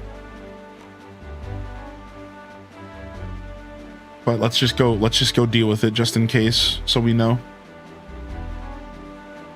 I love when the birds fly with you. It's so charming. Ba-ba-ba-ba.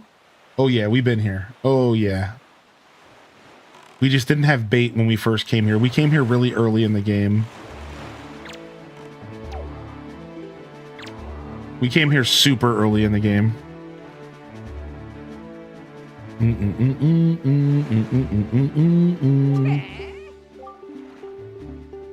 Yeah, I'm excited to see how they follow up Breath of the Wild and Tears of the Kingdom, man. It's really interesting to think, how do they follow it up? How do they follow it up, you know?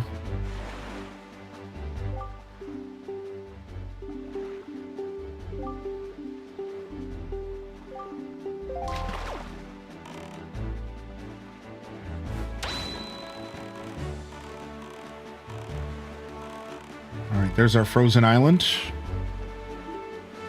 Grab our bow, which we have 60 arrows for now.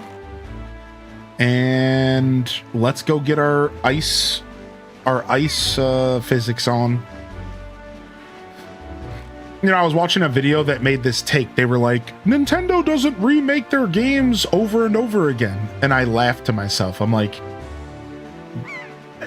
are you kidding? Like, have you not seen the 18,000 remakes of all the Mario games that released over the years? Like, think about that for, like,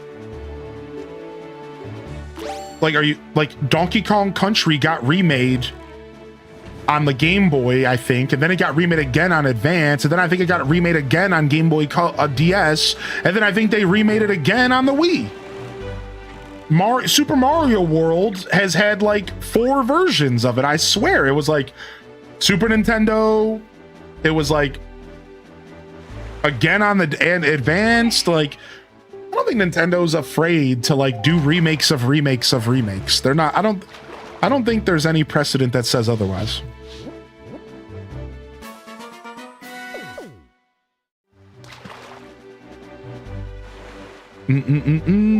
Like, I feel like they do that all the time. At least they used to. Maybe not like as much nowadays, but I feel like they used to.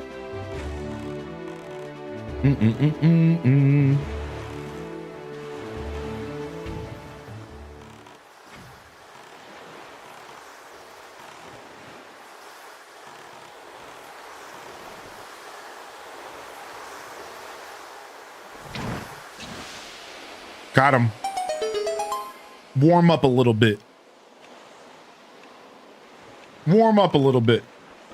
They give you a boatload of time to do this, which is pretty funny.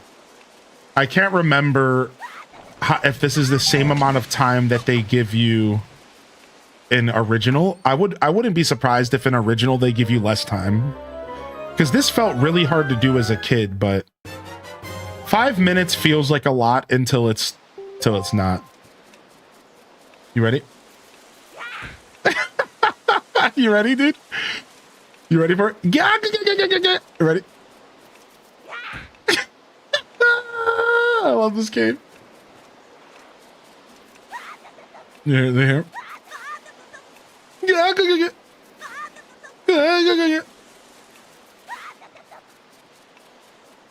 This freaking game.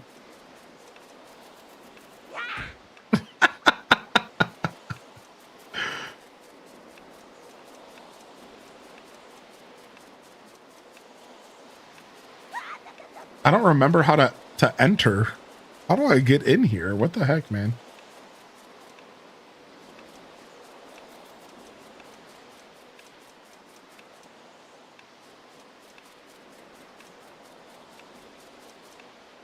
Isn't there like only one point you can get up at?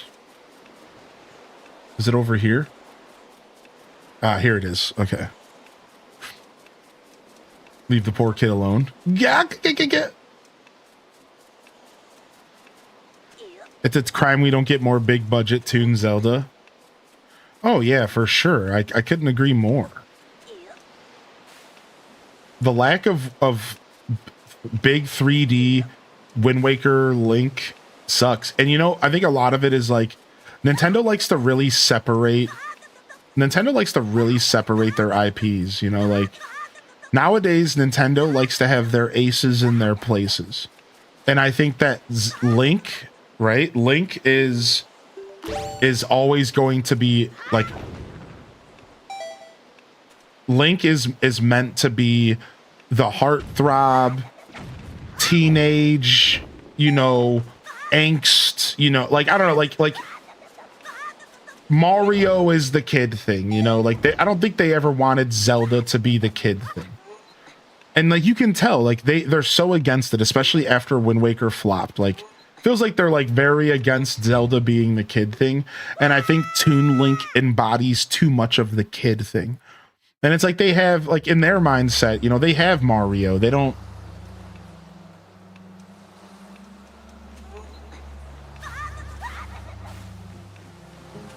Like, why do they need more of the kid stuff? You know what I'm saying? Like, so I think that's kind of the logic on Toon Link not seeing the light of day outside of Smash Brothers for, you know, over a decade.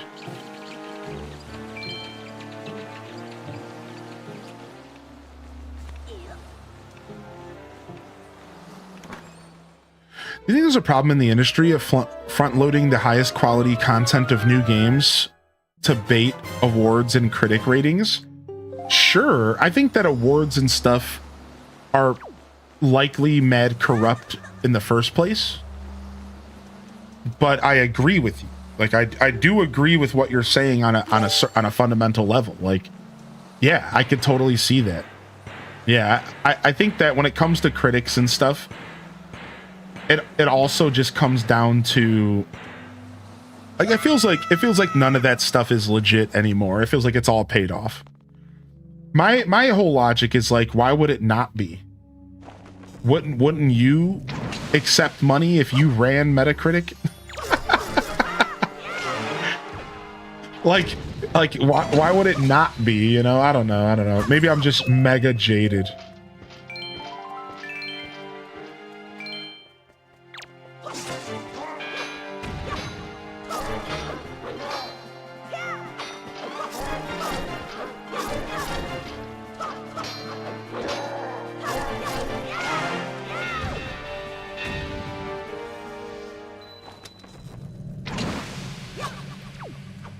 It just makes too much sense. Speaking of corruption, what was the thing that I recently discovered? Oh, so does anybody here know anything about like TCG cards and like, you ever heard the term like PSA, where like you can send a game to get rated on its quality and then it increases the value of something? Anybody here ever heard of that? You see this with Pokemon cards, you see this with video games, right? They call it the old PSA. And it's a thing that's been around for like a really long time. And you could send like a product to get rated. And like, if it's like the highest quality, then it gets a number attached to it that increases the value of it. All right. So guess what I just found out? That the company that does ratings for PSA also sells cards that are rated. Listen, if corruption is available, if the boot fits, it fits. Why would they not do that? So now people are like, they never sold cards before. Now they sell cards. Why would they not rate something a 10 and then put it on their market and sell it? Like, doesn't that just make the most sense? That's how that, who wouldn't do that? So now, like the PSA, here's what they do. So you'll send them a card, right? Let me give you an example. You'll send them a card, and then they will try to buy it off of you. You ready? They'll say, hey, listen, that card you just sent me was an 8. It's pretty good. We want to buy it off of you. And then you say, okay, I'm going to sell it. Thanks for making my life easy. What do? They go and they up it to a 10 and then sell it. Who's to know the wiser? Why would they not do that? Think about that for a second. Why would they not do that? And then here's the worst part. People have sent the same card in twice just to get a different rating. Which means, you know, obviously, like the rating system is bogus. So it's like now they sell the cards so they can rate the cards, and then they can sell the cards that they rate that they decide the value of. And I just discovered this, and I was blown away that this is even allowed. Like, this is even a thing that people can do. Right? And it goes right back. It goes right back to that conversation, you know, of Metacritic and critics and ratings and award shows. Why would they not cheese it? Like, I think that, I'm going to say it, I think they would be stupid not to take millions of dollars so that they could fake awards and they could give awards to the highest bidder. I'm not saying that this is a morally virtuous thing for them to do. I'm just saying they would be stupid not to take money from Nintendo to make sure that their game gets rated that year in Game of the Year. Like, that would be a stupid thing for them not to do. That would make so much sense. And I'll be real, if I was broke and I was offered millions of dollars to fake a review, I would definitely consider doing it. If I was broke and I needed the money. So, like, you know, like when it comes to self-preservation and like greed, like why would you not do that? Why would you not like rig it and make as much money as possible? Like, that's just how the world works. And I hate to say it, you know, like, I don't know. So it's kind of funny, but like the PSA thing is a good example of like, when corruption is available, a lot of times corruption is going to happen. So you can't just say to yourself like, oh, I hope that they do the right thing. Like, I don't know, man. I think the PSA should be avoided at all costs at this point.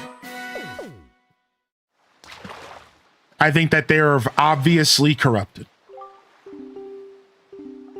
You know what I mean? Like, I think that the PSA should be shut down. Like, I think that people should stop using them. It's obviously corrupted.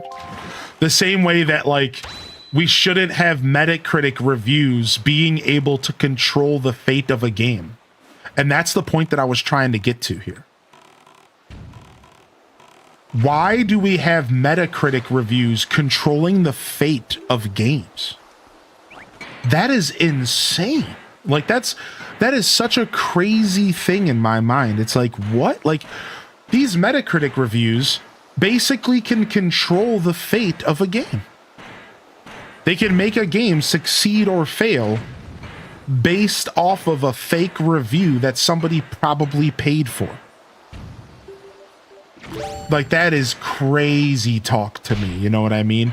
So yeah, I don't like the power that Metacritic has in our industry, and I don't like the control it has over like how well a game can do sometimes.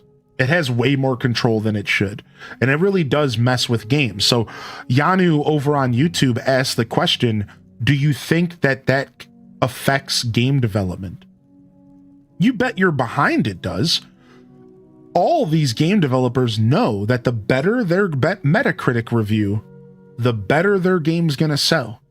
So the idea, the concept that they would front load their game with really delicious content so that the Metacritic reviews are good, even though the second half of the game sucks, but nobody knows that until they buy it because of the Metacritic review. Yeah, of course that could be a reality that we live in.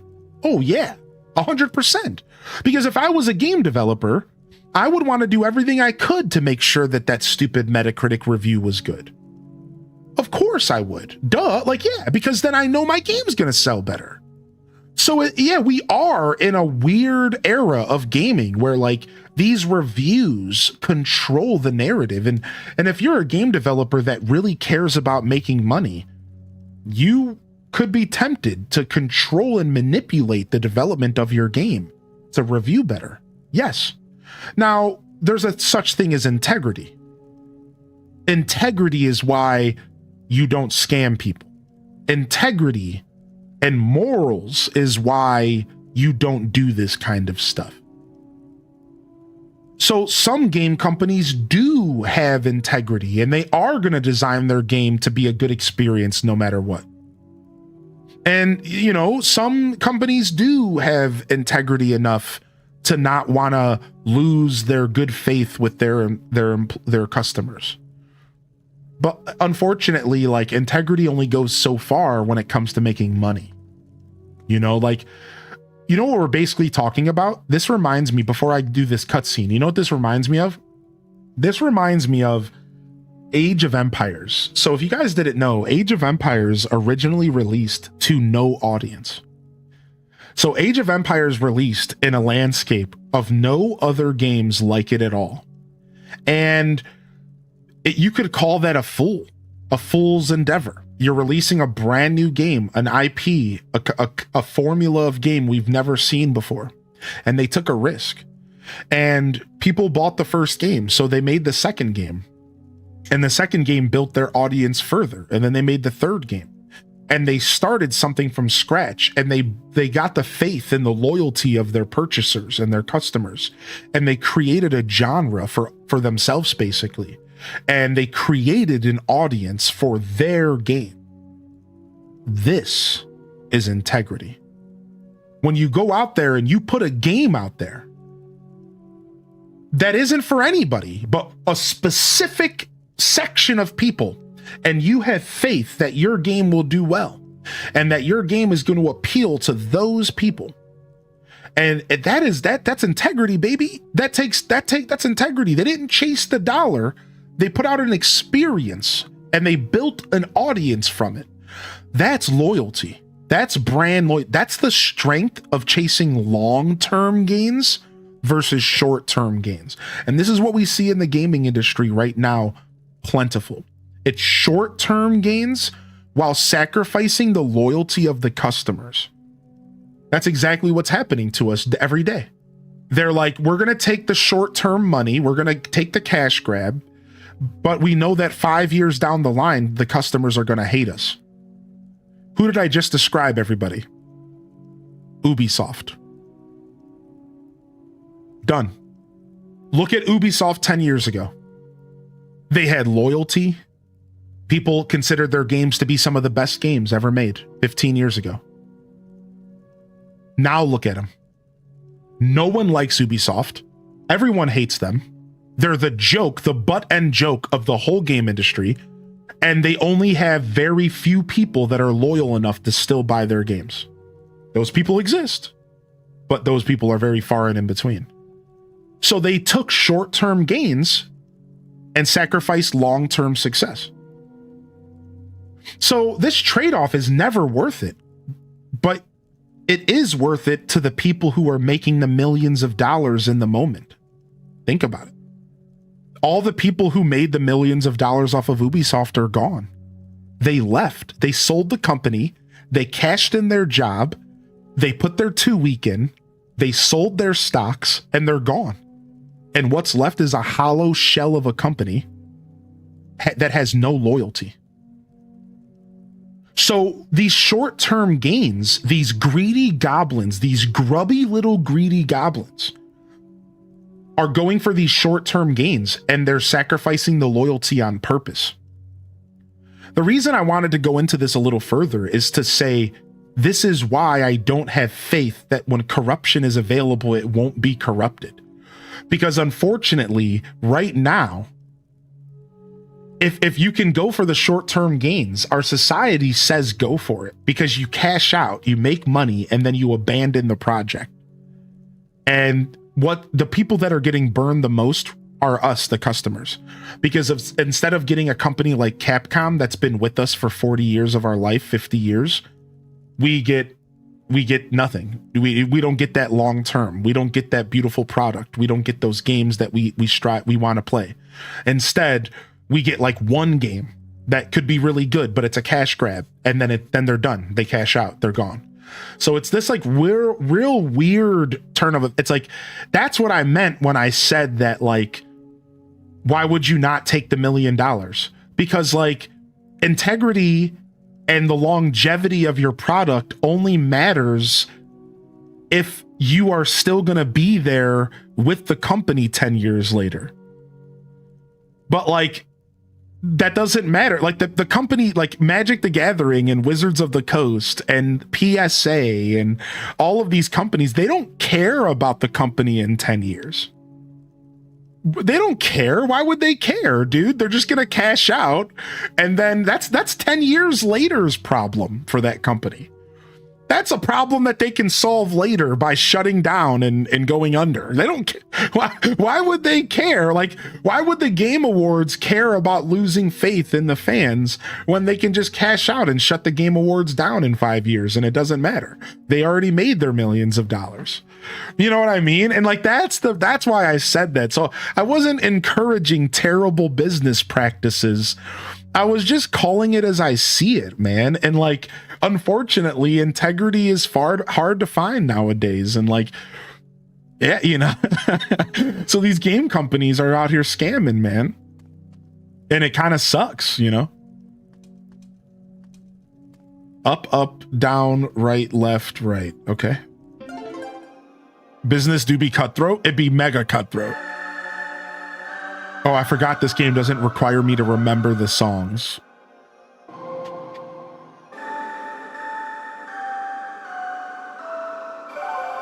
That's why I love companies like the developers of Hades. Who developed Hades? They straight up turned down making DLC because they said they were done with the game. This is why I love even Nintendo. Nintendo turned down making DLC for Tears of the Kingdom because they said they were done. Integrity. Baldur's Gate 3 said that they were done.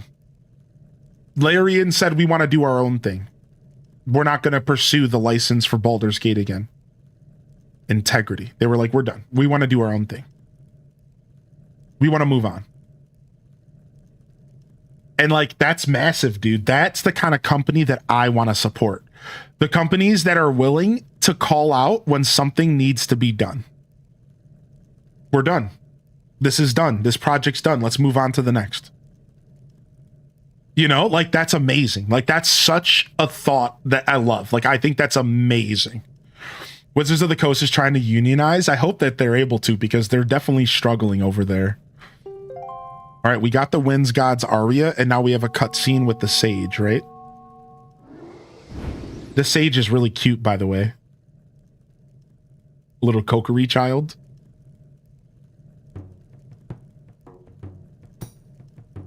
Are you the new hero? I'm Fado of the Kokiri tribe. I know I appear to you as a child, but eyes can deceive. I am the most esteemed sage. I've been praying here so that the power to repel evil would continue to be contained within the blade of the Master Sword. But I was attacked by the evil Ganondorf, and this is what happened to me. You wish to return the power to your blade, don't you? This song is so good. uh. I think a big part of having to do with loyalty too, since a lot of people don't show that anymore. Right, I agree with that. Loyalty to customers is such a rare treat nowadays, yeah. Yeah, I agree. I don't think Ubisoft is a complete lost cause, you know what I'm saying, Planet Kitties? I was using that as a real drastic example, but I think Ubisoft is still doing pretty good things here and there. I love that Prince of Persia game they put out.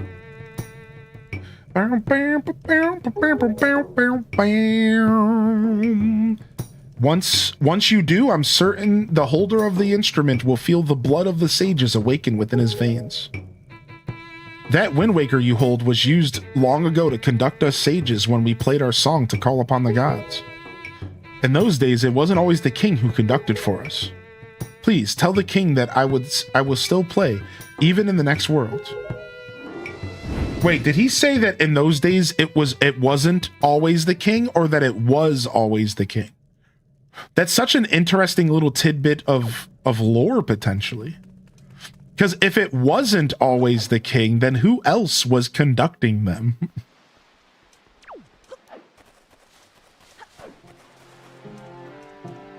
Dun, dun, dun, dun, dun, dun, dun, dun.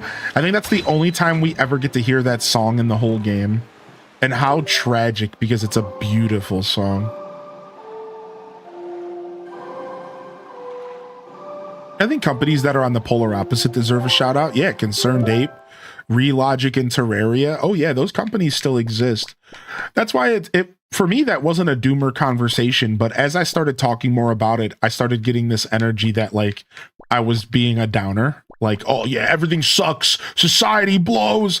It's like, no, dude, that conversation wasn't a doomer conversation. That conversation was a realist conversation.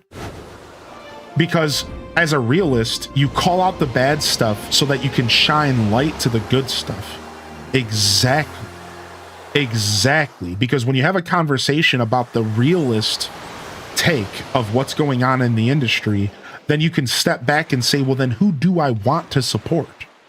Who is doing the right thing? And then you quickly realize there's plenty of companies who treat their customers well in the gaming space. Plenty of them. Between indie games and even AAA studios, they exist, dude. And that's the whole point, you know. You gotta go out there and you gotta look for the stuff that respects you as a gamer, man. It can be hard. It can be hard though, for sure, because we all have nostalgia for our favorites, you know. It can be super tough. It's hard to pull away from your favorites, even if they start to suck a little bit. Oh, Chad, I haven't seen you in quite some time, have I? I'm surprised you were able to find me here. You're wondering why I'm all the way down here? I don't think that there was music notes coming from the waterfall in the GameCube version. You could just hear the music. Because I remember as a kid, I couldn't find Maker in the waterfall right away. And I went all the way into the forest haven and I talked to the Deku tree. And he was like, he gave me like a clue. And then I found Maker. I think there were notes, but they were subtle. Is that what it was, Tristan? Because I feel like I got stumped as a kid here.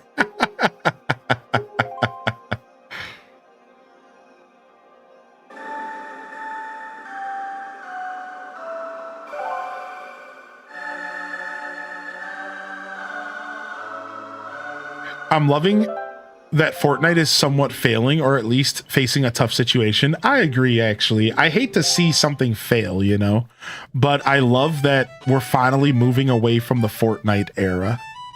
Like, jeez Louise.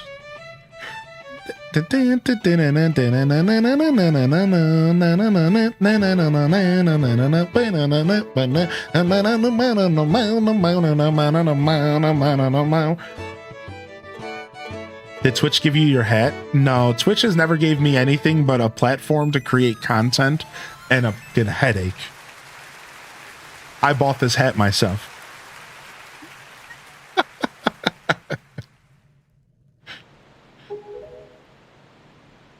This sacred song that you conducted has awakened me. I know myself now. I am the sage of the Wind Temple. Yeah, there's Koroks in this game. It is my fate to return the power to repel evil to your master sword, and to ease the regrets of my ancestors. Oh, chat, please, you must take me with you to the Wind Temple. Why you repping their brand for free? I don't mind. I'm technically an employee of Twitch, right? I'm technically a contract worker, and so I don't mind repping the colors. Oh, I forgot that Maker rides on the top of the boat. He's so cute.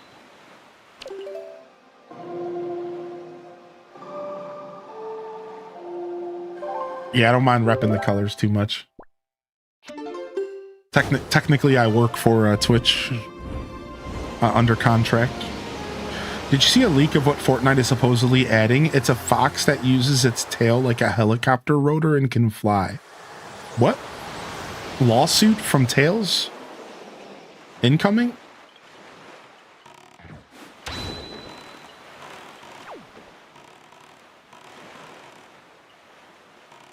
Yo, what's up, Doomslayer, by the way? Welcome to the show, man.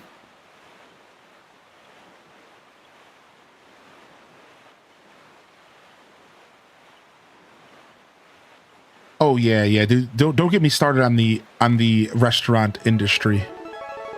Don't even get me started on the restaurant industry, dude. I worked there for too long. Yo, thank you, Ren, for the raid, dude. What's up?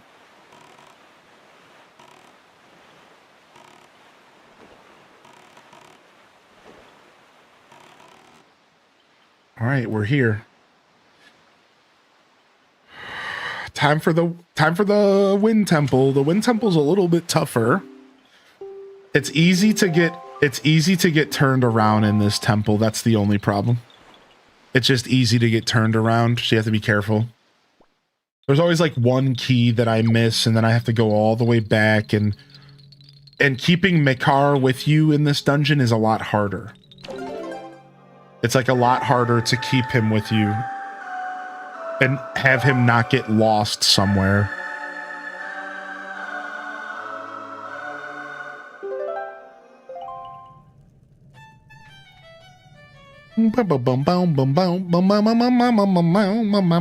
Oh, you're playing that Whisper of the House game. I've heard about that game. It's 11:52. My coffee pot is definitely off. I could have gone for more, but I suppose that's all she wrote.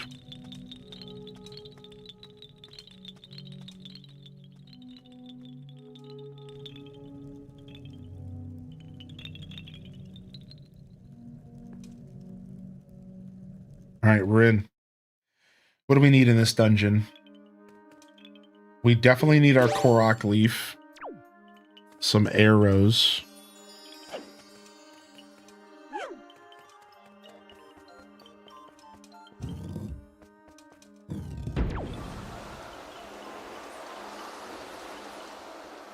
All right, put you down.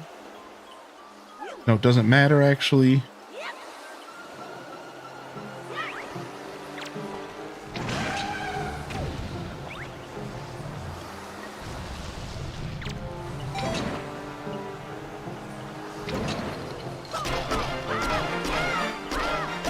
It's raining outside.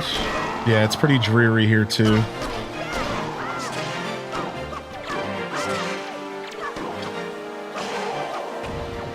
Pretty dreary here too. I didn't want to get out of bed, I'll tell you that much.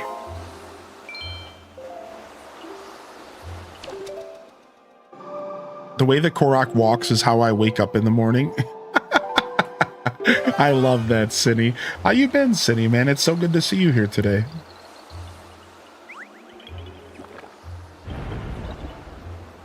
And Runa Light, it's good to have you in the chat, by the way. I saw you pop in during the discussion. Also, I saw little Timmy pop in during the discussion. Thanks for chatting with us, everybody. I hope everyone's feeling all right out there. It's just about to be 12 noon here in my world.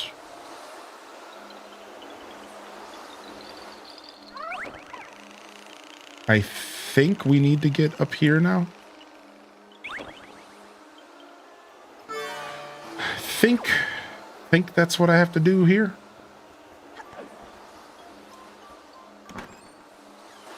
Da-da-da-da, da-na-na-na-na. Get myself a nice oranger. Nice little oranger here. Yeah, this dungeon's very metal boots heavy. This dungeon's very iron boots heavy. I remember that. Maybe not very, but it's got a good amount. Got a good amount of iron boot stuff for us. Oh, I need to fly him up on... Okay.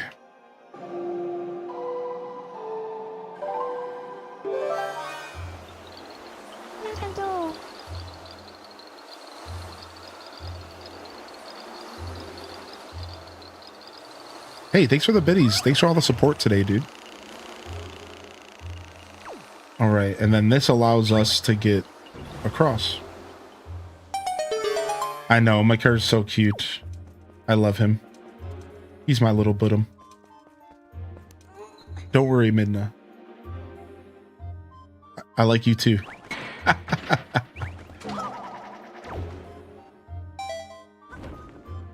Yo, Cindy.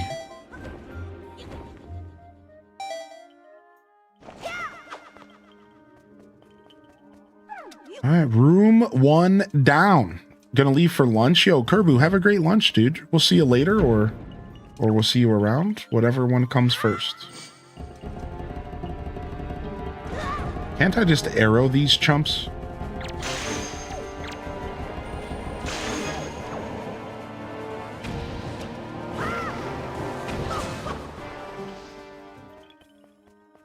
Boom, boom, boom, boom, boom, boom, boom, boom, boom.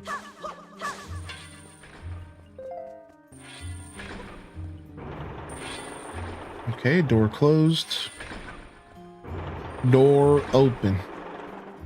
Door closed. Door open. May is here, which means that my follow anniversary is coming up. 7 years. 7 freaking stinking years. Well, they didn't smell too bad, to be fair. Weather's nice up here at the sunny beaches of Canada. The sunny beaches of Canada. You never hear those words in the same. Sunny beach in Canada has never been spoken in unison ever. This is what? What's happening in my chat? What?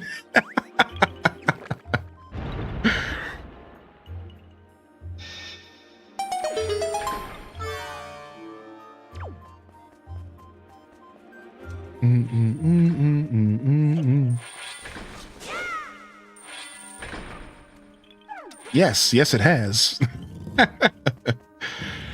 All right. Now we have to be careful because there's a hand bozo around here. And I believe a mage? No? Also, I think there's a Tingle statue in this room.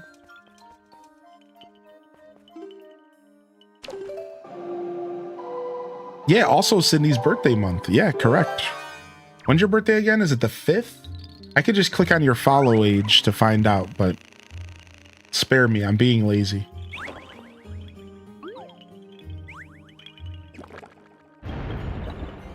One day before I followed, right? The 21st. Thank you. Thank you. I was a little off for some reason. Does her personality match? I actually would say it does. Yanu? Yeah, dude. She's sassy. She only wants to interact with me when she wants to interact with me. And sometimes she rides on my back and belittles me. I mean, how much closer could you get to Midna than that? They automatically steal your freaking dude here. I forgot about that. They automatically rob you of your little guy in this one. You can't do anything about it. They just straight yoke him up. Yeah. Whatever, game.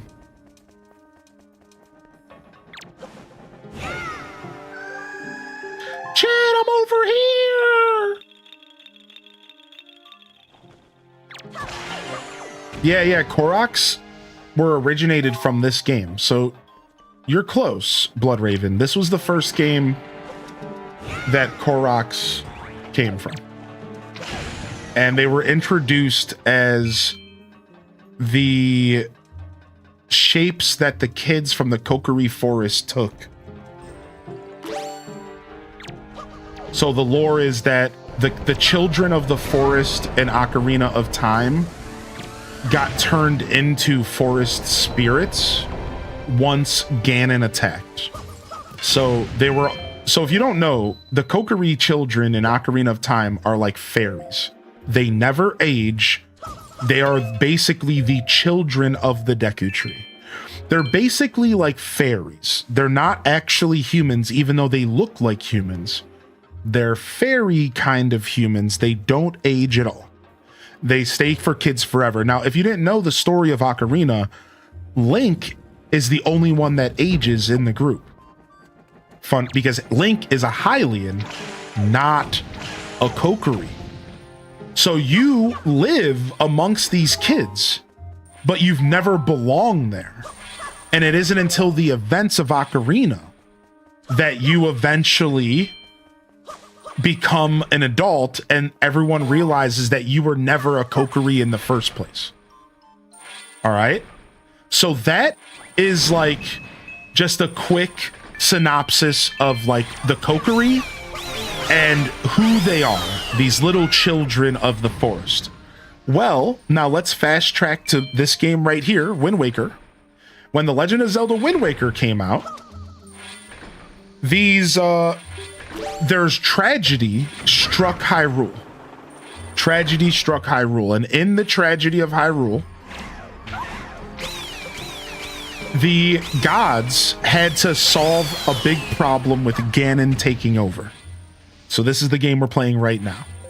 And the gods didn't have a good solution. So what they did was they sealed Hyrule underwater and they flooded Hyrule. Like Noah's status in the book of the Bible, right? So in this process of sealing Hyrule away and basically drowning Hyrule, the tree spirits, the Kokiri, the children that I just described, turned into Koroks. They basically ascended from being the shape of children to being the shape of Koroks. And that was the start of the Korok lore. Since then, Koroks have not been in any other Zelda game until Breath of the Wild when they came back. So fun fact, Koroks were not in any other Zelda game. They never came back again until Breath of the Wild. And that's the lore of these games. That's the lore. There you go. And that's why Koroks are in this game. Yeah, Kokiri cannot leave the forest. Correct. They're like bound to it because they're like bound to the Deku Tree, basically. Yeah, something like that.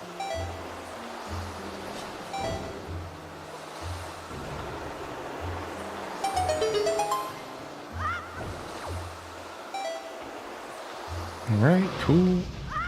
Yo, chill out, dude.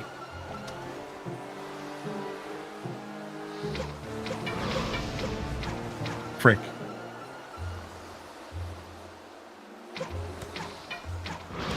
I can't aim today.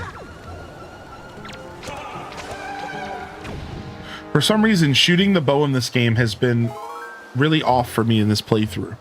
And that's not normally how that works for me. Like, I'm usually a pretty good shot in this game with the bow, but for some reason, I just can't shoot the bow. I think it's because I'm using the gamepad to play. I know that sounds like I'm johnning about controllers, but this is the first time I've ever used the gamepad to play the game, and I absolutely hate it.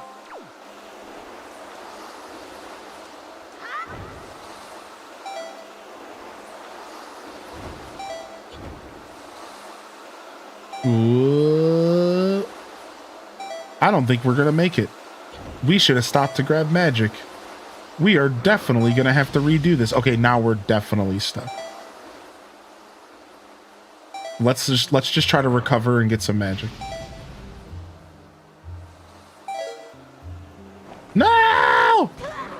Okay. That's what I get. This happens to me almost every time I come into this dungeon. I always disrespect how much magic I need to get through here. Okay, and then they never give me any out of the grass, so I'm just getting played. Like, come on, let's go, dude.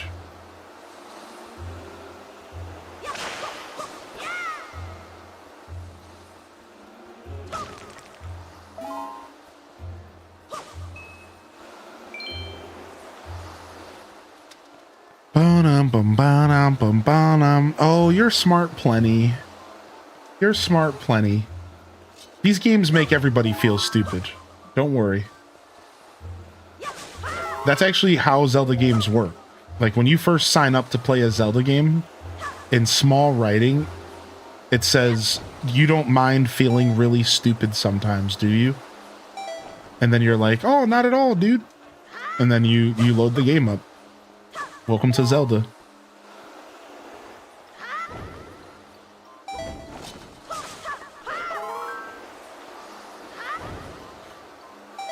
You have to sign a waiver.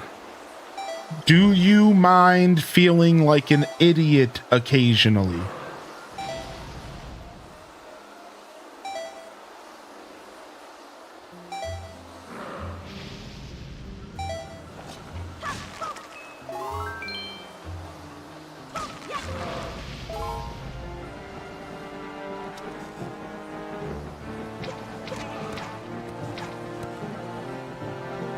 Will you leave me alone? You pea hat? You freaking pea hat?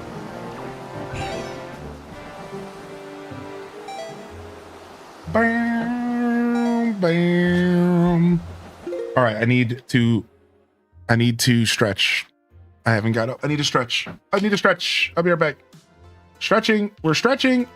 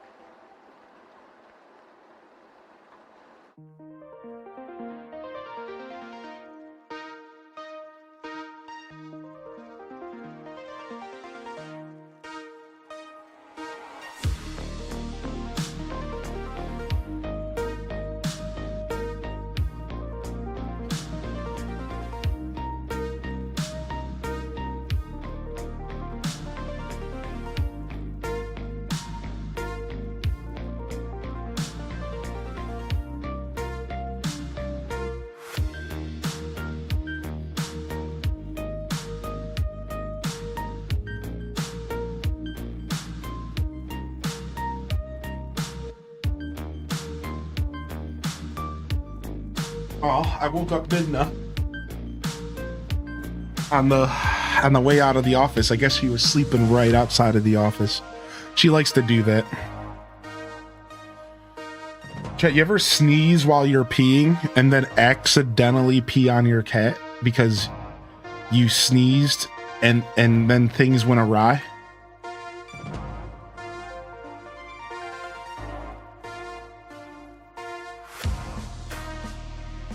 Just asking for a friend, I don't know.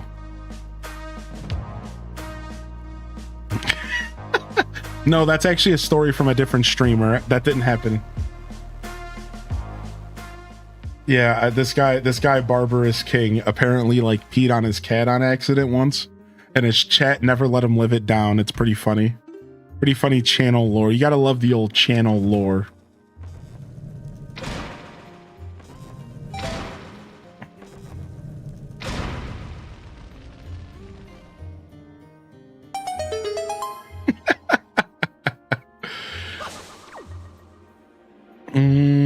We don't actually know the date I got my perma sub. No, I don't remember. I know that like it took a couple days or something.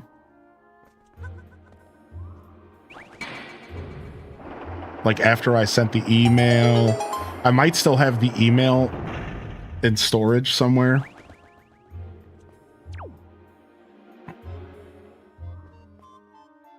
All right, I actually really need to pull this up and look at the map for this level. Gotta really utilize the map for this freaking dungeon. All right. Okay, we needed a song for that door. We needed a hook shot for that door. So we're just going down. We're just going down. We're just going down. I don't have a key though. Okay, back this way. I'll say they should be giving me my hook shot soon. It's behind the key. What's up, Minna? Want some pets because I just woke you up like a jerk?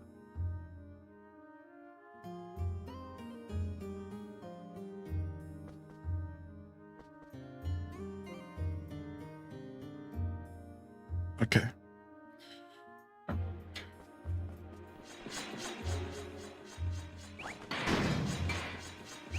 All right.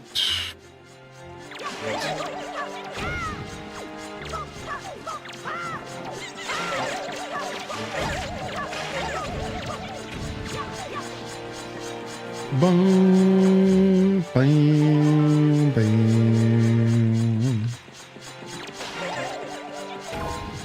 All right, what's the one spot we can actually go up here?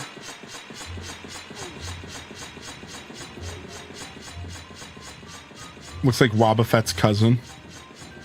Wobbuffet. And then there's like a chest hidden here if you fight all the enemies.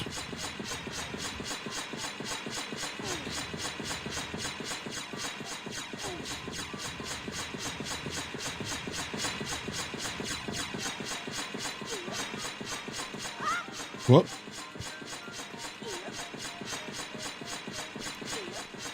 Link looks like he's busting a dance move when he pulls the blocks. Yo, enjoy your lurk. No worries. So that's the chest we needed. What's the other chest then? I think it's just some junk. Well, let's find out.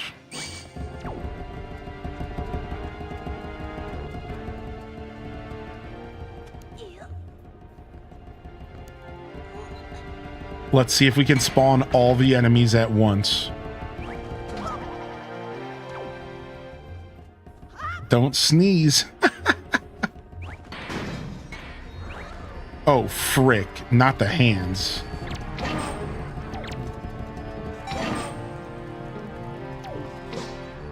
Never mind. This was a bad idea. Oh. Man, I really hate this gamepad. I'm never doing this again. I have decided from this day forward, I will never ever play Wind Waker with the gamepad again. I will never play Wind Waker with the gamepad again. It's just so miserable, dude. It's not fun. My hands hurt.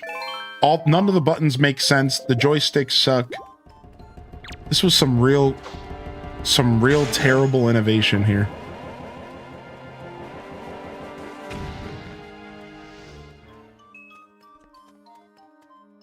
Why are you challenging these hands? I don't know. I was getting a little wild there for sure.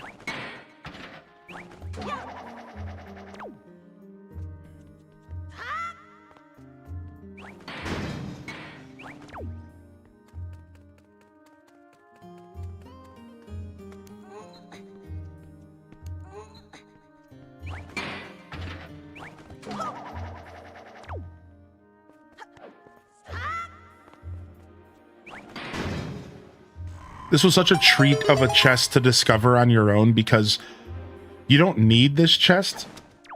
And it's like real interesting that It's like one of those moments in Zelda where you think for yourself and it works out. It's like, wait a second.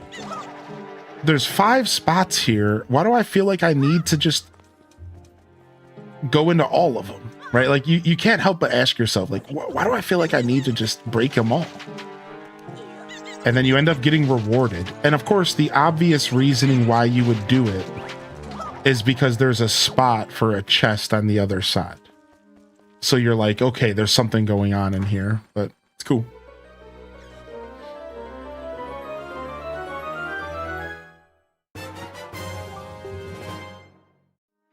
We got a treasure chart. All right, now we go and we fight one of my favorite mini bosses, the Wizrobe mini boss that I always forget to take a picture of during my 100%. It's a fun boss though. It's cool. Finally, Wizrobes get some respect.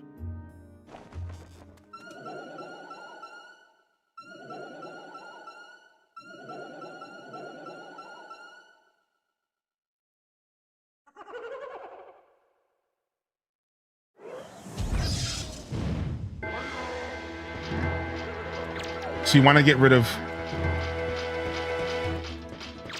No, I locked on the wrong person. You want to get rid of yellow Wizrobe first. Because yellow Wizrobe is spawning enemies.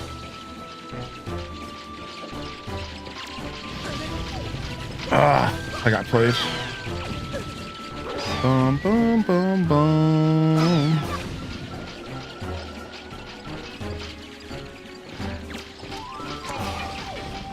Usually I can kill him in one attack if I swing fast enough. Like I can knock 2 arrows fast enough to kill him. Like that. Nice.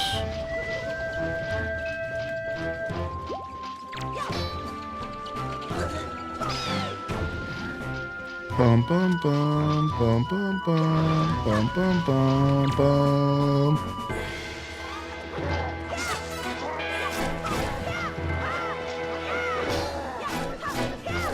That was cool how we both did jump slashes and both failed. So that was kind of cool. Bum, bum, bum, bum, bum. Dun, dun, dun, dun. Bum, bum, bum, bum, bum, bum. Back up, fool.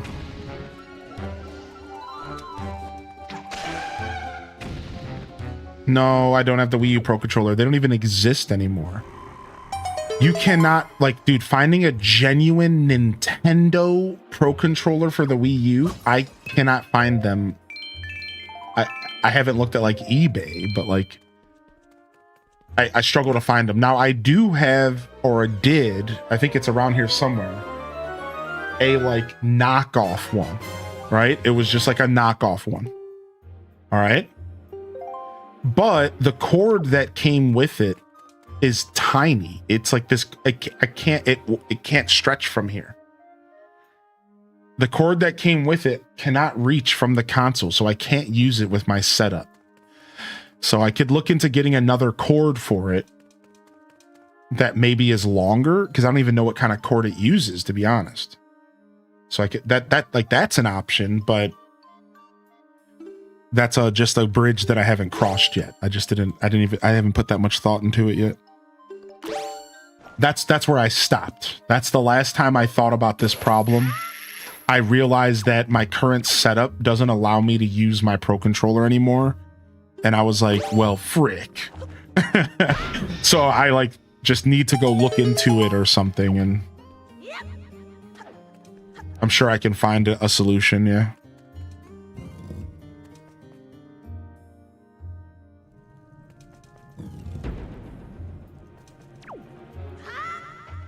Boom, boom, boom, boom, boom, boom, boom, boom, boom. That's what makes this dungeon so tedious, is this section right here. This section right here is... Oh, that sucks. Your Wii U bricked on you. That was happening to a lot of Wii U's at one point. I don't remember what it was, but I remember reading about it.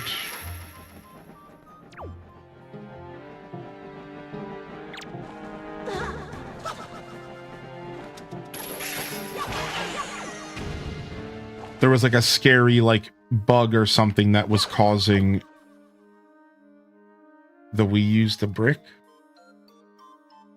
Some kind of weird bug. I don't remember. Yeah, because you didn't use it for a long time. Is that what it was? Yeah, I remember reading about that. Pretty scary stuff, actually.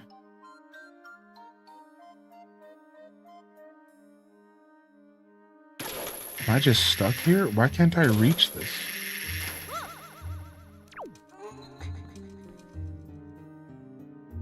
Do do do do do do do do do do. All right, I guess I'm going across. I wasn't sure if this was what I was supposed to do. That's why I was hesitating. It felt like it was a little too far. Bum, bum, bum, bum.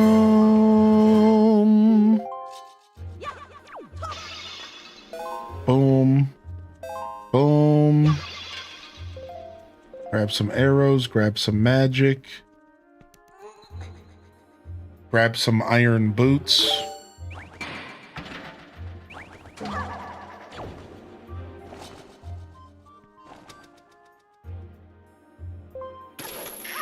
And we're on our way up.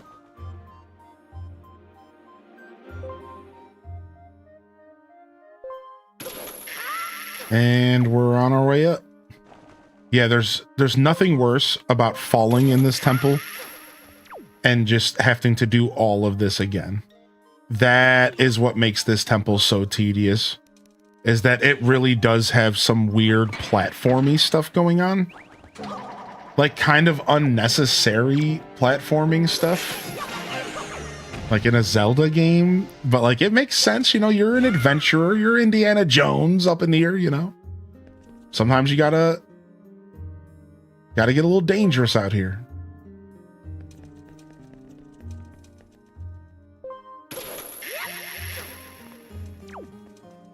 Okay. Let me get my map. Okay, we don't need to go back this way yet. Even though it actually wouldn't hurt. Okay, unless we need Maker in this room.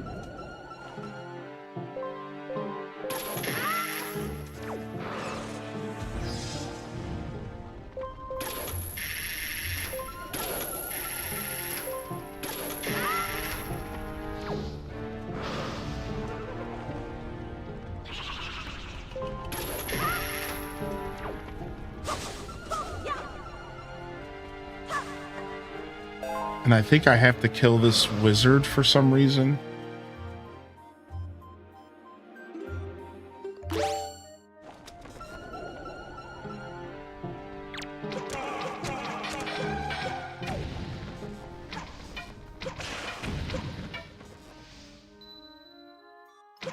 No, maybe not.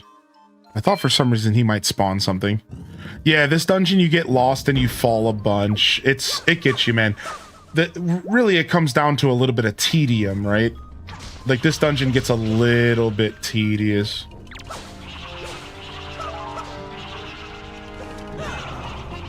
Okay, you got me. You got me, butto.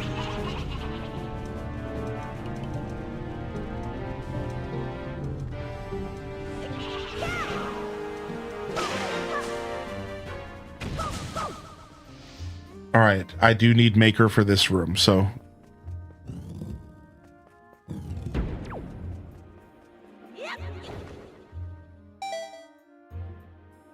Oh yeah, one more strong dungeon in this game would have did it all, man. One more strong dungeon in this game, if not two, would have just did it all, man, for sure. Nice, thanks for hitting that like button over on YouTube. I hope you all are enjoying our Wind Waker here today. All right, let's go get Maker.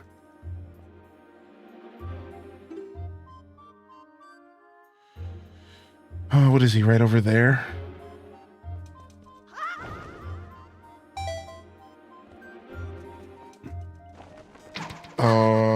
need to iron boots.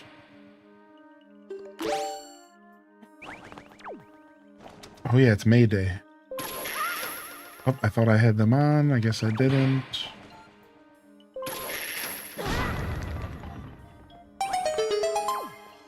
Okay. Doom down now, doom down now, doom down now.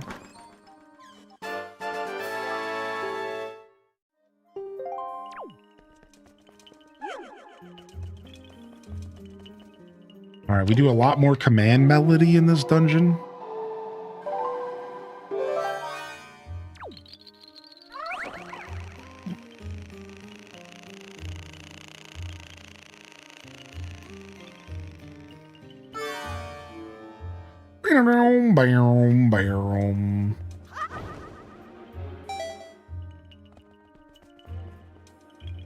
All right, taking you with me, buddy. Let's go. Let's go, little bottom. Man, I was rubbing my eyes and they're itching.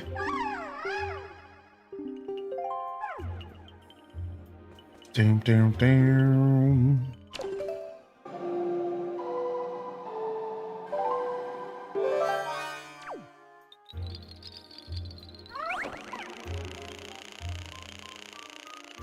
Game was truly underrated when it came out. Yeah, this game might be like a master class in like underrated games. You know what I mean? Like, this might be the best example of an underrated game, in my opinion. Like, if not one of the best examples of an underrated video game. Like, on release. And like around the time of its release, right? Is what we're talking about. That's right, 2 dungeons were cut from this game. I've heard that as well. So tragic to think that we lost 2 dungeons in this game that we could have gotten. What a tragic fate.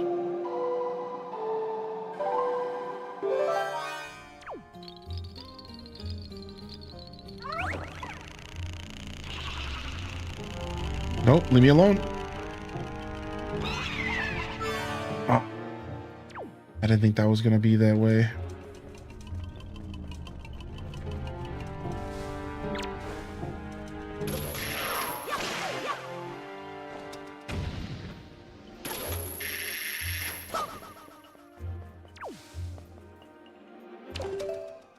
I don't know if I'll be able to reach him from here.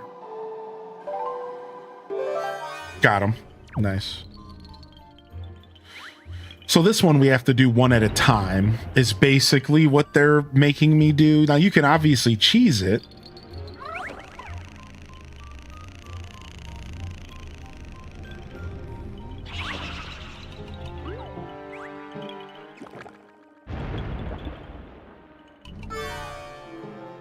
But really, they want you to do these like one at a time. Because I think if you drop I think there's a hand down here waiting for him. If I remember correctly, there's a hand below this area waiting just in case you get foolish enough to let your homie drop down.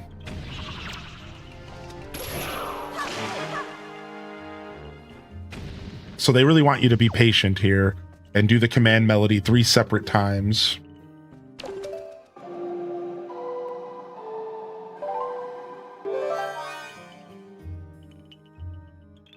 Basically making the same thing we did in the room before a little bit more of a puzzle, right? And then this last one is the biggest jerkwad of them all. They put a hand right here. So the secret is to show up over here.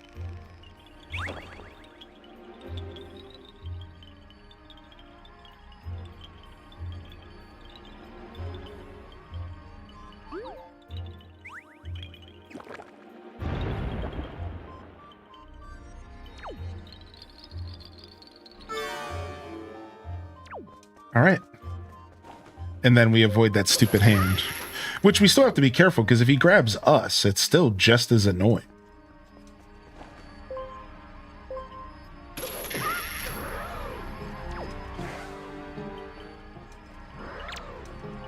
I don't have my bow equipped. Let's fix that.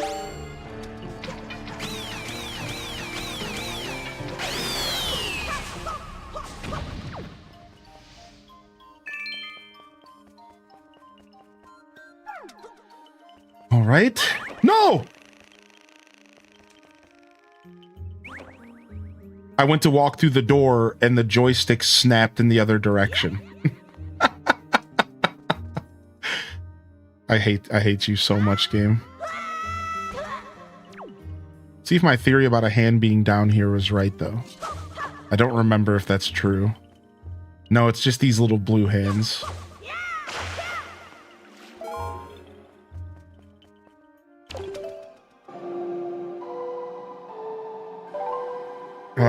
Joystick snapped in the other direction, dude. How scummy, man.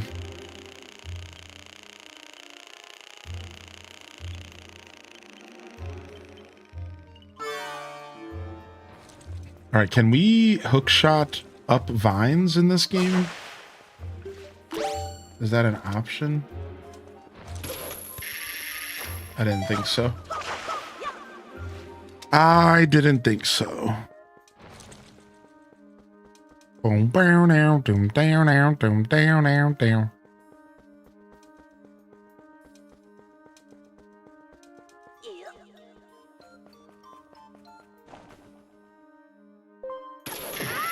I think Twilight Princess was fairly rated on release. I think Minish Cap was fairly rated. I think Majora's Mask was underrated. Probably still to this day.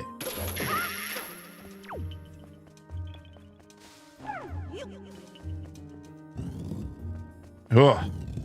All of that to get in here. Breath of the Wild was rated perfectly. Very beloved game.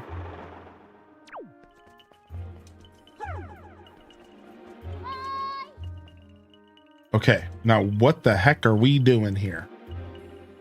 I gotta get over there, get that chest. Let's go grab it right now. I pressed jump a little too soon. That sucks so much. I hate this level because of this kind of stuff. So where am I going to get back to where I was?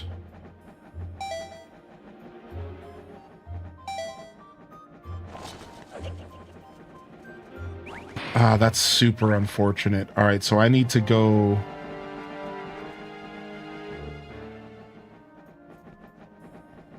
I need to go back to where I was.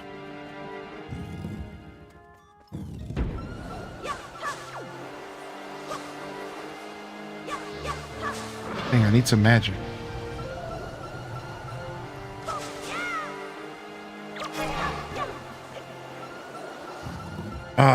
I knew that trying to get that jump was a little bit of a risk. Like, don't get me wrong. I kind of knew that was a little bit of a risk, but fuck, dude, am I paying for it?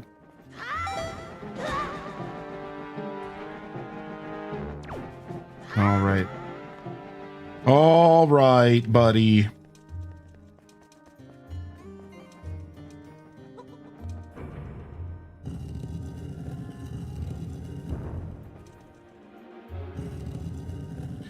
Boy, am I paying for that risk, dude.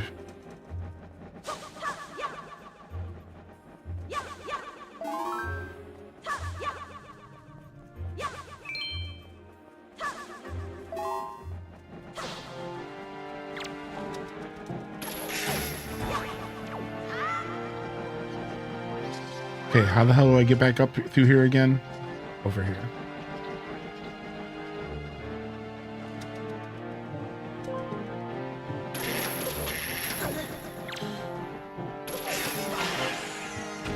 Boom, bam.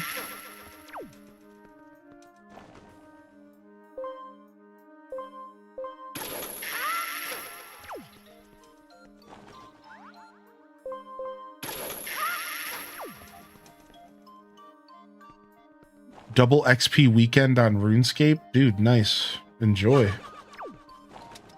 Enjoy the double experience.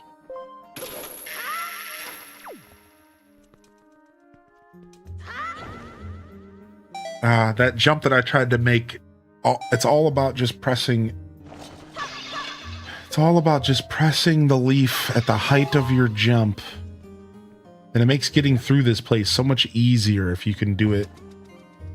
Otherwise, you have to like use Makar, and then you have a chance of dropping them, and it's just like a whole ass thing, dude.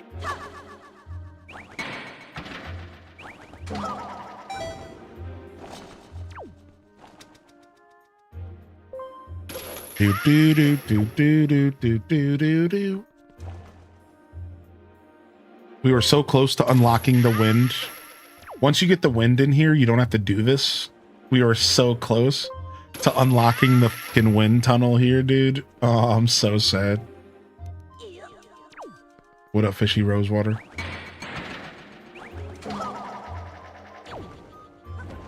Oh. Well, it wouldn't be the Wind Temple if you didn't do that at least once, a dungeon. Okay. Now we have to go back, and we have to hookshot our way all the way through here again.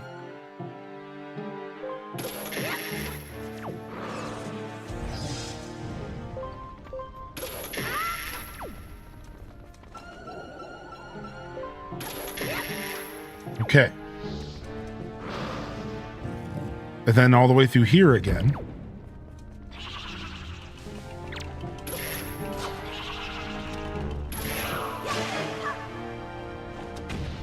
Quite the punishing fall there, to say the least.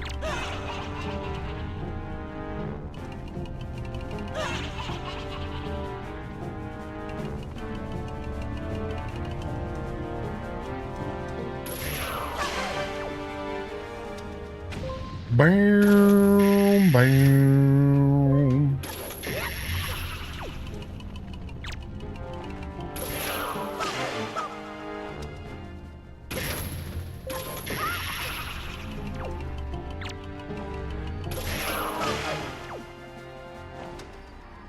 And then the hand. All right, we out. Whew. Okay.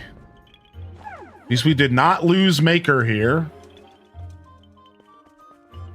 And I still want that gosh forsaken chest, and I don't even know what's in there. I don't know if there's anything over there I need. I do know where I'm going, actually. I know exactly where I need to go. I need to get the boss key, and then there's also another room I need to go in. I know I want to be over there.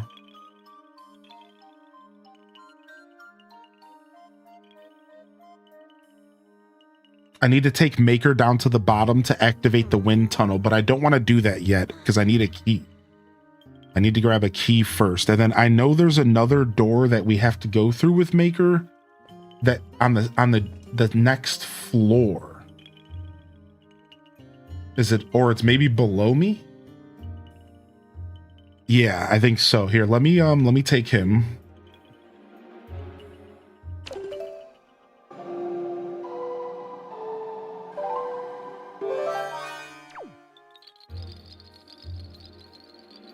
And again, doing any kind of flying with him is like so sketchy. Because if you don't want to lose this dude down to the bottom. All right, let's go this way.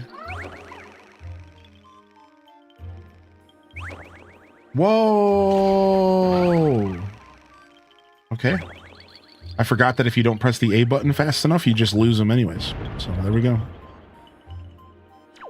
This might be a key. Thank you, Imperial Ash, for the 3 months. Yeah, I was trying to space out my finger presses, and I messed up.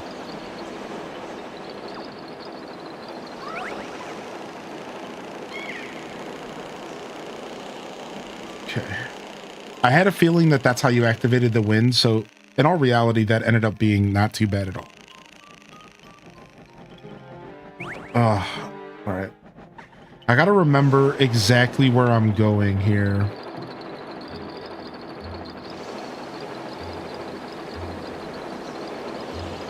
I know what room I'm looking for, but I can't tell. I need to open up the map and look. It's the second floor, and it's a door that I need to play music with Maker.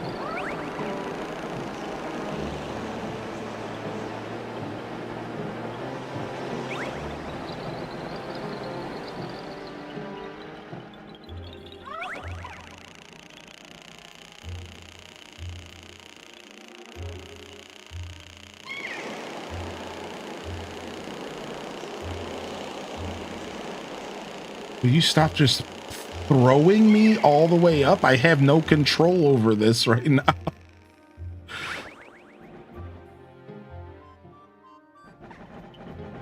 All right.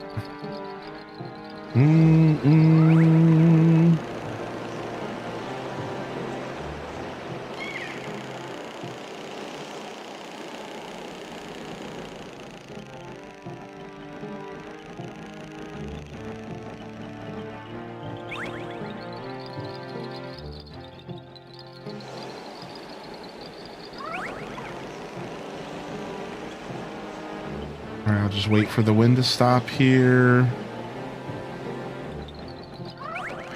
Okay. Okay.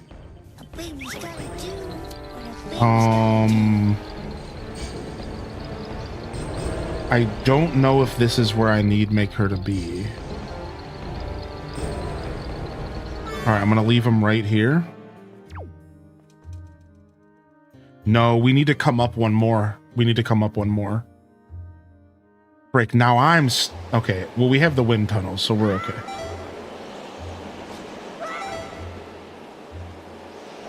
Okay, where's this take me? Oh, wait, no. This is exactly what I need.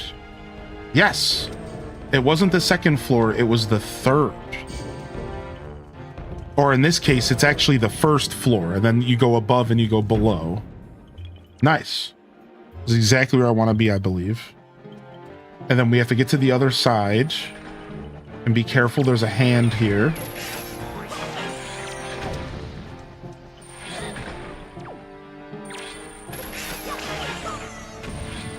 Bam, bam.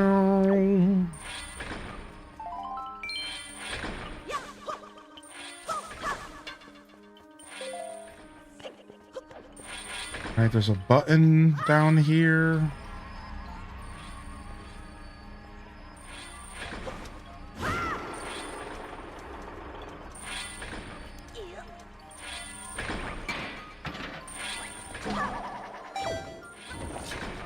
Okay, and we just got to carry our boy across.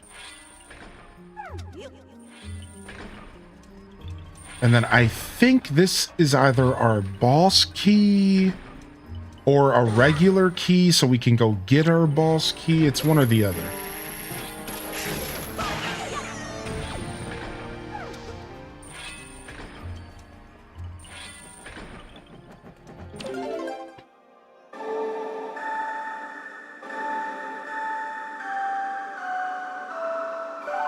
Okay.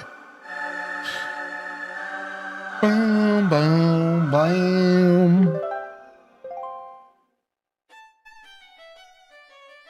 You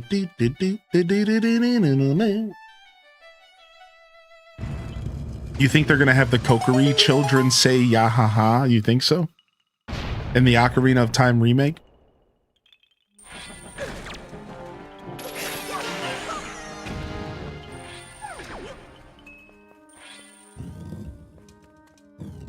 Okay, this is our boss key.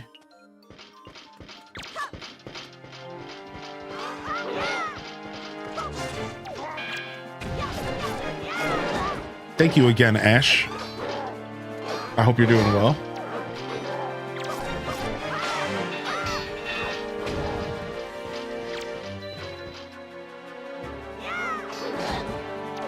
Bam, bam, bam, bam, bam.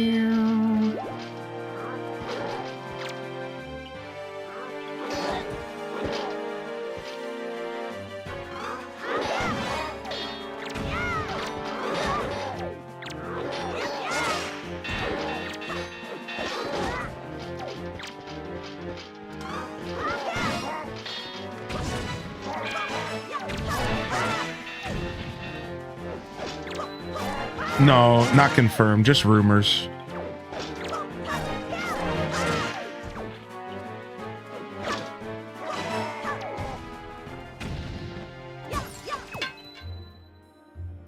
That's rumors. Well, allegedly a leak, but you know, whatever. It's all the same.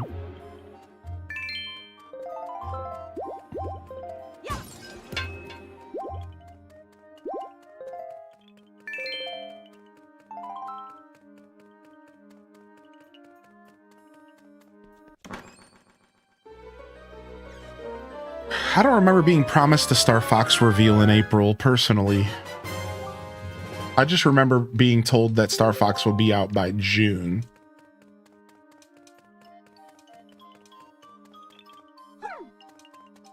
I don't remember. I don't remember that part of the conversation.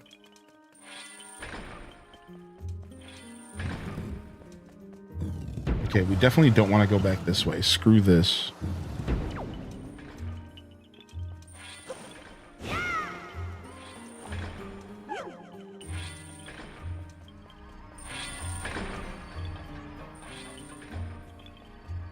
All right, we have the boss key, but we still don't have the key we need to progress to the boss door.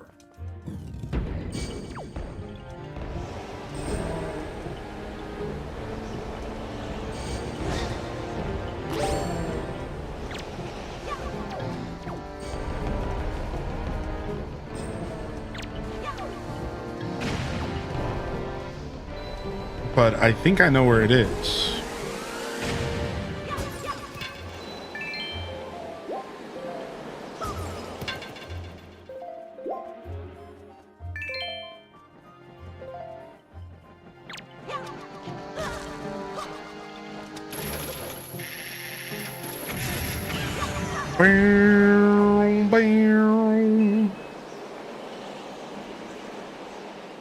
All right, let's see.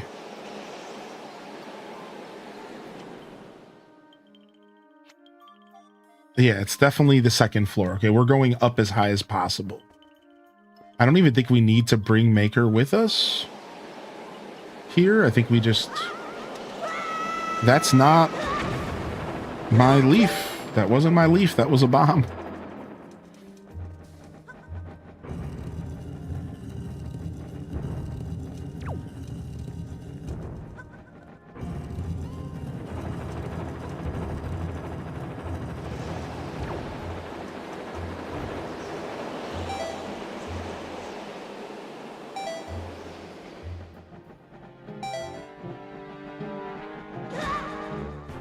They got me. I hate P-heads so much.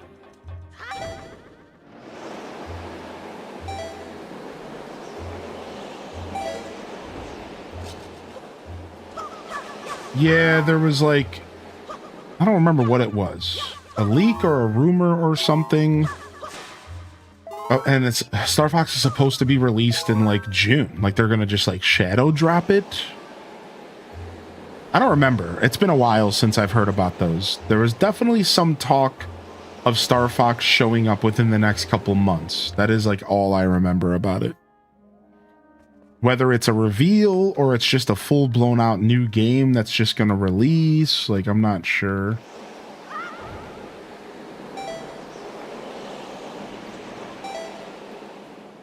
There was definitely discussion though. All right, this chest is not going to be the one I need. That's too easy.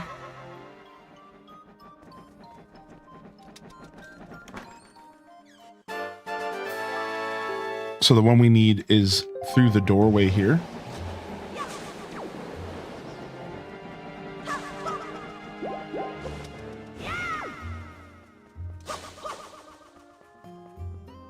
Which is over there. Found it. Yo, what up, Jurassic? All right.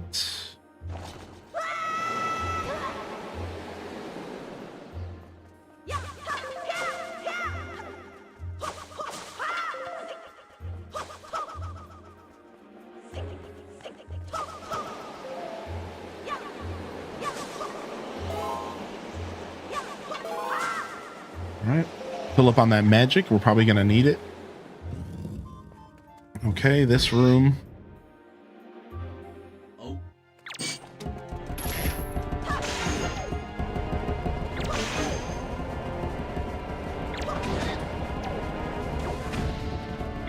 I actually vaguely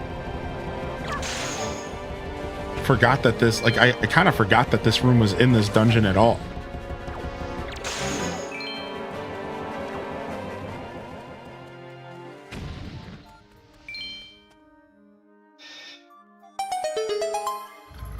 Yeah, I've played Minish Cap. Yeah, I actually own it.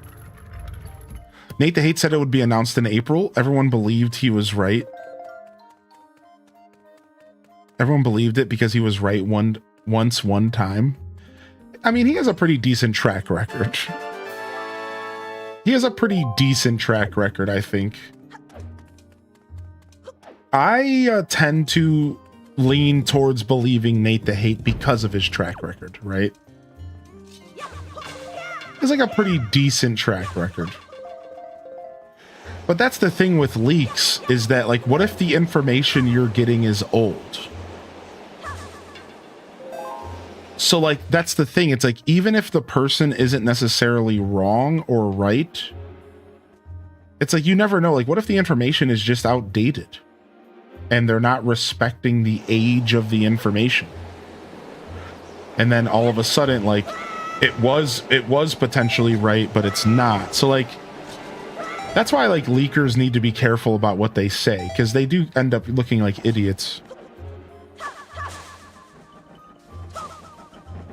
Because there's so many moving parts to the leakers conversation, like...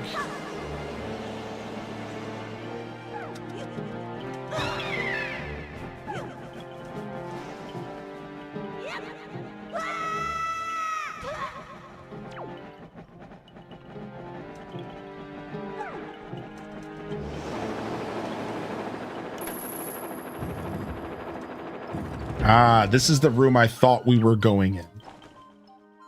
I don't have my bow equipped.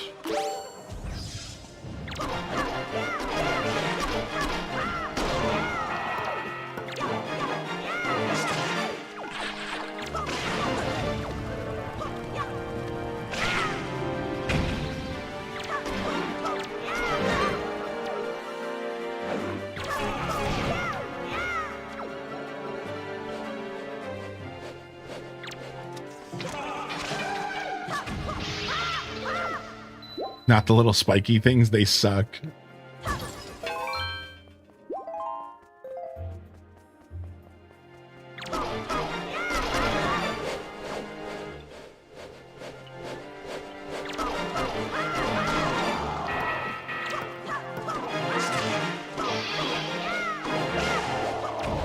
Yeah, Minish Cap is good, man. Good game.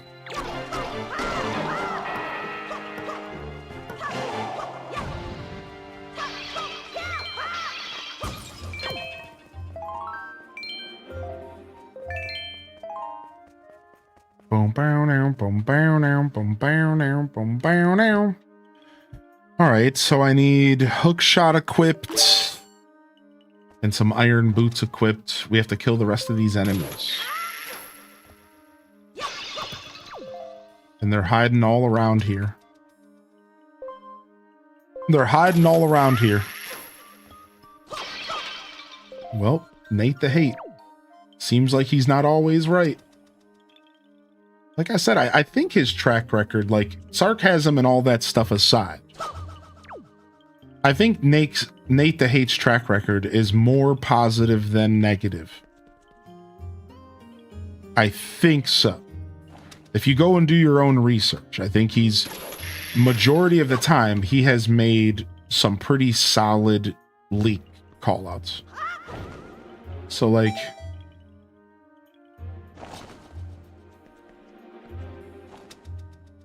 But obviously, he's not always right.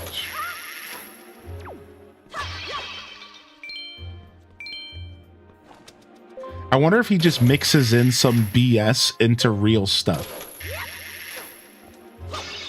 I bet you that's what it is. I bet you that's like how he handles it. And that's why his track record sometimes works. Is because he'll have like one piece of real information. and then he'll like mix in some BS just to kind of juice it up a little bit. You know what I mean?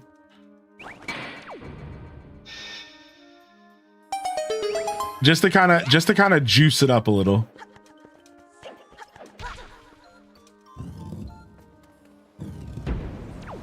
Wait, I need maker. Yeah, let's say.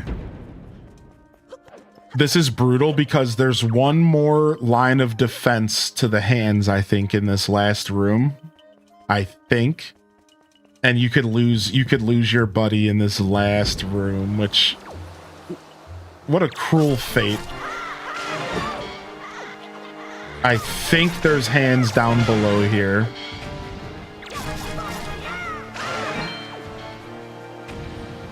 I think there might be. Maybe not.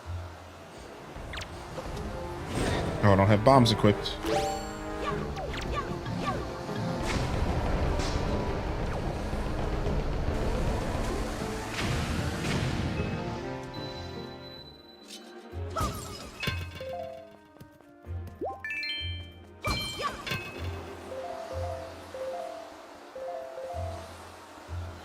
All right, so we have to use maker. Yeah, and there's a hand right on the other side. Yep. Sons of bees. Sons of bees. In a couple words.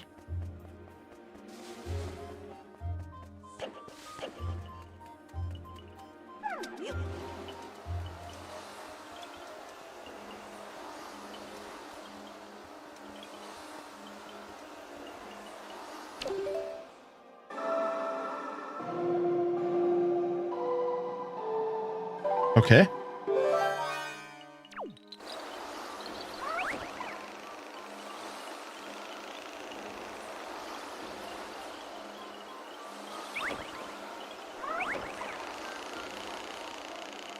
All right, we have to be super careful. No! Man, you have to really spam that button. You don't have any space. This might still be fine, though. Okay.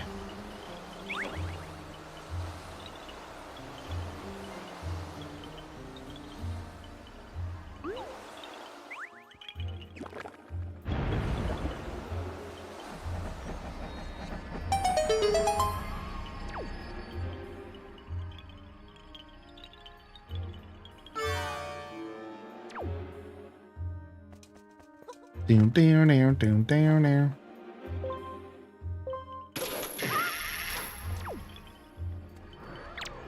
All right.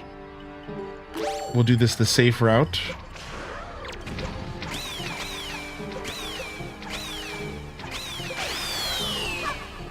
The safe route.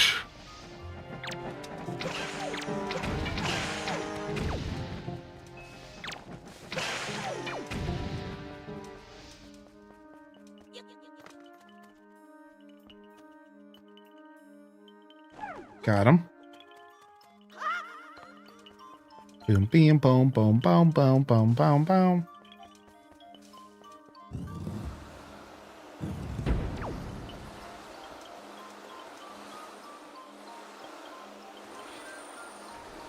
I vaguely remember this room as well. The old block push room, huh?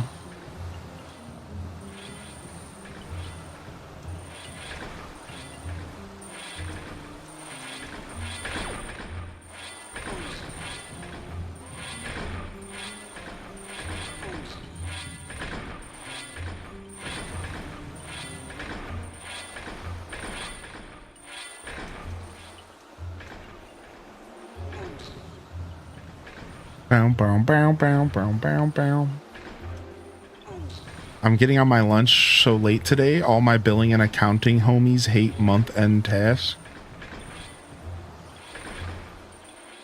Oh, we need iron boots on here.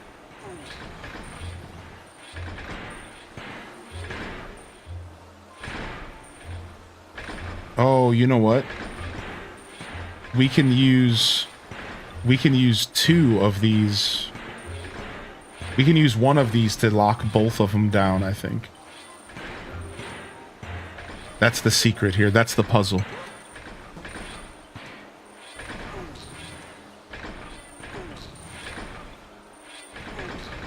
Yep, there it is. That's the puzzle here, because you need to make 3 blocks useful here.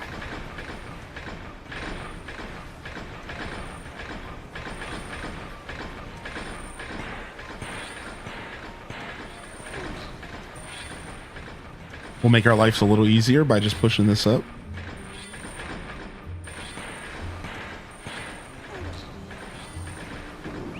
Whee!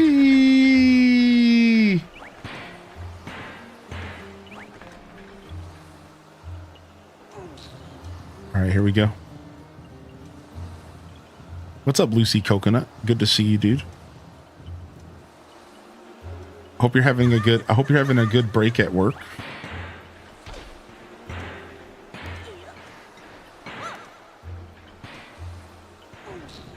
I would accidentally take my boots off and go flying back. Yeah.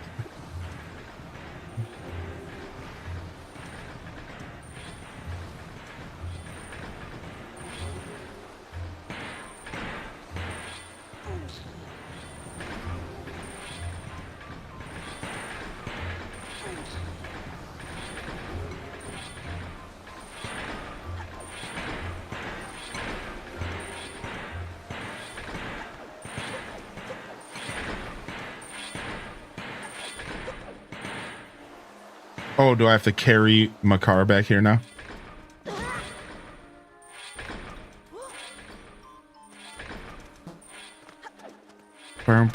Pizza and a Hylian stream. Break couldn't be better. Oh, makes me happy. Odd Sparks is free on Epic. Oh, that would require me to load up Epic. Yikes, dude. Pizza time.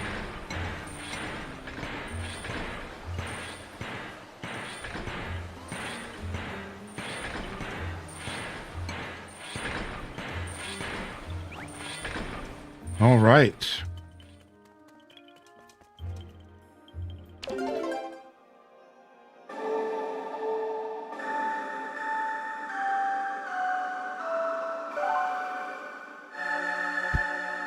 Okay.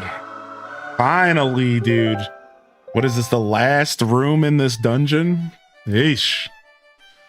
They got us with a little bit of backtracking. We had to do roughly 2 pretty big backtracks. Just falling down and slipping and sliding around.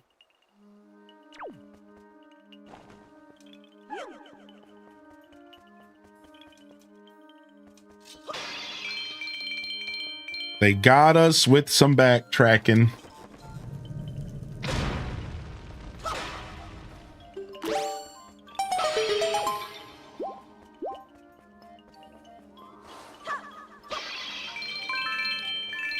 All right, we will take that cash, though. We will take that cash, mate.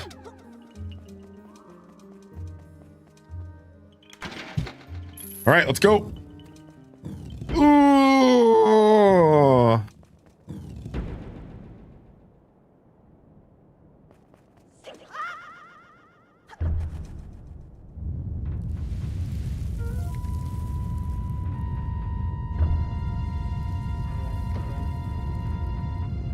What up, Loud Boys?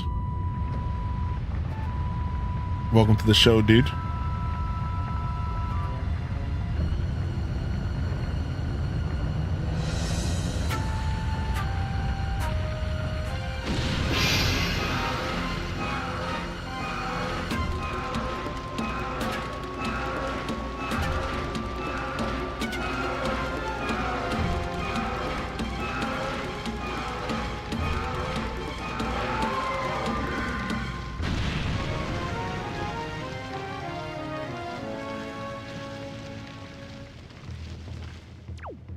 Dude, the drums of the deeps.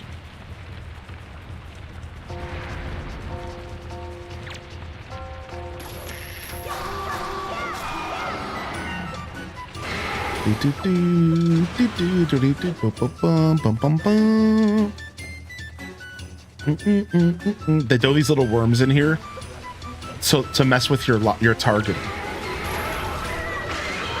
These little worms suck. They mess with your targeting big time. They know what they were doing.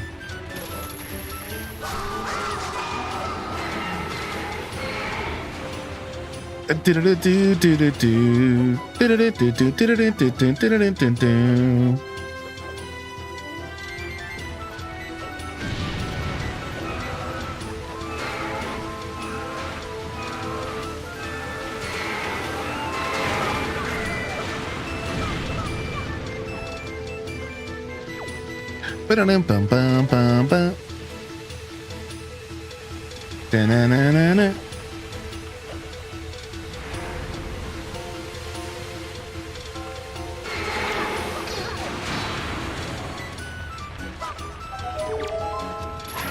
As usual, I forgot to do my sub celebration. But where is King Dr. Did you know the liver is the only human organ that can fully regenerate itself? That's so funny. I thought that sound was coming from the game, and I was like, what did I just unlock? How could that happen in the middle of a boss fight? I was not expecting that. Thank you for the $5 donation.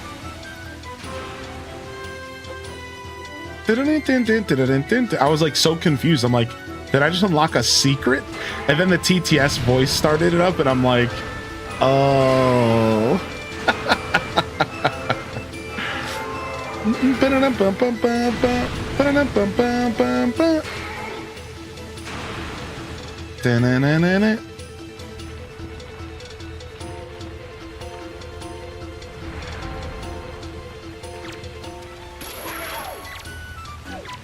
Yeah, Tony, that's what these sandworms are here to mess with your targeting, dude.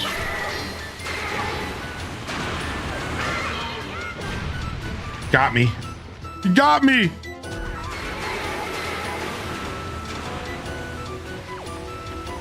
Did you know that liver is the only human organ that can fully regenerate? Oh, that's cool. I didn't actually know that. So I'm like a lizard? I can cut off my liver and it'll regenerate for me?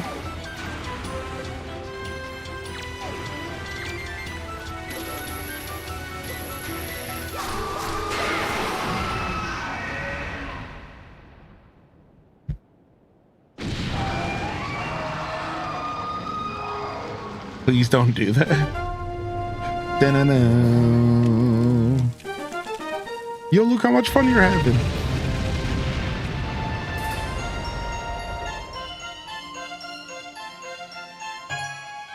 Gotta drag that fight out a little bit. Gotta drag that fight out a little bit to enjoy the jams. Gotta drag it out just a little bit to enjoy the jams, you know? It's too easy to go at it and just beat it. You gotta have a little fun. Yeah, Twitch has the option that you can donate subs to all eligible people in the chat. Yeah. Isn't that nuts? Yeah, anybody who's in the chat eligible. Yeah, it's pretty crazy actually.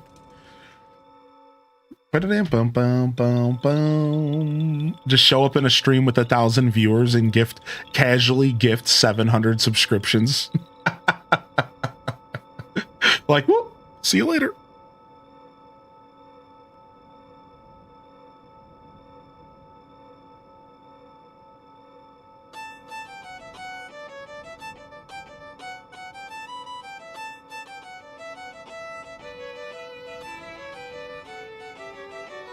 Got my 3DS.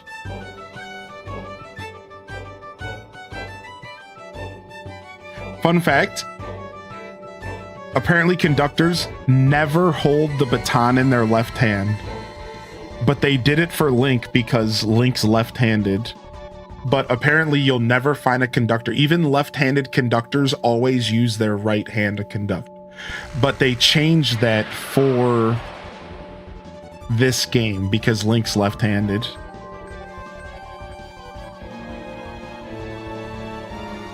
The Master Sword has returned! Its blade once again houses the power to repel evil. The sword of the true hero is revived at last. Thank you for the gifted subs over to Aelith and Pyro. You don't have to do that. Thank you so much. Chat, I have fully restored the power to repel evil to your master sword. And my ancestors are most satisfied. I shall continue praying to the gods here. Chat, please step into the light and return to the above ground. Okay. May the winds of fortune be at your back. That's the catchphrase for this game. May the winds of fortune be at your back.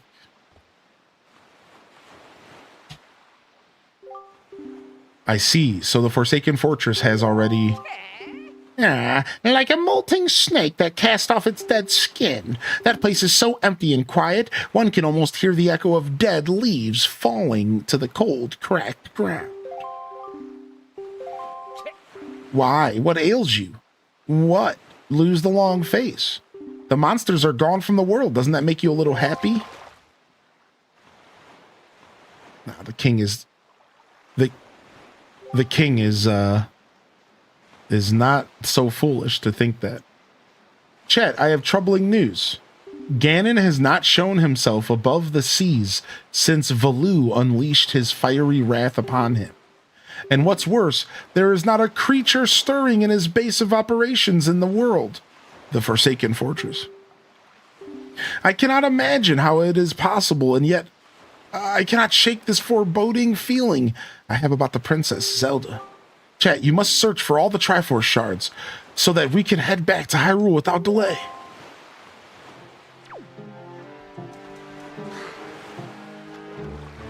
You heard him, chat.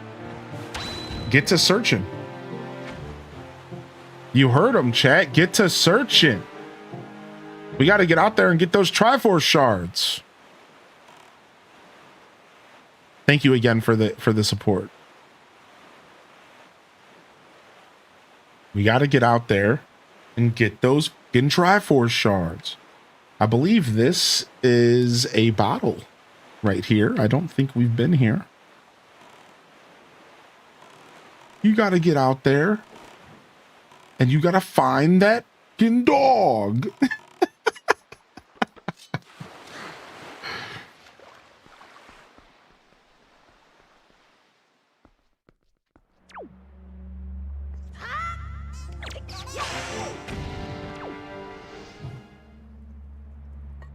Okay, and so it begins. Da-dun, da-dun, da-dun, da-dun. Da-dun, da-dun, da-dun. Da-dun, da-dun, bidi, badu, baba, bidi, badu.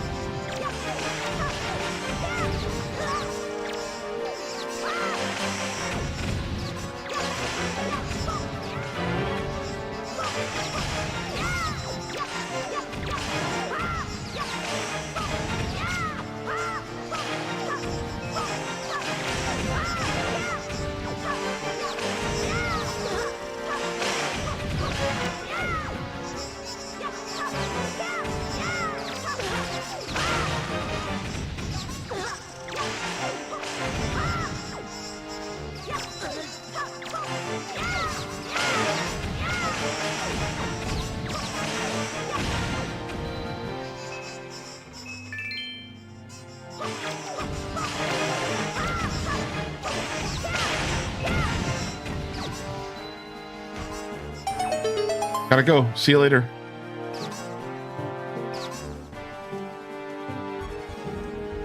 Oh, thank you for the gift of the Twitch, Thomas. Da-dun, da-dun, da-dun, da-dun. Da-dun, da-dun, da-dun.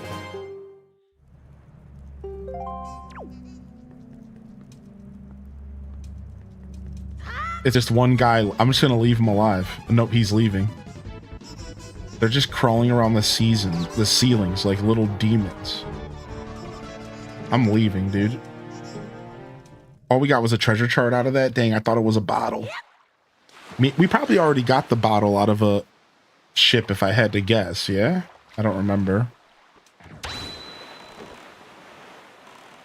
Da-dun, da-dun, da-dun, da-dun, da-dun, da-dun, da-dee, da-doo, ba-boop, ba-bop, ba-boop, da-dun, da-doo.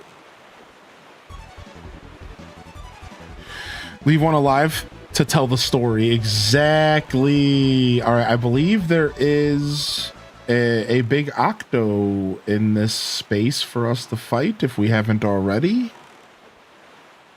I believe we have a big octo here. Thank you for the gifted sub over to Brittany and Mouse Marin. Thank you so much, Cinderella.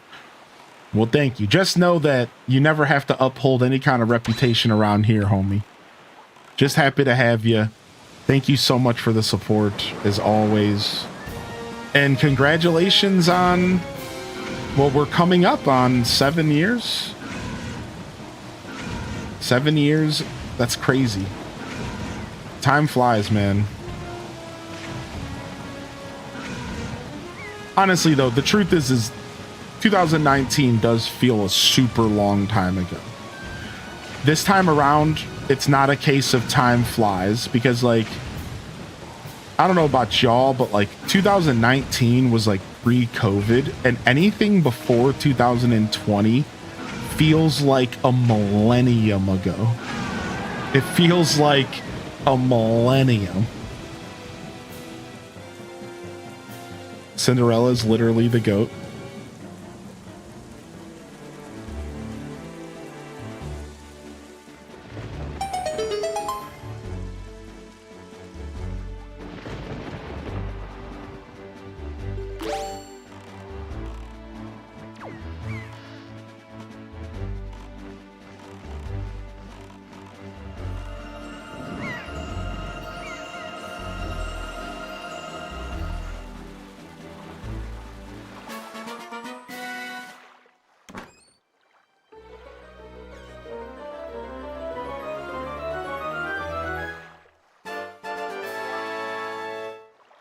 Nice. Don't mind if I do.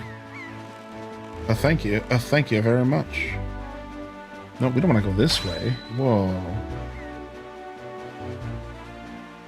All right, we're heading to this corner island to get a Triforce Shard chart. Then we need to head to Tingle's Island. Then we need to head to Tingle's Island and go get some of these charts deciphered, so that we can travel around the ocean and collect the shards. And then we need to go and head to Outset Island and go do the 50 floor dungeon or whatever.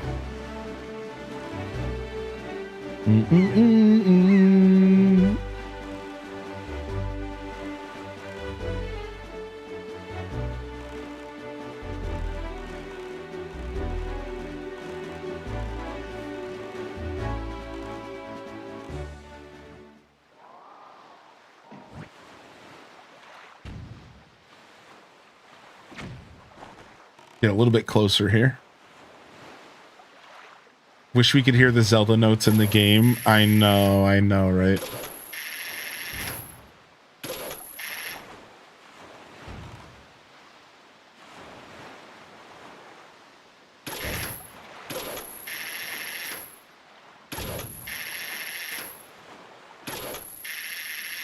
I could have sworn this is how you get up here. Frick, dude. I swear this is how you get up here.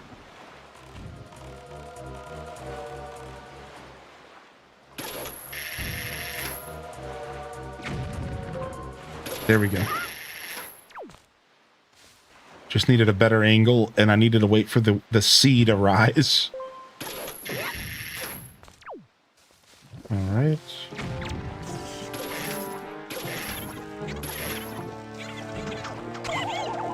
Thank you very much.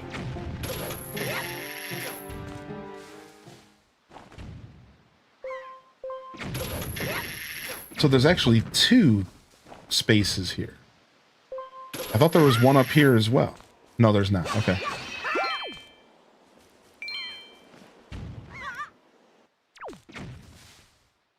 All right, I think we get to do another Dark Nut battle.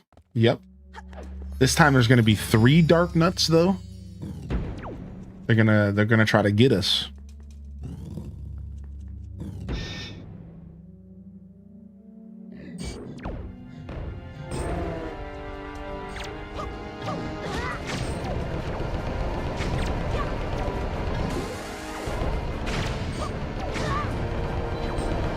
They're gonna try to get us.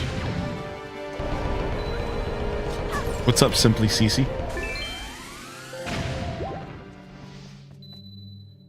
They're gonna try to get us.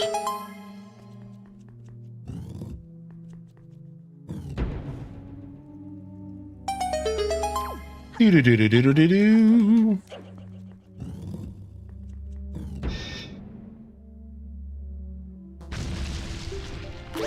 Oh, the boys.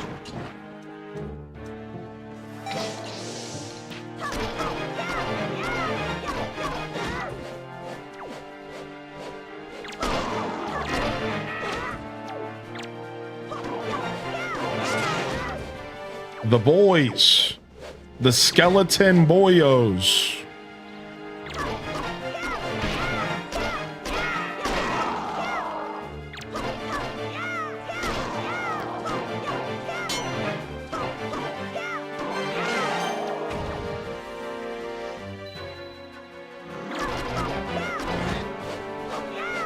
You had a baby with Bridget in Ocarina, or not Ocarina, Olive Town? Nice.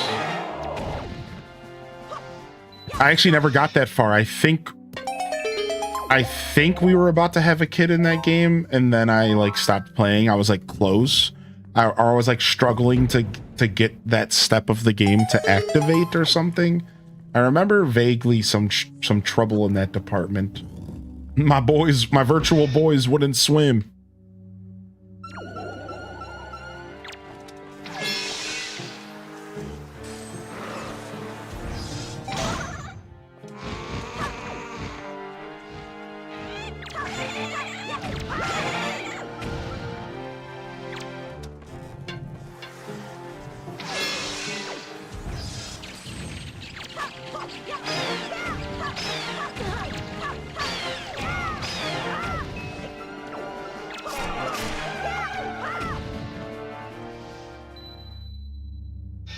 All right, shredded.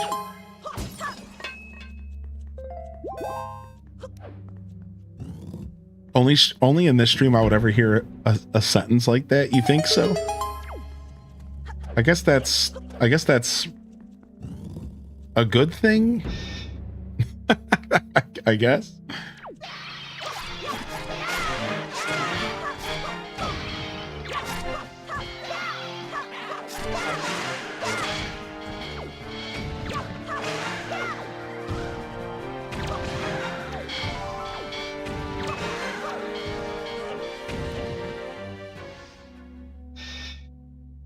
You need 15 hearts. Ah. All right, here we go. 3 dark nuts at once is no joke.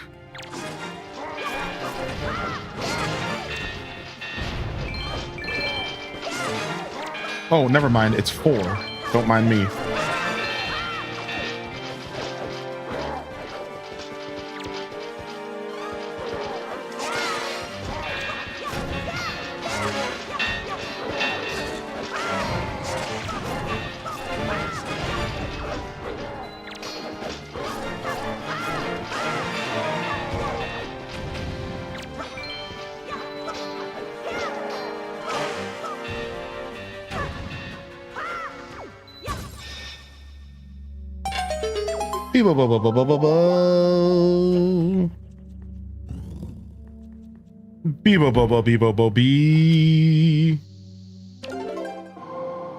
This is called a bomb. This is called a bomb baton cancel.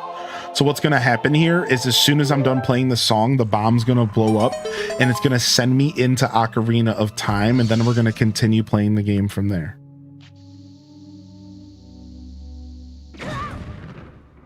Oh, damn. I was off by 1 frame. Oh, well, I'll try again later.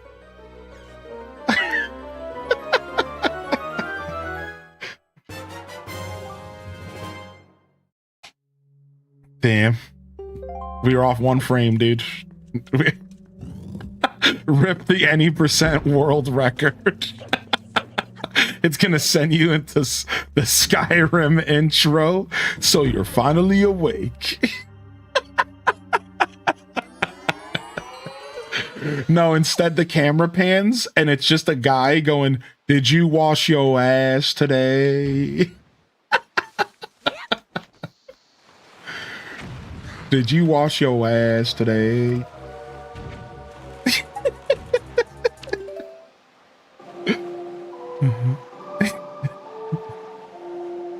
Okay, that's enough. Yo, enjoy your lurk. All right, let's go.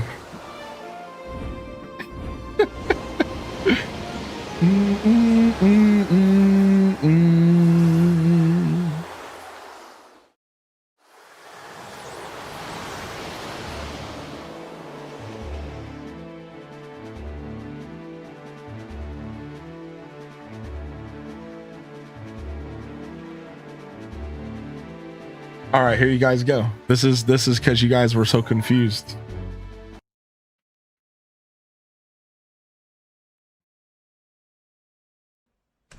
Did you wash your ass today? Watch. Did you wash your ass today? Now, but imagine that, but it's when you're doing a speed run and then it doesn't quite go right, and it's just this guy appears.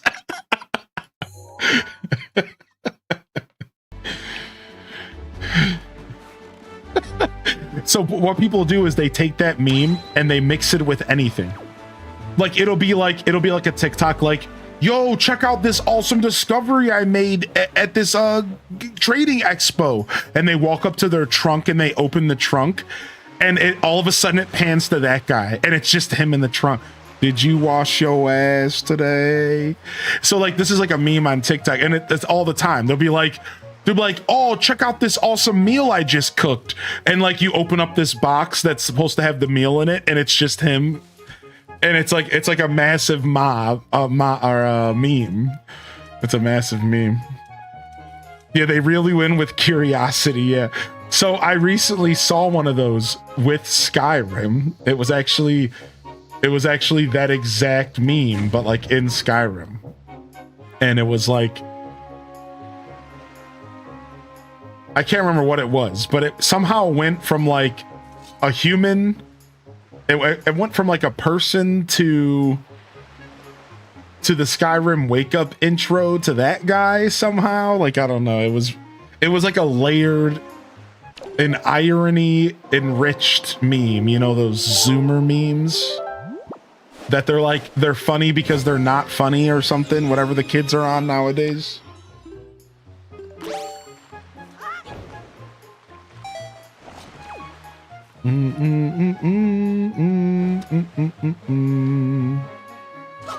Whatever the kids are on nowadays.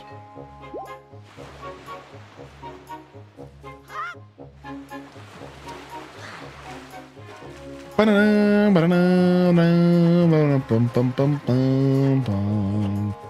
remember what I'm doing at all. Do I need to...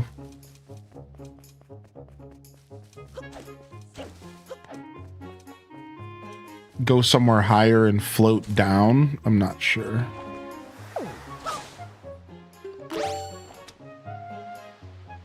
No, we're good.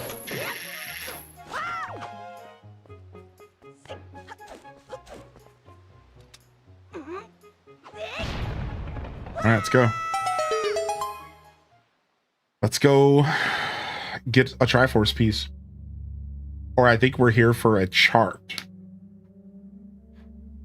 Not a piece, but a chart, I think.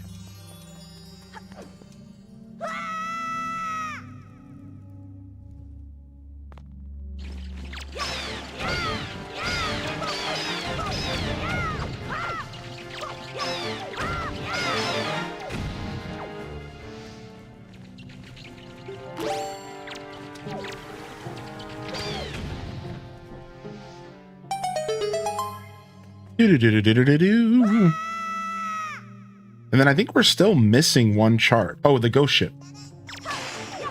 Yeah, we gotta go to the ghost ship. I can't remember, where's the best place to see the ghost ship? Bomb Island. I think we were just there. We'll just go to Bomb Island and we can just keep playing the Song of Passing. I think that works.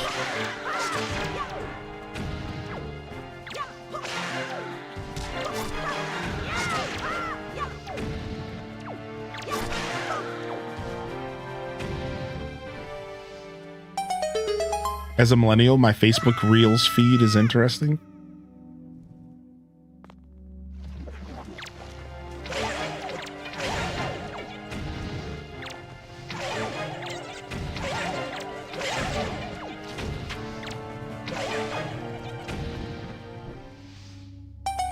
As a Gen Z, my TikTok feed is an interesting place.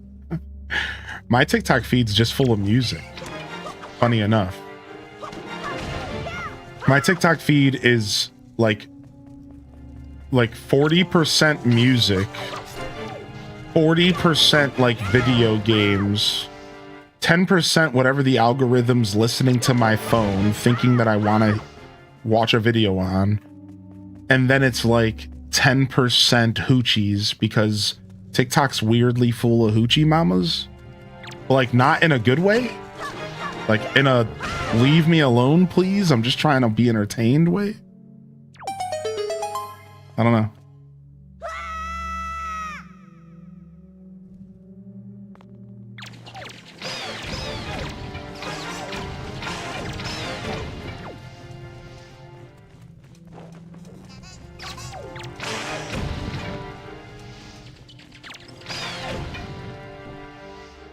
And I think it's because I'm a male. So I think they think that I want to see like this type of stuff because like they just know that I'm my demographic probably, right? They know everything about me. You know what I mean? So it's like, it's just weird. It's just like not really the kind of content I would ever normally consume as far as like what's actually being said or like what they're talking about or whatever. So it's like, it's gotta just be because they know I'm a man and I'm like in the algorithm as a man, I guess.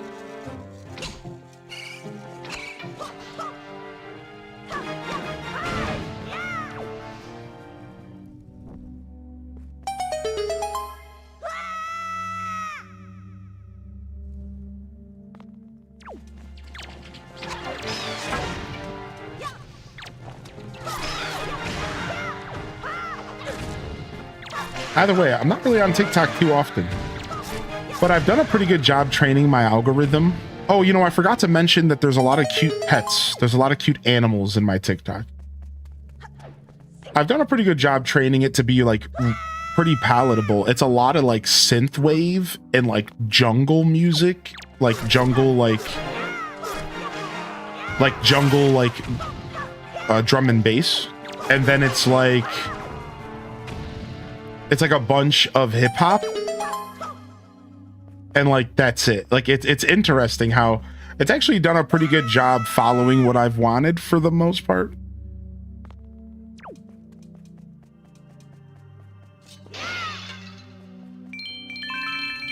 You're a cute animal? Sure, thank you. I am a part of the animal kingdom.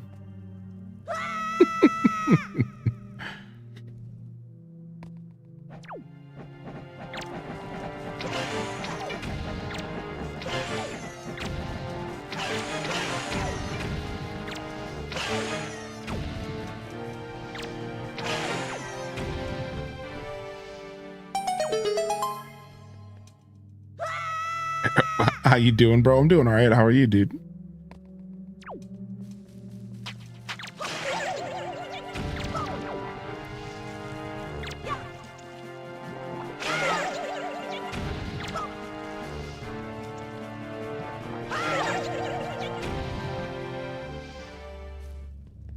How do you convince more people to want to collaborate with you on Cloud Island builds?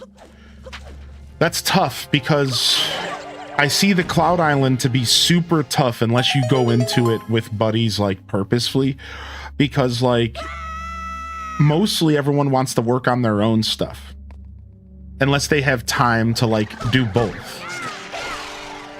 That's like what I've noticed from like watching different streams and stuff. It seems like most players just want to work on their main save file, so they're not looking to like load up another save basically, which is the Cloud Island, and like to start again from scratch.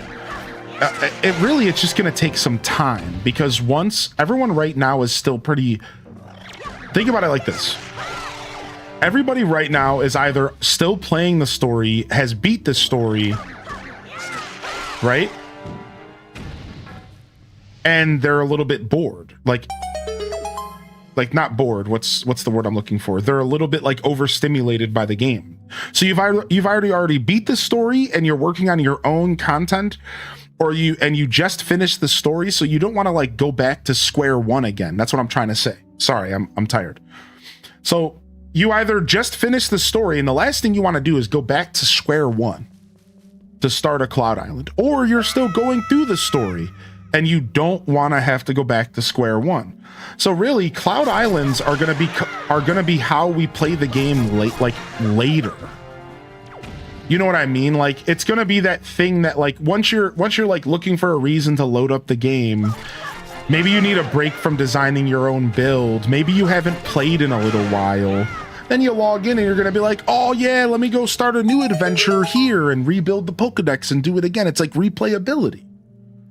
You know, it's like replayability. That's gonna come later. I think that right now the Cloud Island doesn't make that much sense, because most of us are just gonna want to go play the game. Like, we want to play the save file that we put 200 hours into. You know, like, we want to play the save file and do the stuff that we just put 200 hours into. We don't want to go and start fresh. Like, that's a little weird. You know what I mean? Like, I'm mostly basing this off of a little bit of comments I've read about, and then my own personal, right? It's like, so I think the Cloud Islands will become more and more relevant over time. Like, for me as a creator, the Cloud Islands are going to hopefully be a tool that I can utilize to get us to come together and start designing together, similar to the Slumber Islands in ACNH. Right, like that's like the same use case as the Slumber Islands, where eventually we could come together and we can work on projects and be like, yo, let's try to rebuild a certain thing from like Pokemon history. Okay, well, why don't we do it all on a Cloud Island? Like, that's where I see the use as a content creator. But like, as a gamer, I see the Cloud Island only really being useful when you start it with your buddies and you all make a point to say like, hey, why don't we start a fresh save file but together this time? Oh, okay, sure. And then you like start a fresh save file. I feel like right now it's going to be hard to kind of get people convinced to join and want to like basically start fresh, you know? Story, finish Pokedex, get each biome to level 10, max out comfort, friendship with Pokemon, Pallet Town, then Cloud Island. I think that's the perfect example of how I think most people feel right there. There it is in the chat, right there. Everyone's order of operations has the Cloud Island last. You know what I mean? Like, even for me, I'd much rather put time into designing and doing perfect builds and stuff for my Pokemon than go to the Cloud Island. That's not to say that I don't find the Cloud Island to be cool and I want to go and play it and I want to actually hang out with y'all on it. I'm just saying, like, when I sit there and break down what I want to do in Pokopia, you know, my first thought is like, okay, well, I want to work on my design. It's like, all right, well, maybe I'm a little burnt out of designing. Okay, well, then I want to go and work on, you know, like perfect builds. Okay, well, maybe I'm a little burnt out of that. And it's like, okay, well, I want to go and hang out with my Pokemon like a life sim. Like, everything on my list of things to do involves the place that I've already established as like my home, which is like my main save file.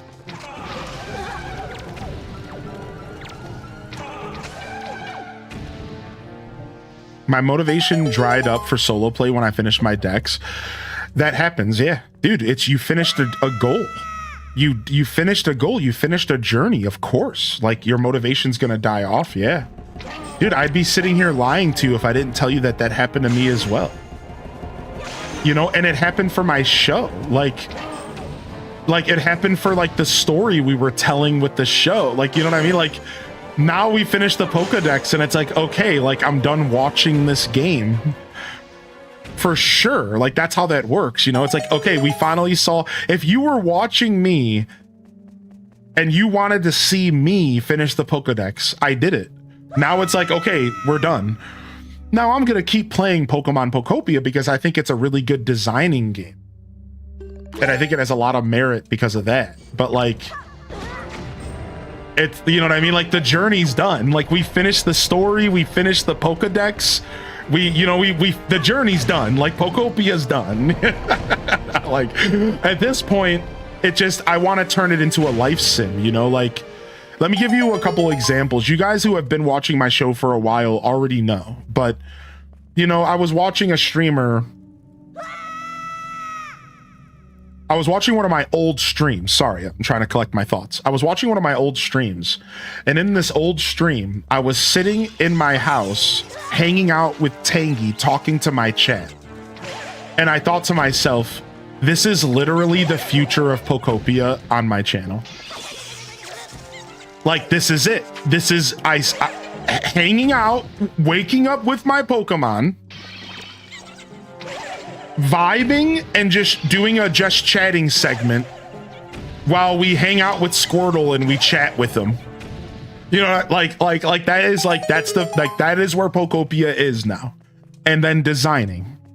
Like that is where it is nestled into, like, that's 100% like where it belongs. Like, I'm just gonna be like hanging out and like watching, like I'll give you one more example, and this was from a TikTok or something. I think it was a YouTube video.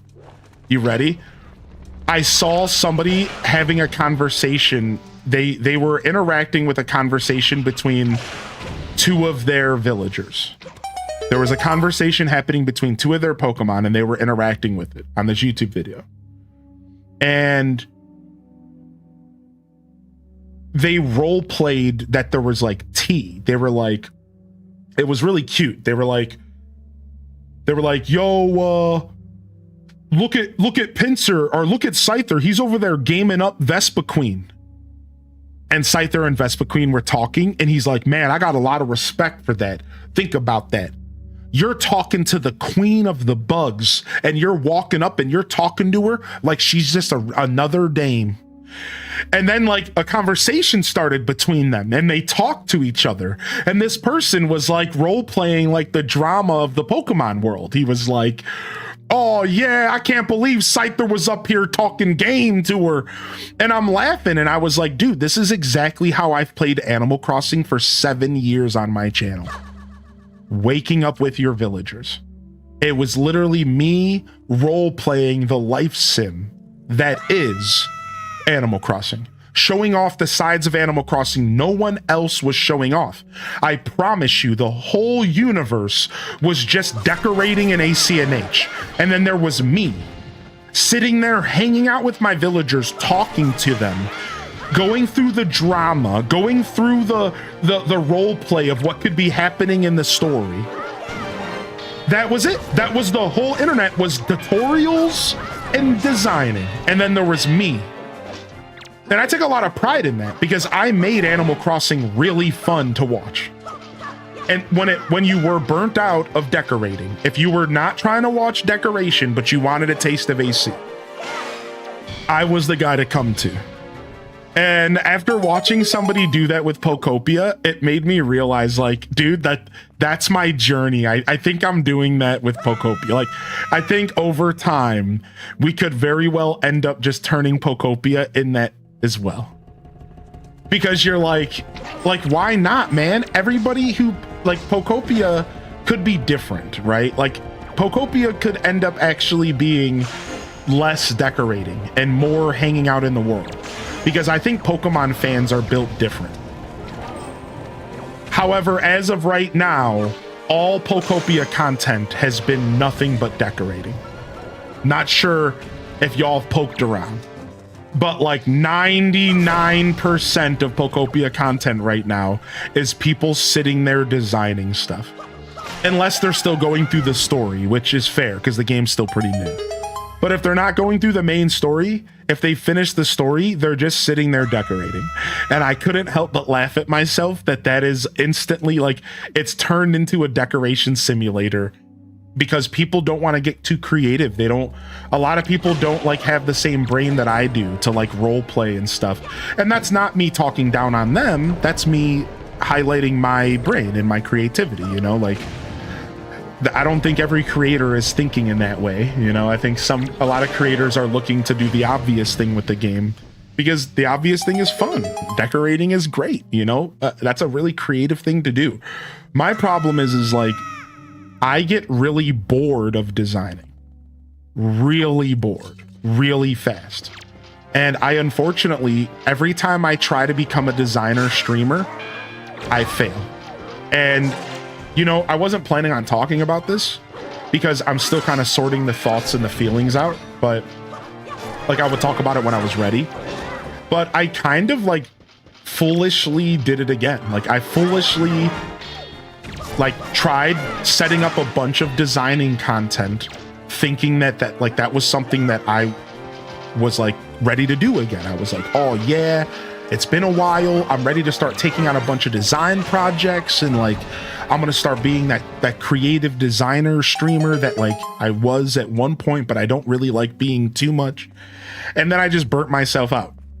And like Pokopia, I'm still enjoying designing in, but like I'm sure you all noticed that like I just lost all motivation to design in Animal Crossing because like I did it again. I thought I was ready. I was like, oh yeah, in my brain, in my heart, I was ready to be a designer creator.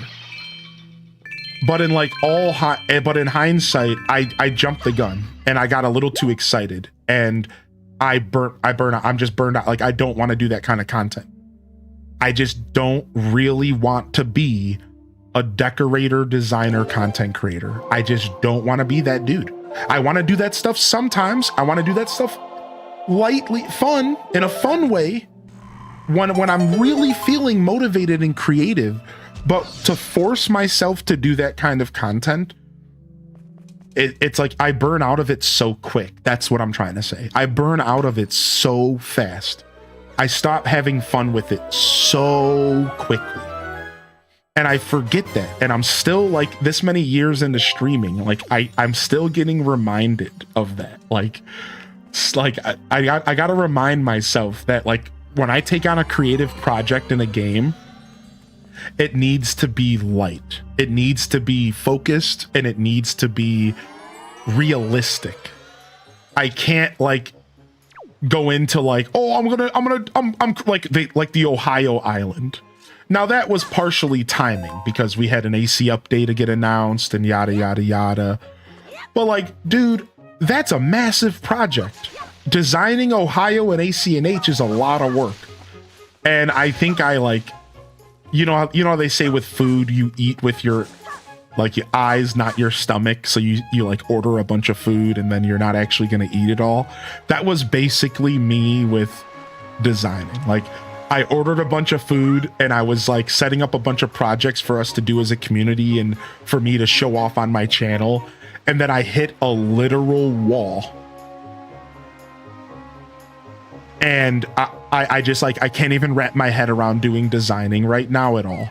And like Pokopia has been the saving grace for designing content because like I'm still having a lot of fun with Pokopia because it's very different and it's Pokemon and the designing is like presented in a different way.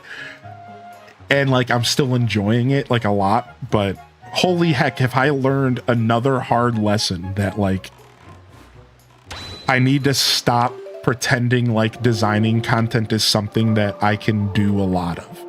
I can't. I need a break from that kind of content pretty regularly. And there's nothing wrong with that. You know what I mean? I just need to stop burning myself out, you know?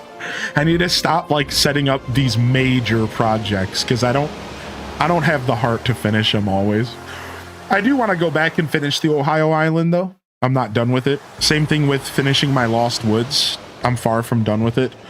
But I recently realized that there's a reason why I haven't been too interested in going back. And I'm like, did I burn myself out? Can I see the map? What is happening?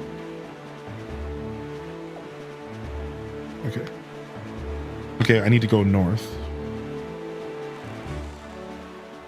Boom.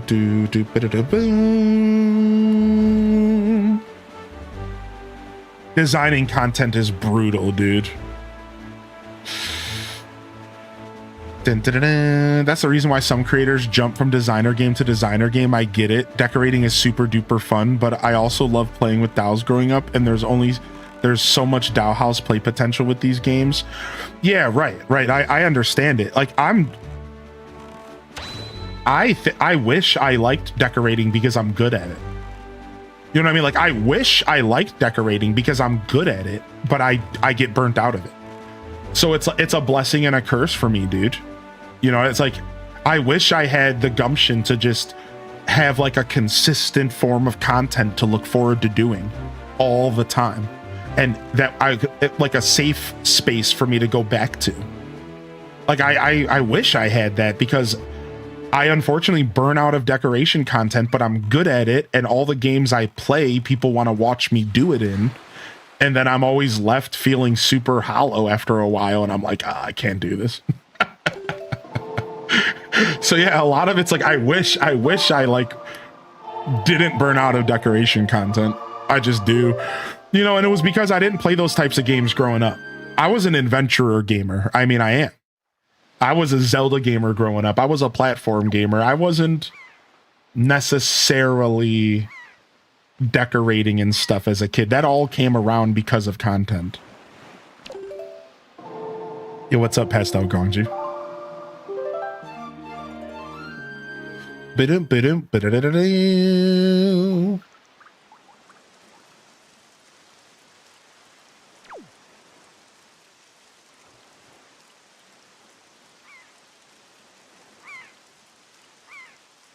Ba-da, ba-da, ba-da-da-da.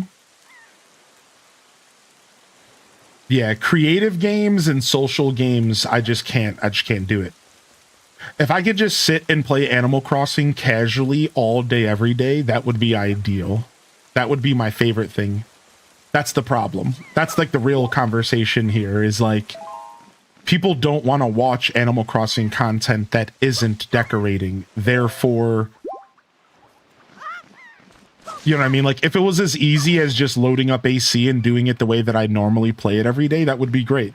There's a reason why I only ever did waking up with our villagers on Mondays. Like, there's a reason, because like that kind of content can't be done every day, dude. Nobody wants to sit there and just watch you farting around with your villagers. You know what I mean? Like that, you can't do that content every day.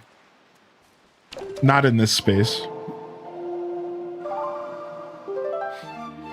But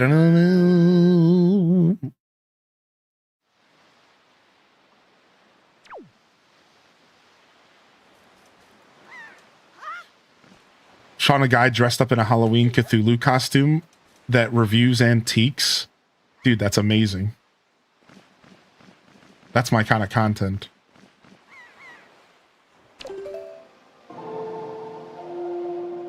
Hi, I'm nobody, but I 100% get it and agree with your point. Yeah, there's always somebody out there that would.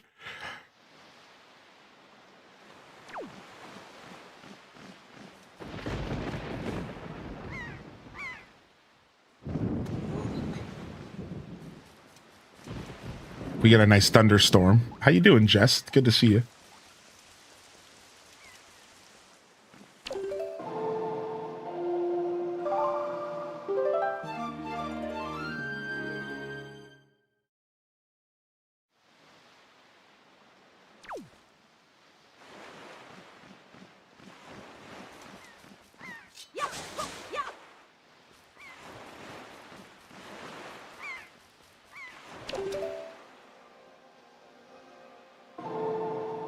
Dude, the skybox in this game is amazing. Yeah, dude. Oh, man. It's one of my favorites.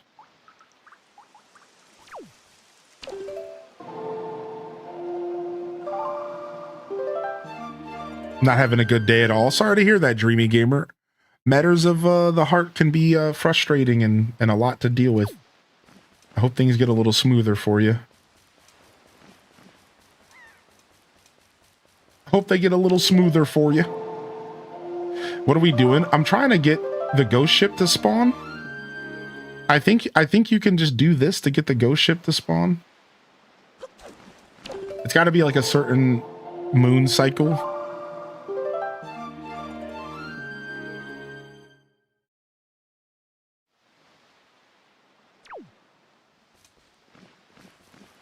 There it is. Got it. Got it.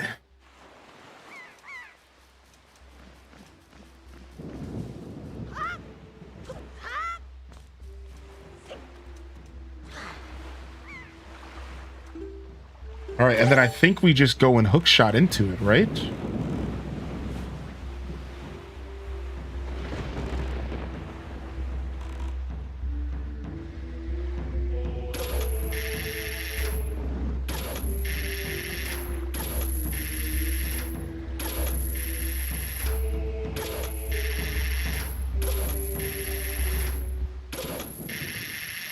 Isn't it something like that? Ah, frick, I don't remember how the ghost ship works. It's been so long, dude. Ooh. Ooh. Ooh. Dude, I love the music that plays around it. Dang, I thought you hook-shotted into this. Why am I thinking about hook-shotting into this thing? What am I thinking of, and why am I wrong? Why, I'm so wrong about this. I'm so wrong about this, but I don't remember what I'm thinking correctly. All right, hold on. Let me check my charts here. All right, we got this. We got this.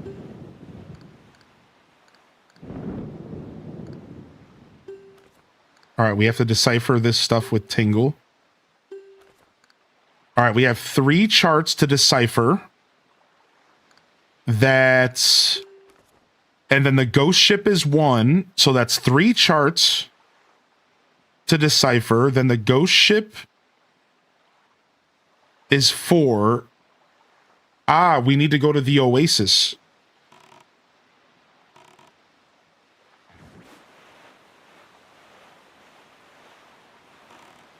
Did we get the chart here? We did get the chart here. Okay.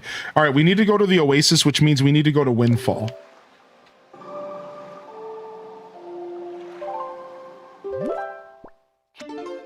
And hope that we have enough stuff to help the old lady, right? Don't we have to help the teacher here to get the private cabana stuff?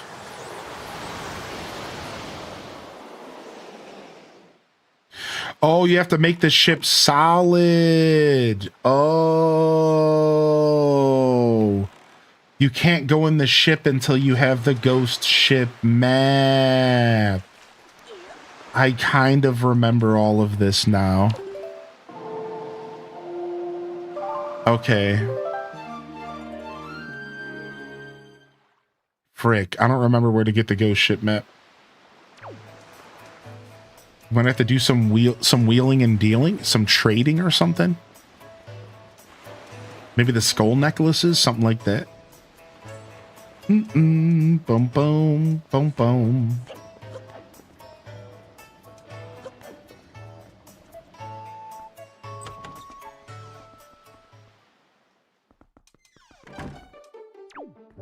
Yo, what's up, Teach?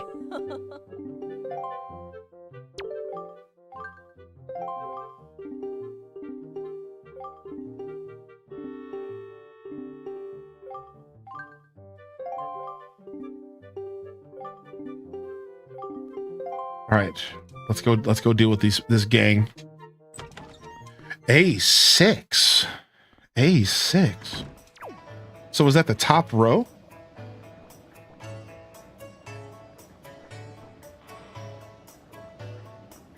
No, I see.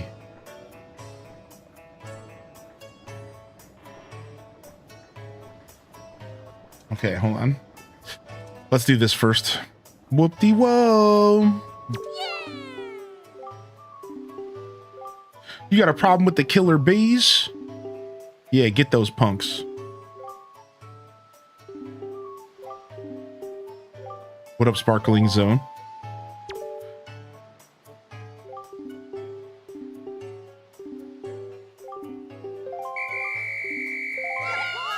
These little punks hiding took me out. Mm, mm, mm, mm, mm.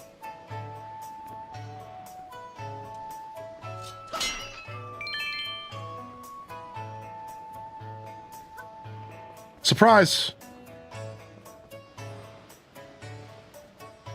Here you are. Surprise!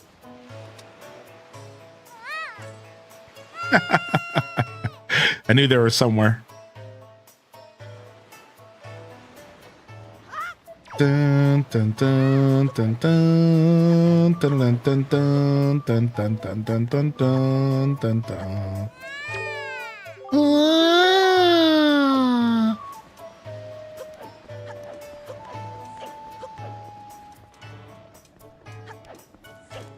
What a jump. Whoop-de-whoa. Here he is.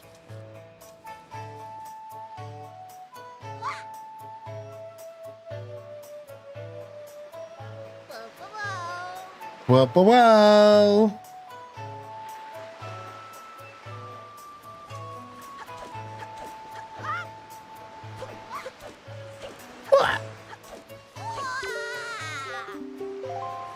Oh, you got me. Boom, boom, boom, boom, boom, boom, boom. I always save the kid on the tree for last.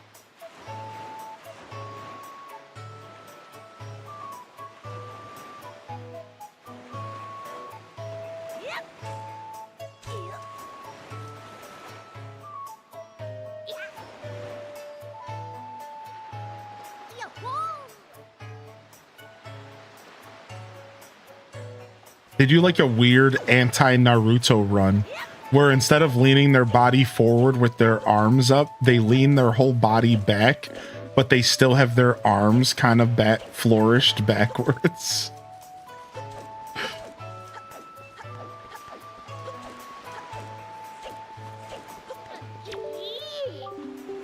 Oh, lame. Yeah.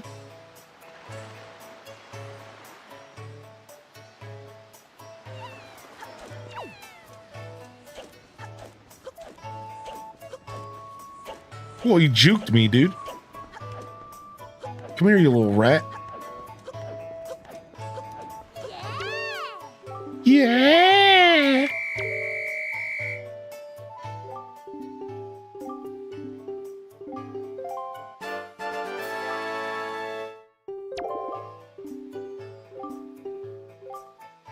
To our bud, the hide and seek master. Got him. Got him.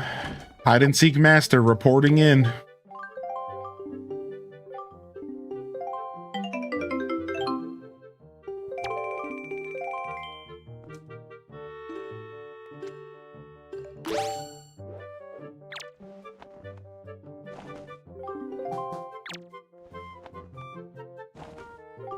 All right, I think I need to go in and out of the building.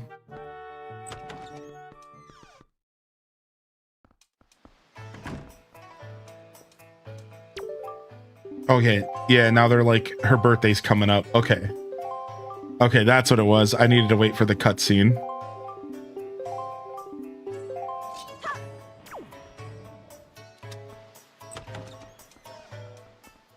She's the only one we give these to, correct? The joy pendants for the teachers.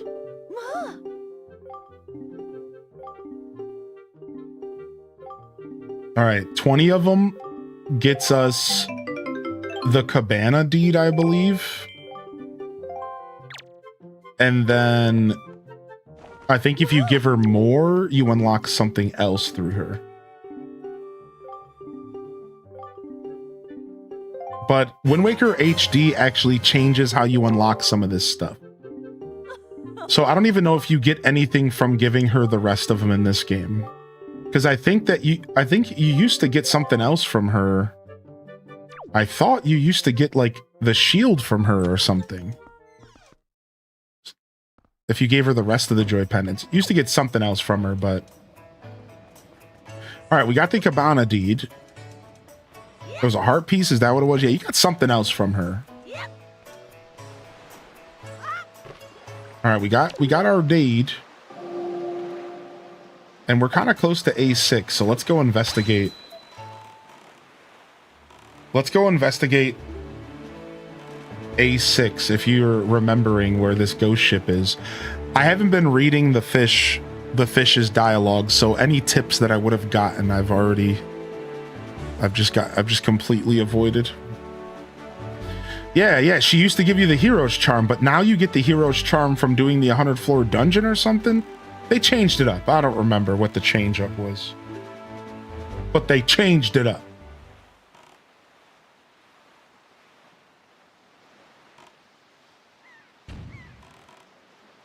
He said something about Diamond Island.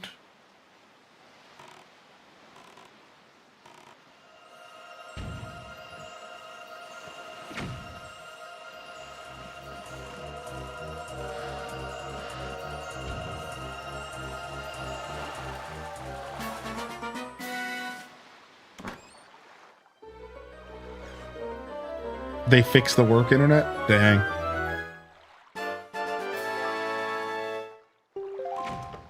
Whoop. Just wanted to go in for a quick swim, I suppose.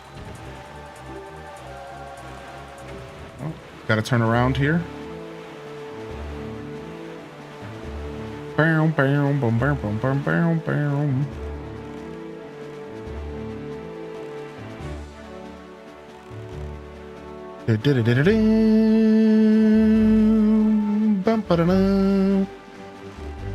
Like, I know that over here is...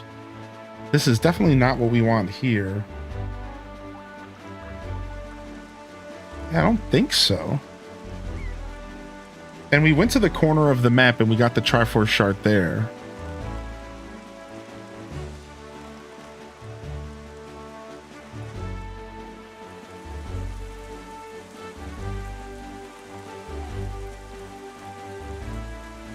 She gives you a treasure chart? I see.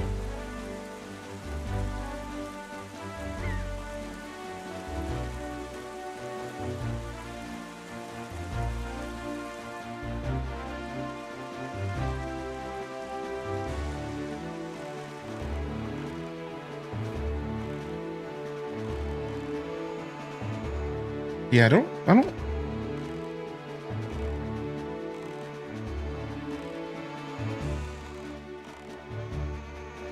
Bum, bum, bum, ba-da-dum. All right, our last bit of bait here. Our last bit of bait here.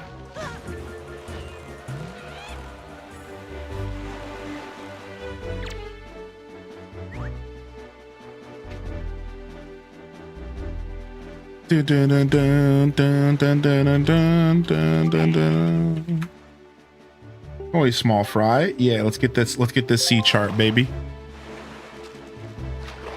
Bum bum bum bum bum bum bum bum bum bum bum bum bum bum.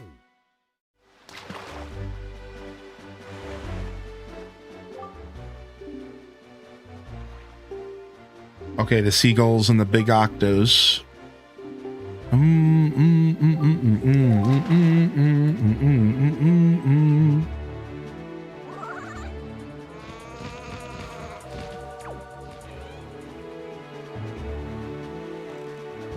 All right, what's the name of this island? The 7-star. Yeah, the 7-star island's definitely not what I'm looking for here. I think I'm looking for Diamond Step Island is what it was called. I'm looking for Diamond Step Island. I don't know how to read the map. If it's A6, then it's the top row, correct?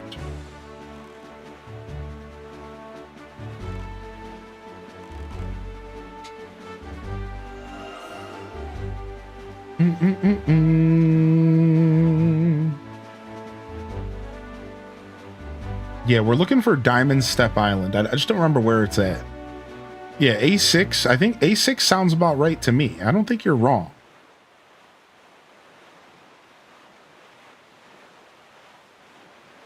Sounds about right to me. Okay, this is Crescent Island. Okay, that's what this is. And then I think we were just in the top corner of the map.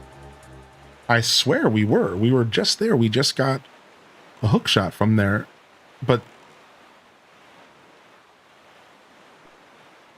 yeah, maybe I missed something. Let me go back to Diamond Step. Maybe I missed something there.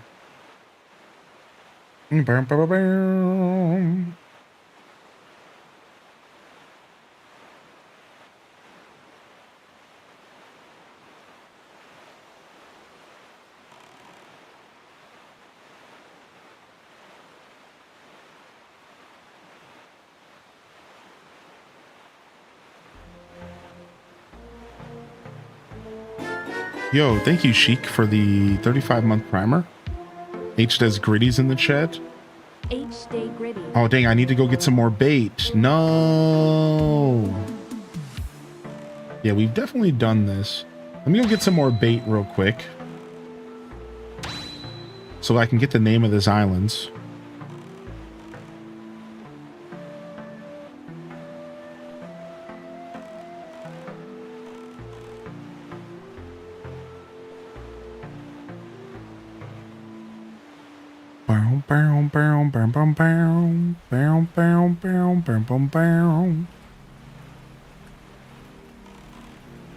We gotta pick ourselves up some more bait.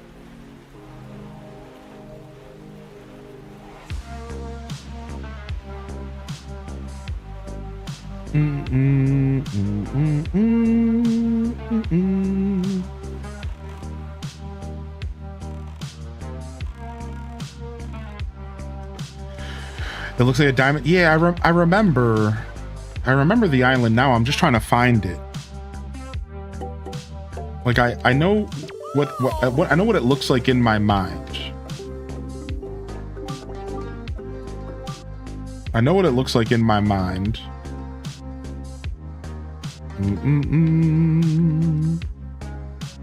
F1.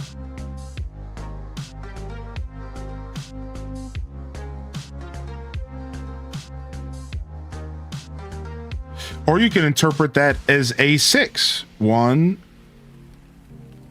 2, 3, 4, 5, 6.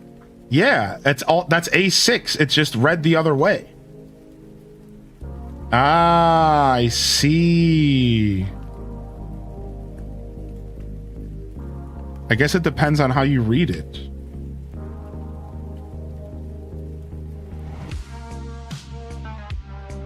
I thought it was always letters down the side, numbers across the top. Right? So A6 would be the top row, but in this game, you could also say A6. We're technically going to A6 right now, but just in a different way.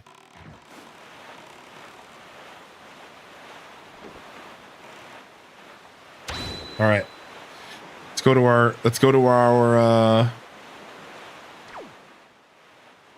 go get our ghost ship. We need our ghost ship chart so we can go on the ghost ship, so we can get the freaking chart or whatever. Then we need to go, we needed to go and visit Tingle sooner, because we need to go and get these charts opened up so that we could go and pick up the treasure. We might have already been around the treasure and we're just missing the opportunity to pick it up.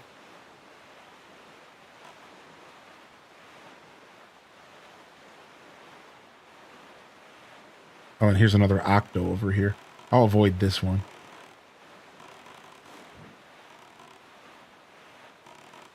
Just a bunch of heart pieces and stuff left for me in the octo department.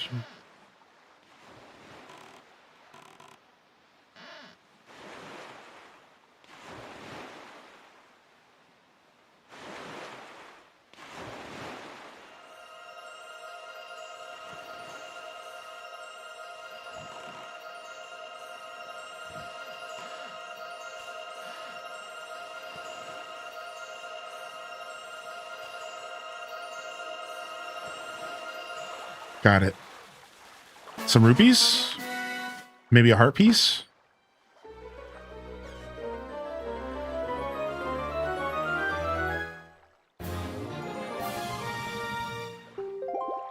All right, I'll take it. I'll take it.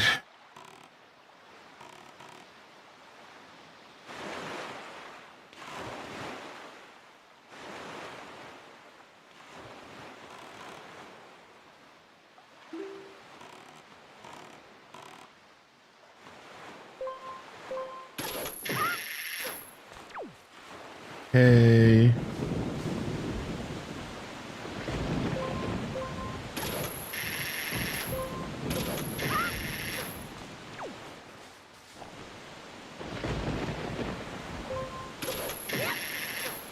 Up and up and up and up. Up and up and up and up.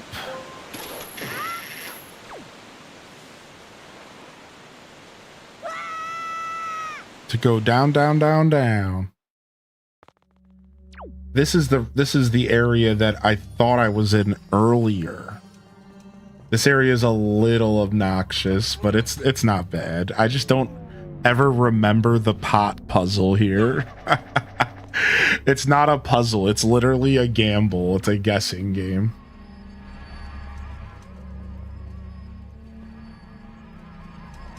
It's a freaking guessing game, and I have no more arrows for it. All right.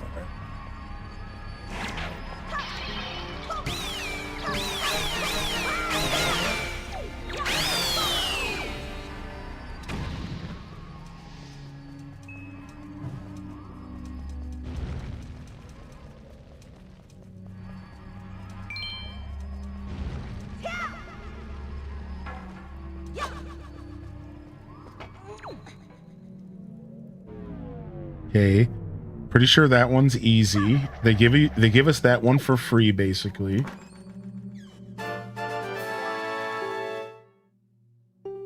And then here's where they...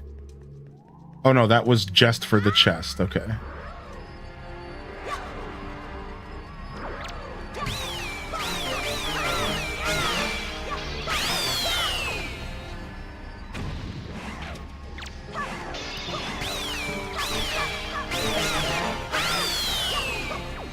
What's up, Zelda Gamer? Welcome to the show, dude. All right.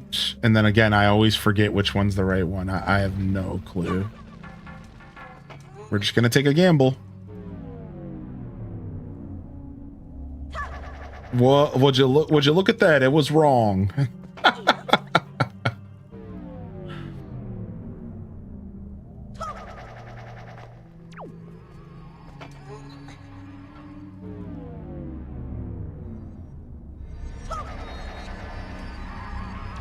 I hate that the enemies respawn.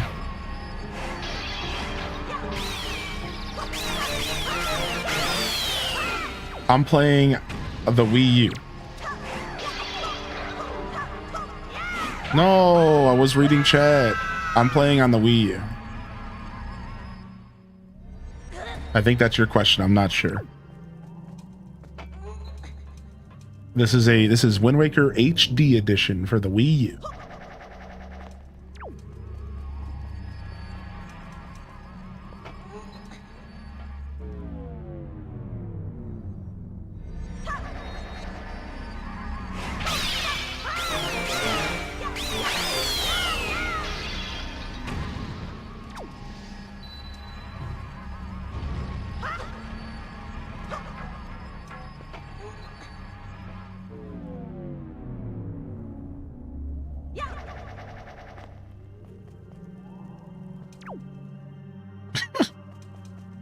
God damn it. It's the last one.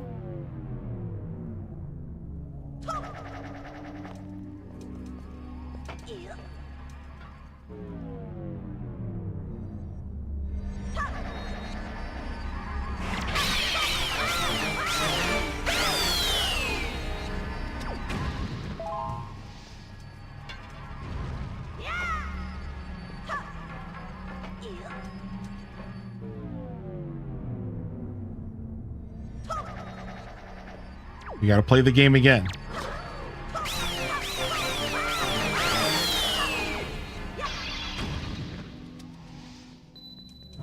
This is like the warp room puzzles in Saffron Gym.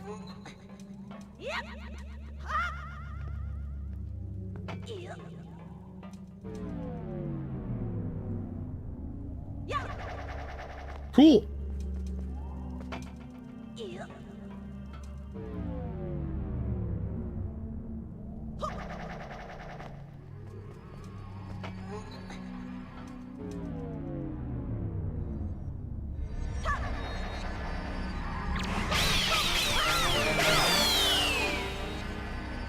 Okay. What's up, Kyle? Hey.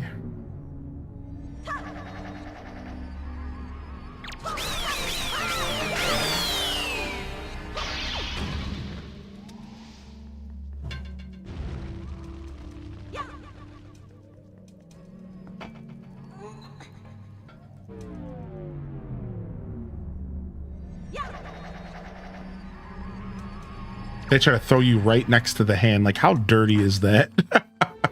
That's some scumbaggery right there, dude. That's some scumbaggery that they're trying to pull off right there.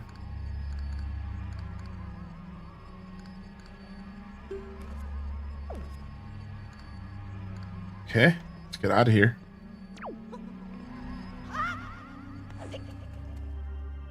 Let's get out of here.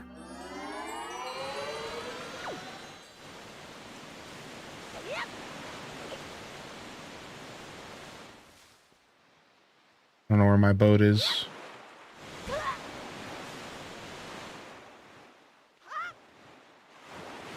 Dang, we haven't landed on our boat once from jumping in this whole playthrough.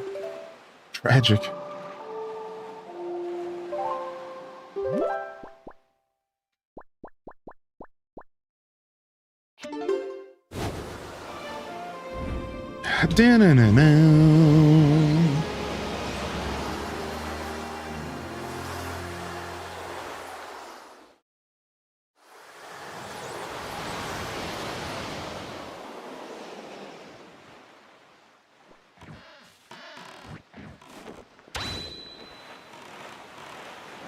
All right.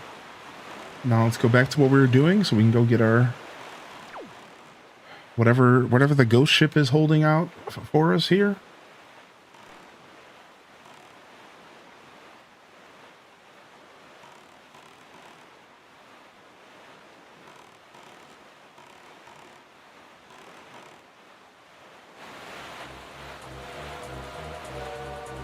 Boom, boom. Whatever the ghost ship is holding out for us.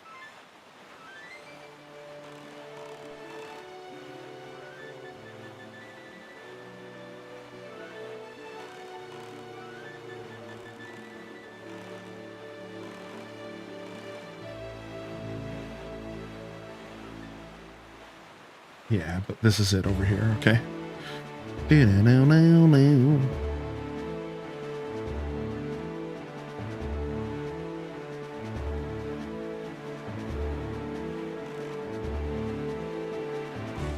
Now, we could actually just try to follow the actual ghost ship chart. It'll just tell us where it is. And we could, like, try to hunt it down, but that's too much brain power.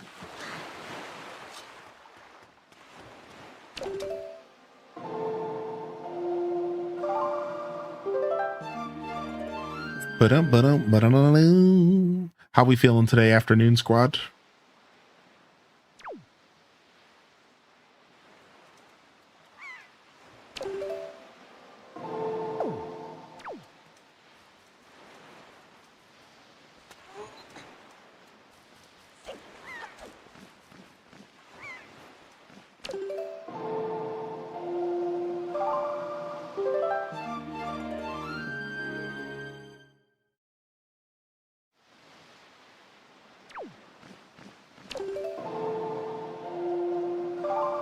All right.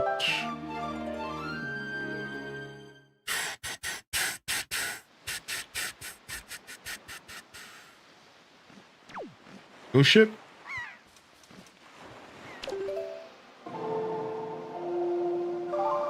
Ghost ship. I'll be right back.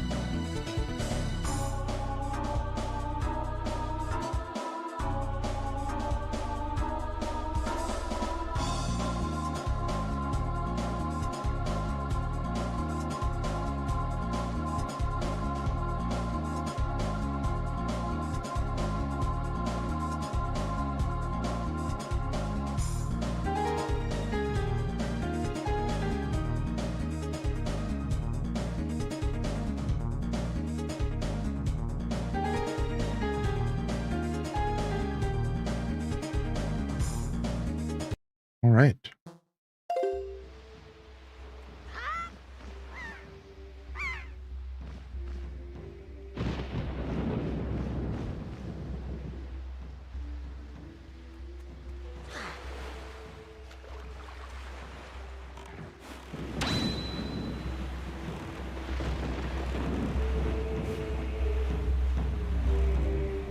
I was listening to that? Yeah, sorry.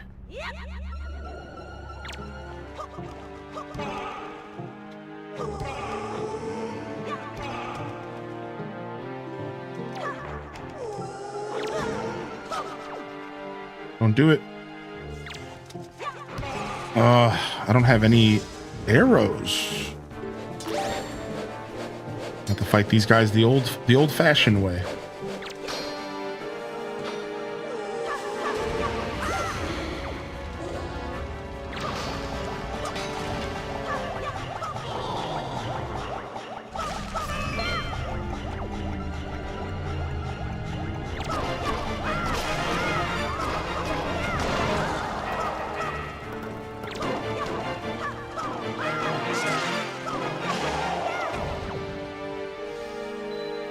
Yeah, no arrows makes fighting Wizrobes suck.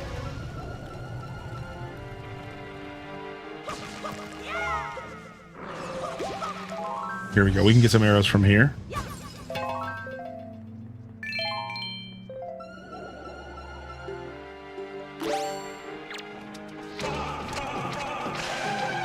Nice. Didn't matter.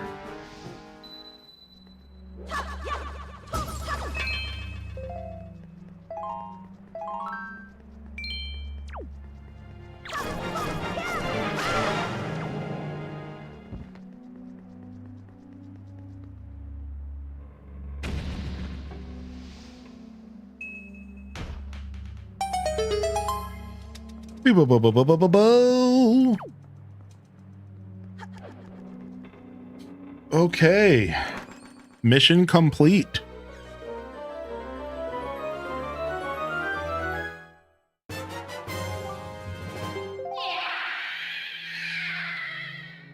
Yeah, that weird scream and then it just kicks you out. All right, 4 more to go, but we only have 3 charts. So I'm actually still kind of confused about that, but let's just go get our charts deciphered and then we'll figure out what we're missing here.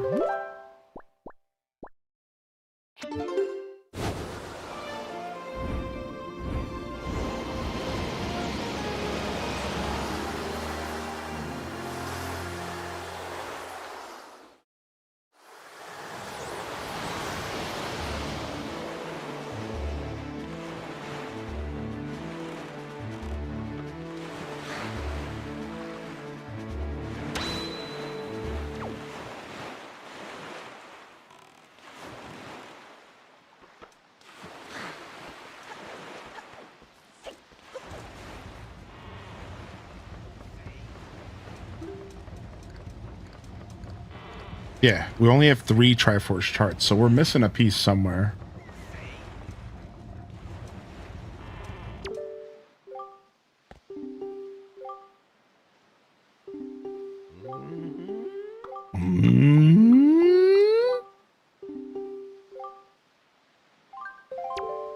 Okay, dude.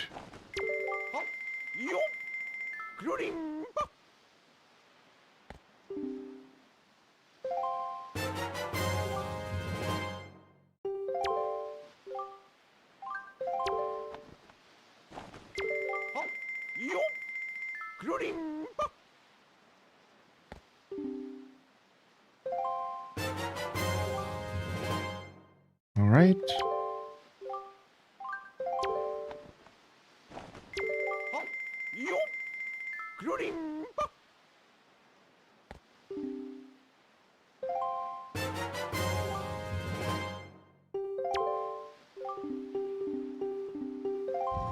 All right. So we got the 4 charts open.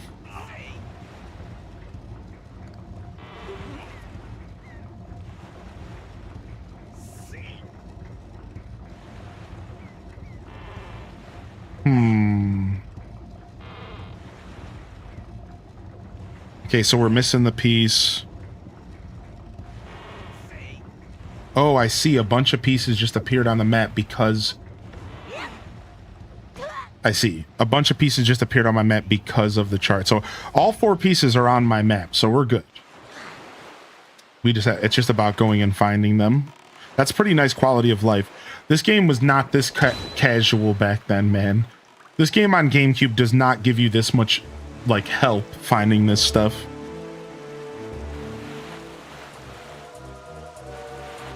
Like, no way, dude.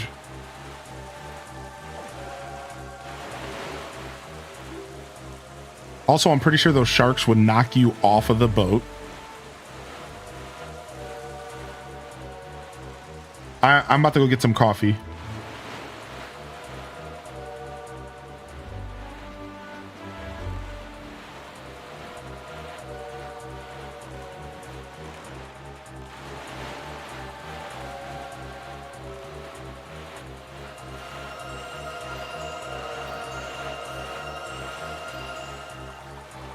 All right, nice. This is one of our Triforce pieces right here.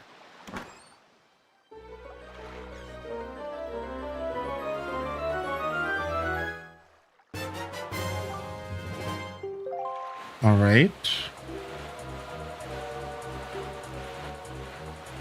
So I think there's something here. Do I have to fight these ships out here, these boats? Let me check here. Yeah, it was... It's not even about how grindy it was for me.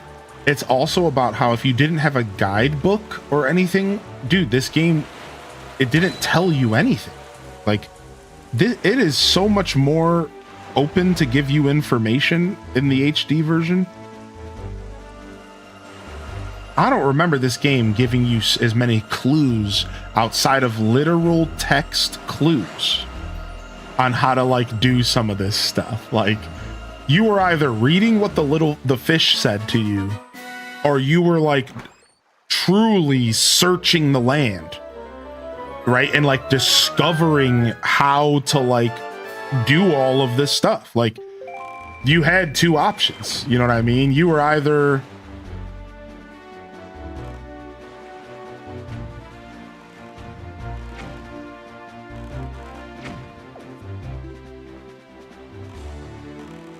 Dun, dun, dun, dun, dun. Yeah, my map says that there's another Triforce shard, like, weirdly nearby. It's hard to say. I can't.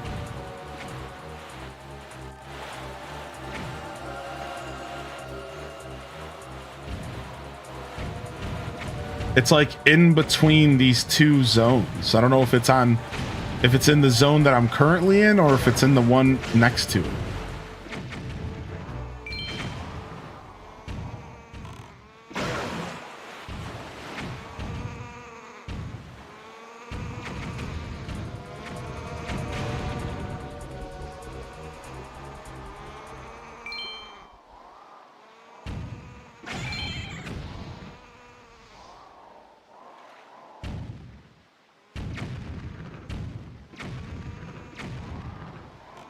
Yeah, like, my map shows a Triforce piece literally, like, in between this zone and the zone next to it. So it has to do, it's something. I have to, like, kill every enemy, or it could be a treasure charge. Either way, I figured I'd come here and look first. I thought there was something else with this island, though.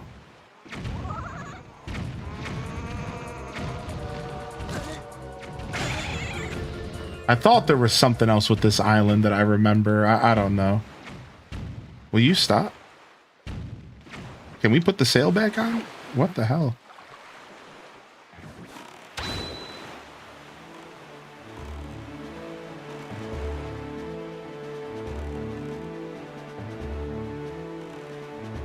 Yeah, it could be, like, right here.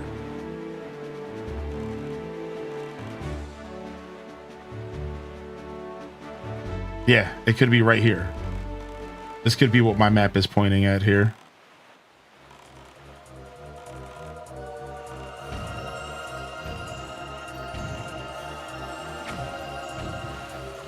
It has to be. This has to be it. This is it. This is it for sure. Ah, the last one we need is the cabana. All right, we do have them all. We do have them all. We have the cabana, and then we have another Triforce charge. So the cabana is the one we have to go get now, and then we have another Triforce chart as well. All right, off to the private oasis. Off to the private oasis here. I don't know if I could get. All right, we're gonna put on the slow, and I'm gonna try to get coffee by the time I get to the private oasis. I'll be right back.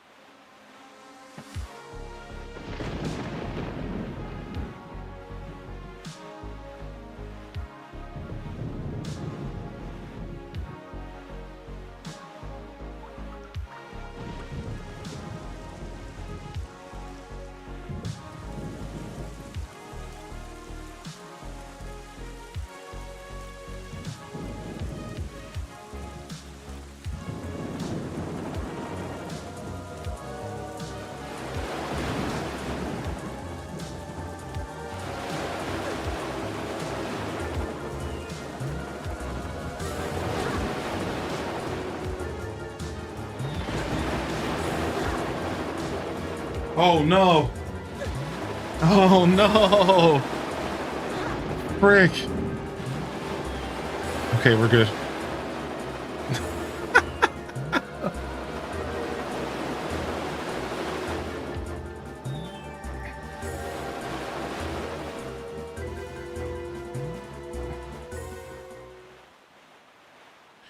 The island was in the way. I thought about that when I was in the kitchen. I'm like, dude, now that I think about it, there could be like a piece of land in the way or something.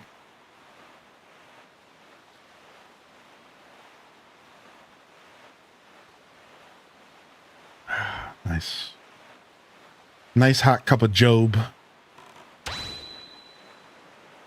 Nice hot cup of Job.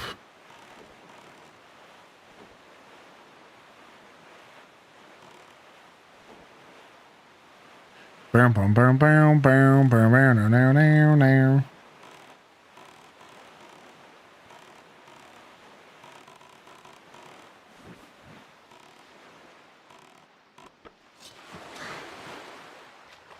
Nah, I don't ever eat during my stream. I just fast during my show and I eat food after. Occasionally I'll eat breakfast.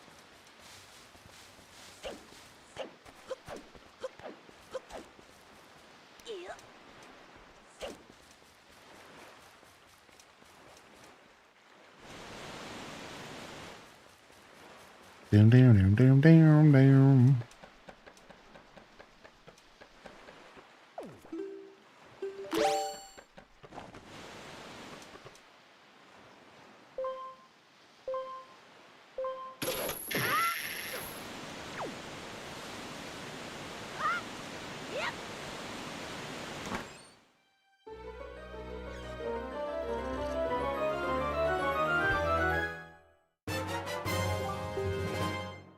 Give me that treasure chart. I thought it was a heart piece.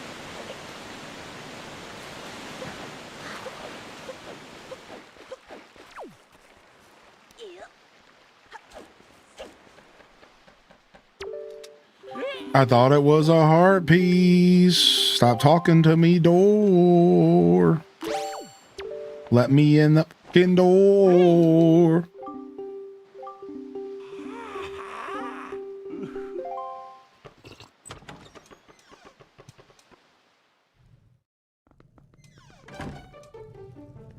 Bum, bum, bum, bum, bum, bum, bum, bum.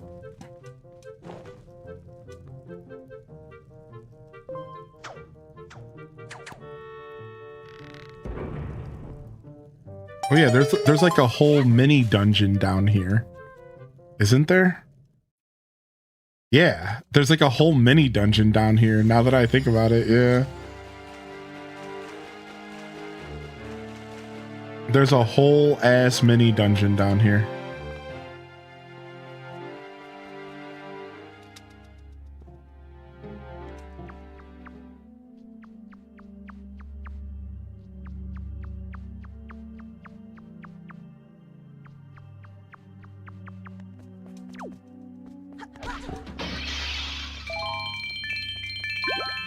Nice.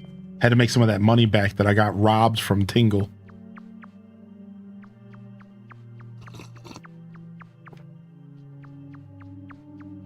Had to make some of my cash back.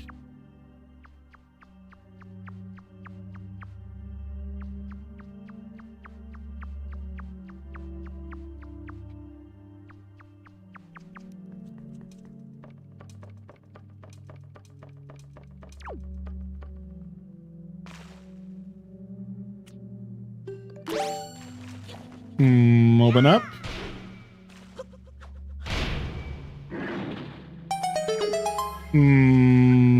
Open up. Oh, thank you. Thank you very much.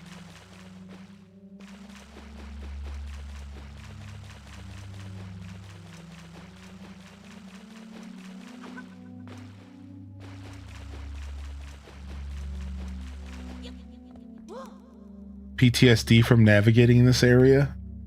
This area will get you for sure.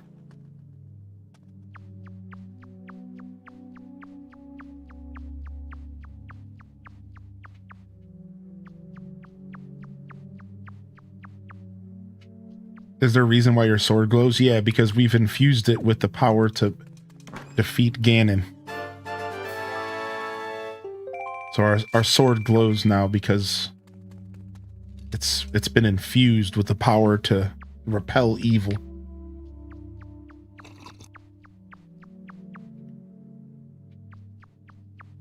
What up, Piplo? The power to repel evil.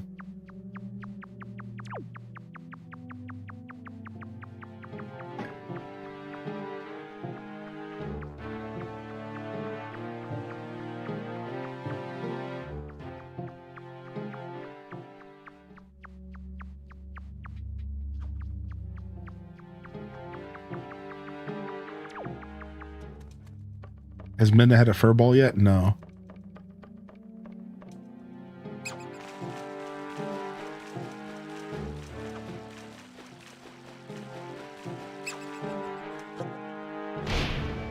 Open up.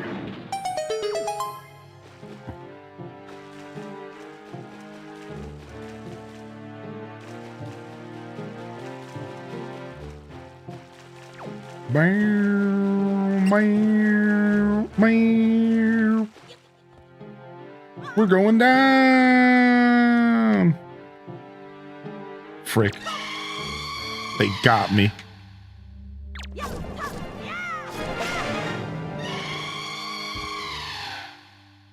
Master Sword lore? Not in this game. This game's pretty run-of-the-mill lore. Just the usual, you know. Master Sword. This game does a pretty good job following the footsteps of like Ocarina lore and stuff, so it doesn't shake it up or anything. All it does is add the addition of the requirement of the extra magic power that it's infused with. And this idea that the Master Sword itself isn't enough. It also needs to be like blessed by the goddess and the sages and stuff.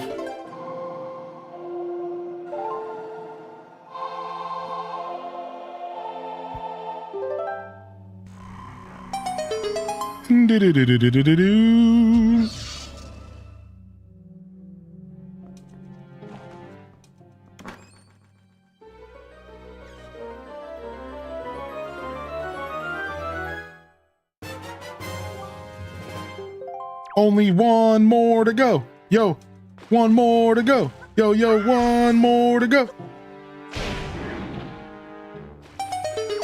One more Triforce piece shard to go. We're about to be getting our Triforce shard on. Yo, see you later, Doom. One more to go. And it's over here in the ocean. We're about to go exploring for it.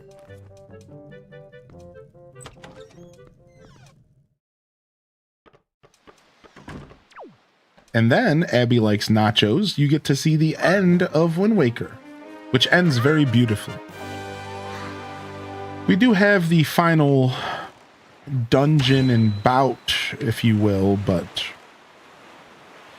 this game wraps up relatively fast because it has to, because the Triforce Shard hunt is enough. Like, everything that I just did, stretch that out over 10, 15, 20 hours. And that was the original game on GameCube. Like, everything you just saw me do, all the little, collecting all those golden pieces of Triforce, I just did all that over the past, like, 2.5, 3 hours. Stretch that out to, like, 15 hours. And that was the original experience that this game delivered you. And then from there, once you get to the end of the game, it ramps up really fast. And you there's not really a temple or anything. That's actually one of this game's faults, because, like, you don't really get another dungeon. Like, that's it. You don't, like, really get another dungeon in this game. Like, that's it. We're done. Because even the final dungeon of the game isn't really a dungeon.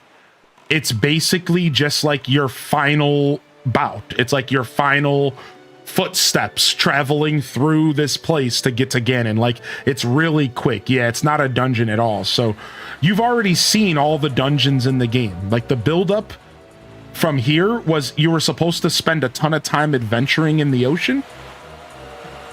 Right? You're supposed to spend a bunch of time adventuring in the ocean, and then you go to Ganon and you get through the castle, you fight him, it's over. It's just, it's like snapping your fingers. It's so quick. Yeah, you're supposed to, like, go to do all the islands, do the treasure charts, right? Like, the bulk of the game really does kind of present itself, like, now when it comes to the story, right? Like, once you the Earth Temple and the Wind Temple and the Triforce Shard hunt is all one big section of the game that you're slowly supposed to travel through.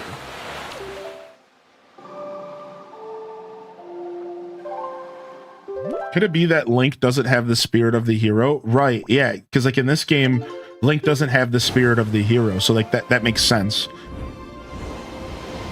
What's your favorite Zelda lore you've heard? I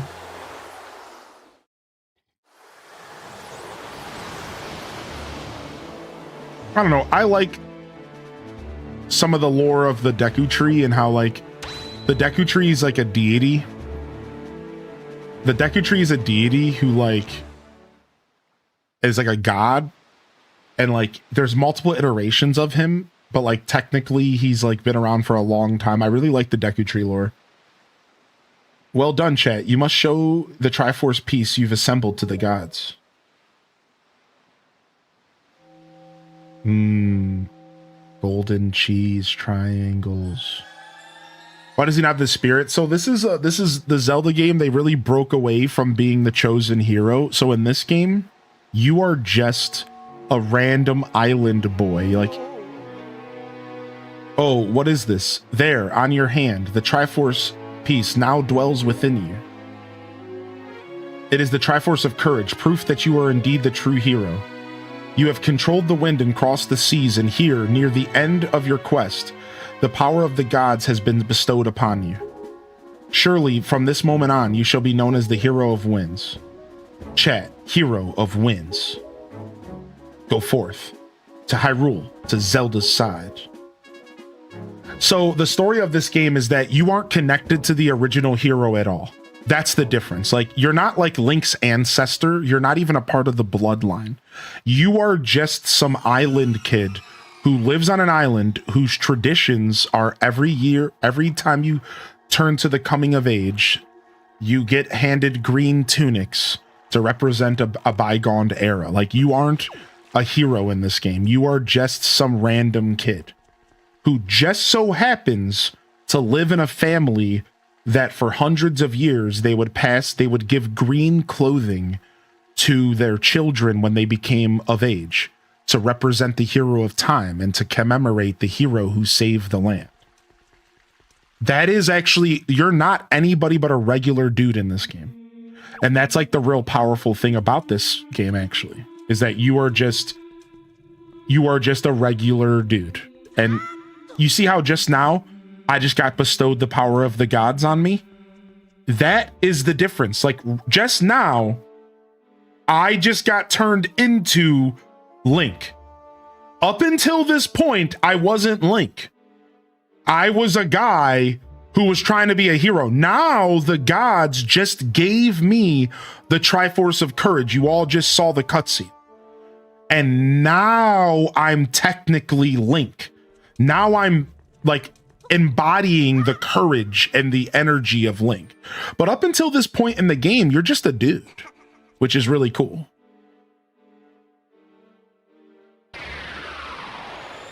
But now, like, we've technically become the hero. Like now we are filled with the power of courage and the goddess and all that. You have deceived yourself. Did you think you'd be safe inside the castle? Foolish. Now that my power has been restored, there is no safe haven for you. I have taken your precious Zelda, and here you shall fall into eternal slumber.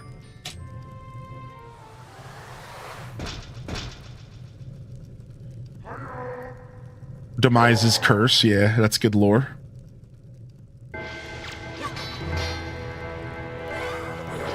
Ganon sends his best boys.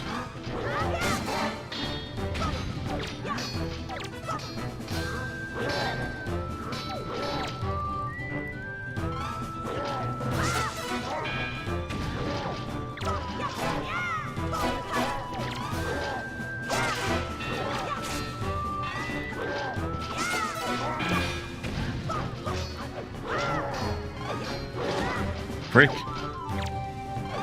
Boom, boom, boom, boom, boom.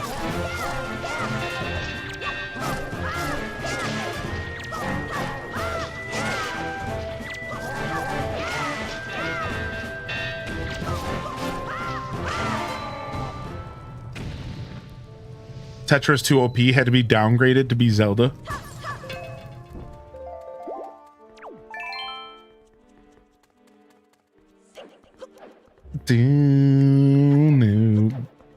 What up, Gino? Yeah, good to see you, Exhaustion.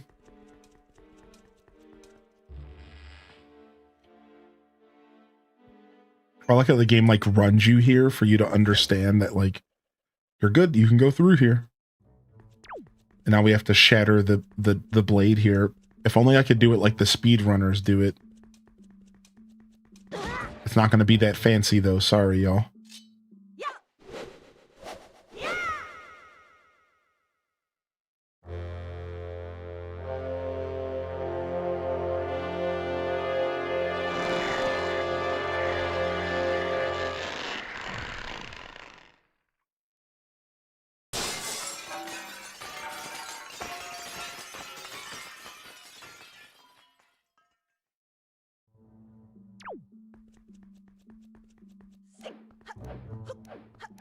I didn't go and grab the hurricane spin. I just said whatever.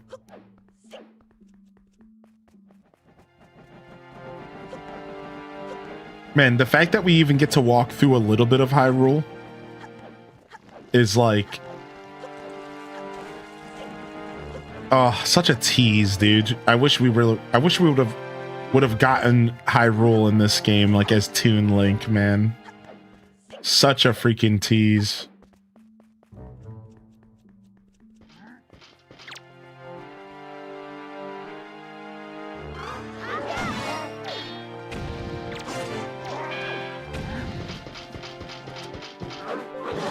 He got me.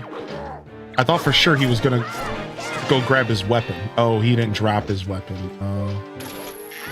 See ya, dude. See you later.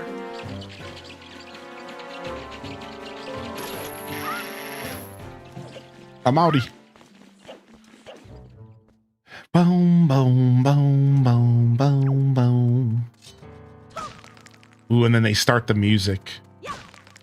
Dun dun. Boom, boom. Boom, boom.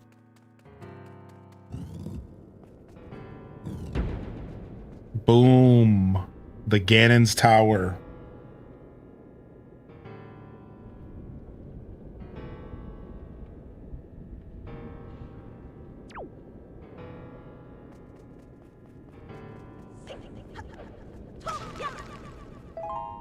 After sealing Ganondorf, Tears of the Kingdom's Rauru doesn't exactly die in a normal sense. His spirit lingers through light. This opens the door to him later existing in the Sacred Realm, becoming the same entity we see in Ocarina.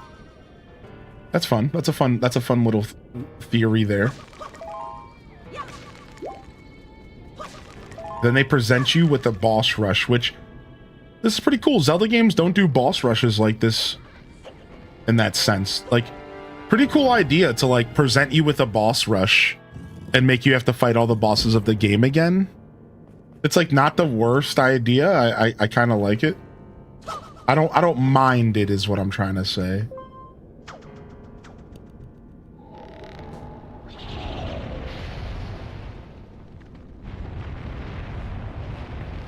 I do remember the boss rush in Skyward. That one was optional, but just as obnoxious.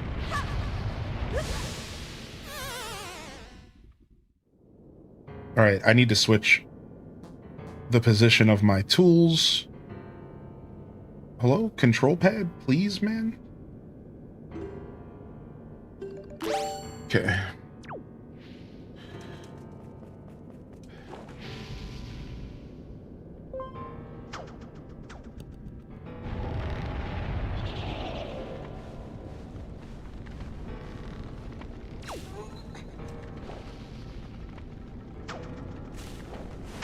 Oh, I forgot. You have to actually... I thought there was a way to cheese this. I can't remember. You don't talk about the Skyward Sword moment? Oh, it was just... I raged quit Skyward Sword once. Because we were doing the boss rush and I kept having to fight the weird toe beast, and then there was like a moment where the game like glitched out and I was like falling even though I was in a cutscene, and it all just led to me getting frustrated and wanting to turn the game off. Yeah, you didn't miss much, I promise. It was a Skyward Sword original, or it was HD, because I can't remember. I was trying to 100% the game, I think. Yeah, because we beat the original, and then HD came out, and I wanted to 100% it, so I had to go get the Hylian Shield again. But the problem is I had just played the game for the first time, literally 6 months before, on the Wii. So then they announced the HD edition, and I wanted to play that as well, and I wanted to 100% it. So I was going to force myself to get the Hylian Shield again, despite the fact that I had already done it like not too long ago. And I couldn't get through the boss rush again. I had already done the boss rush again, keep in mind, on the Wii version. So then I was like making myself do it again, and I was like, okay, I'm over this.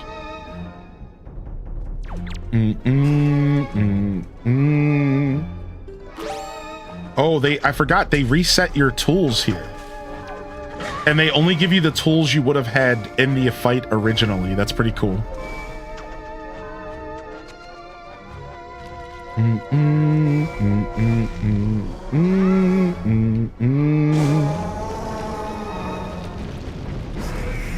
Doesn't it take like 45 minutes? Yeah, it blows. Yeah, it's a pretty brutal boss rush.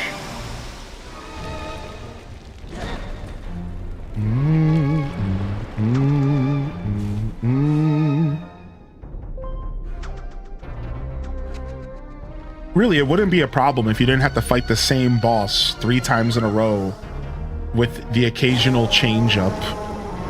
Such a bad decision in that game.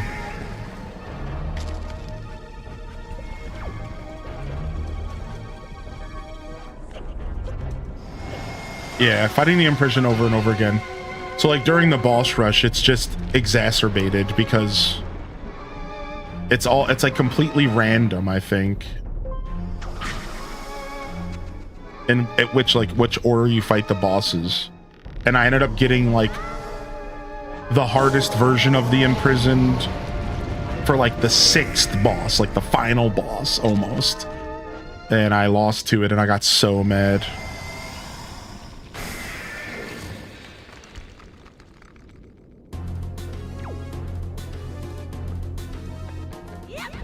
Boom, boom, boom, boom, boom, boom, boom, boom, boom, boom, boom.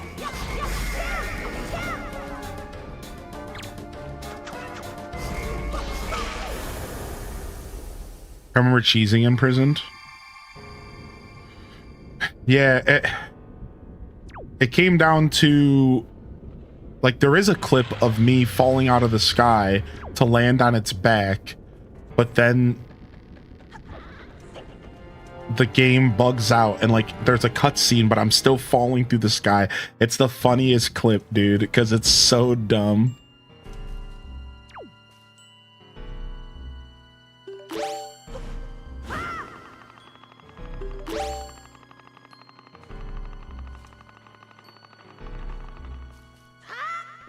Bam, ba-bam.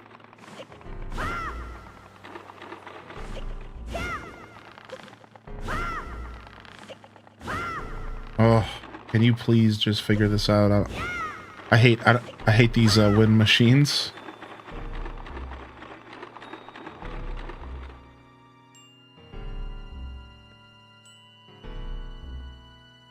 You like want the wind to pass by, not necessarily like hit it directly. It's like a mini game. What a game. What's up? How you doing today, Alaya? Is that how I say that?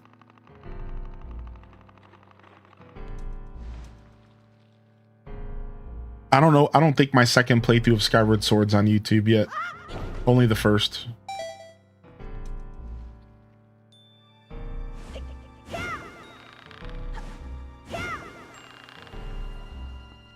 Okay, they want me to jump here, I'm guessing.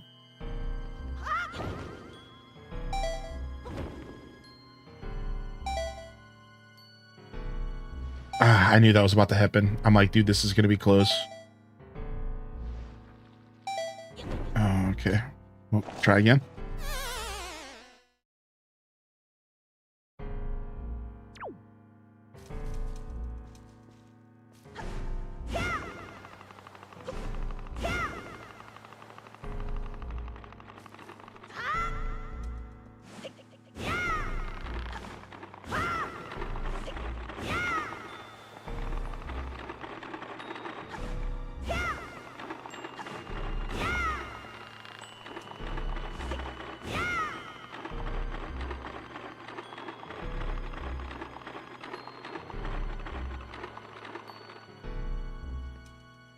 Ba-bam.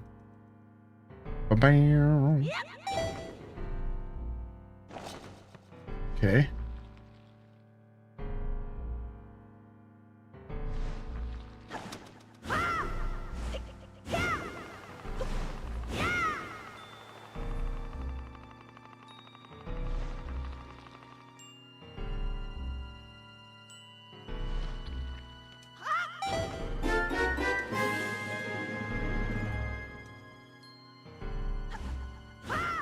Hell again, I'm here.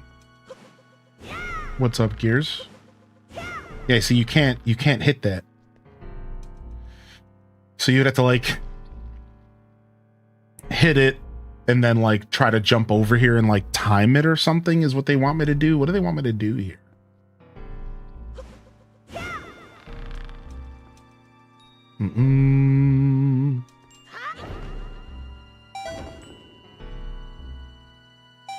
I should have jumped a little later. I got it. Okay. Yikes. I thought I was off time like for just a second.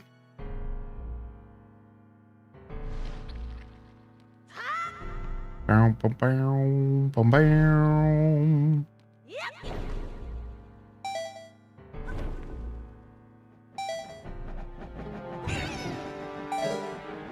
Nice. Any magic here for me?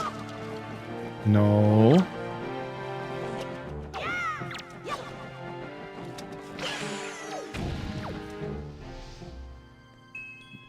Any magic for me? Thank you. Not a lot, but we'll take what we can get.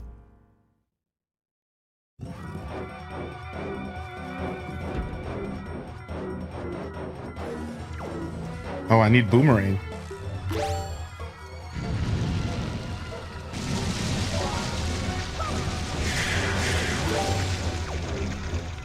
Bum, bum, bum, bum, bum.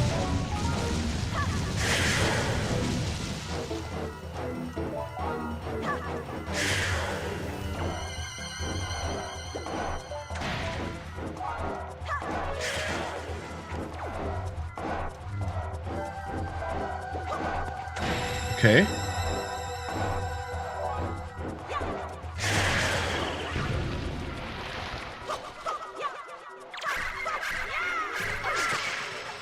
Oh, I tried to get out. The terrain of this plant's always hard to hit it and then also like get out in time. It's almost like RNG, like where you are when you knock it down.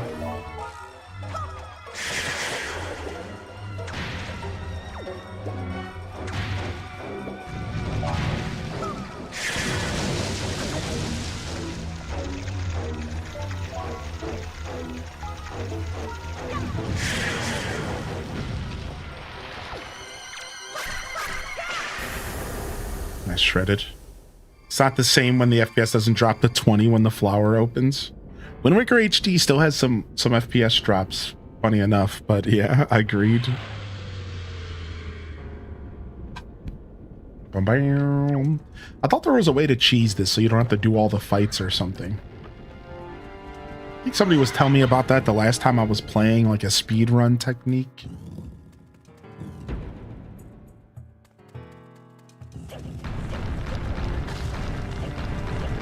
You can flower pump out of bounds. Sick.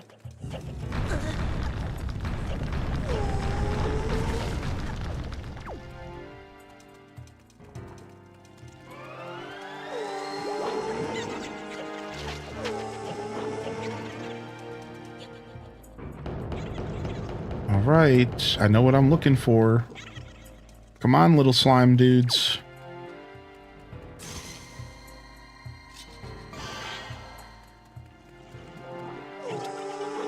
Ah, okay.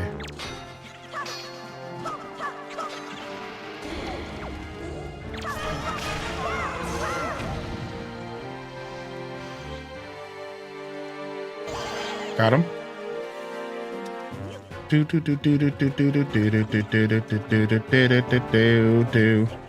Go!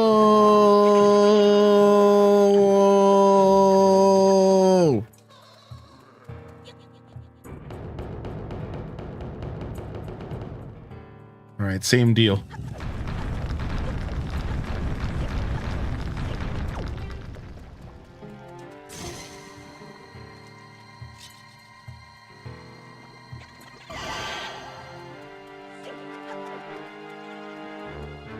This one's a little tougher because I think we have to like run all the way back. Go! No! What is this nonsense? An enemy spawn? What jerks, dude?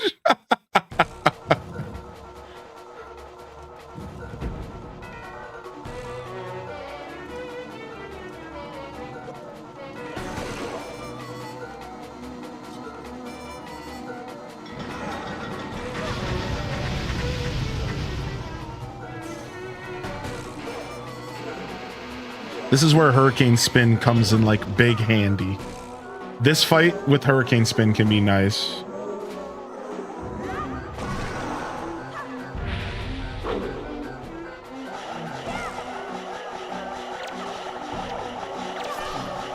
Okay.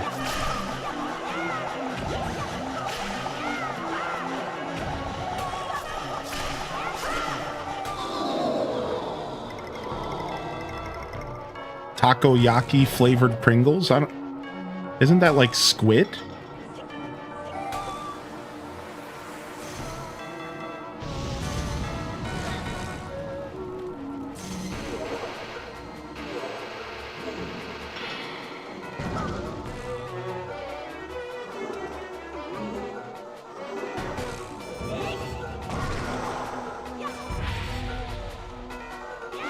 Dang. I keep having bad luck with where they're spawning.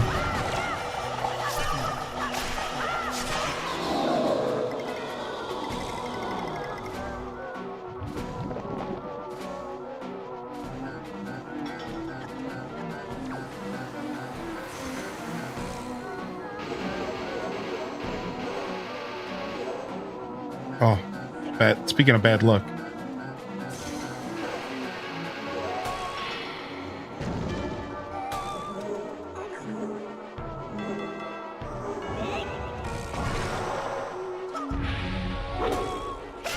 Nice, got one.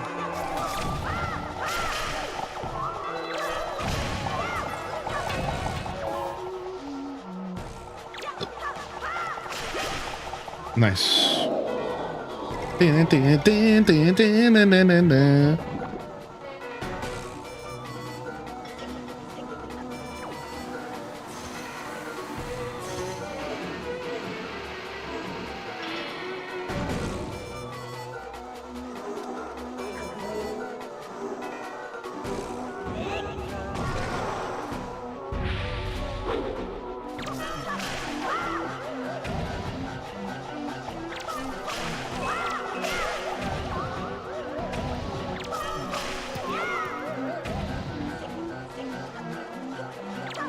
Ah, the one.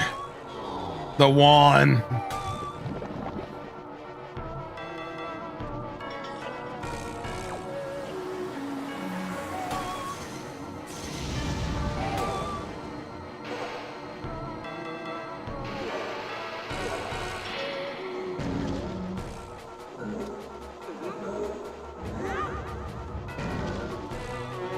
That didn't count? I thought it was for sure hitting the spikes there. What kind of yikes?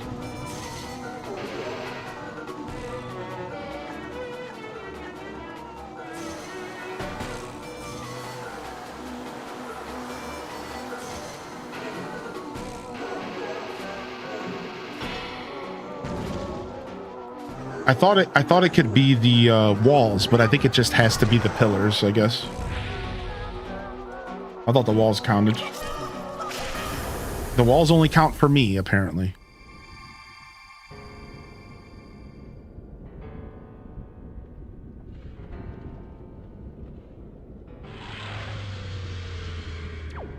Okay, best for last.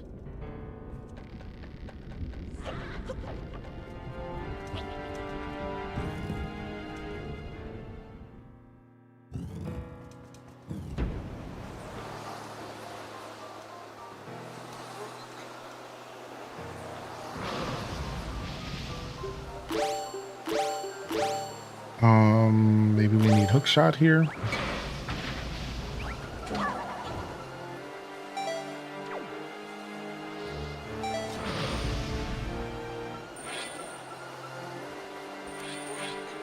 We might have to kill these dudes.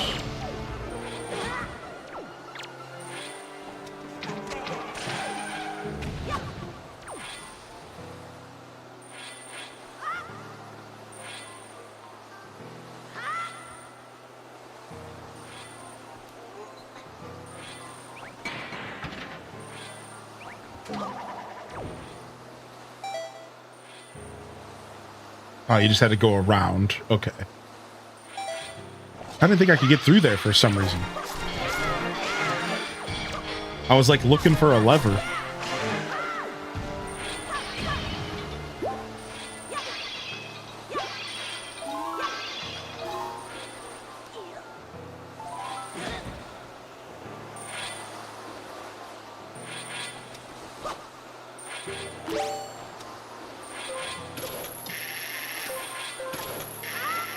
Okay.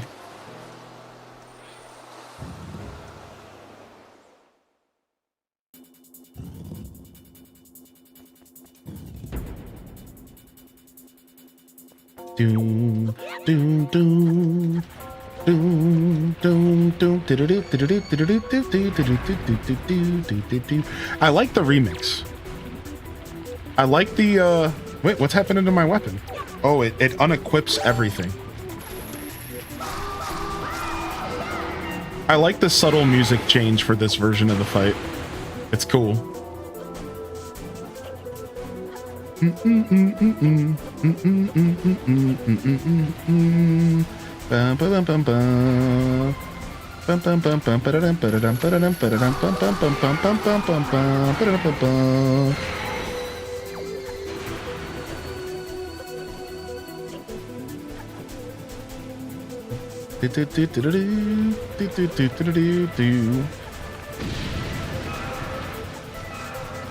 This is the fight that drops all the frames, like in game.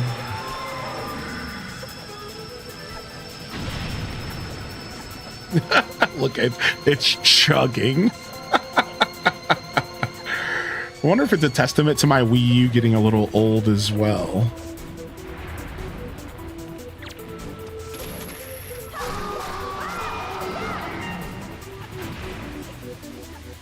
The Wii U and the GameCube hated this fight, so it is just the Wii U. I figured. Well, we got another fly around, right? And then we're done. Yeah. One more fly around, and then we're Gucci.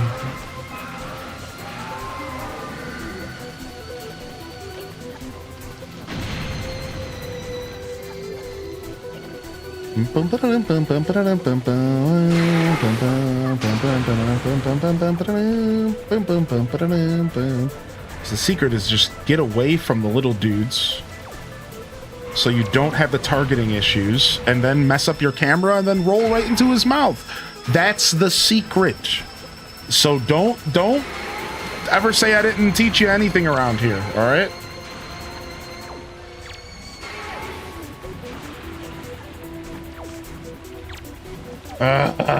Now it's messed up.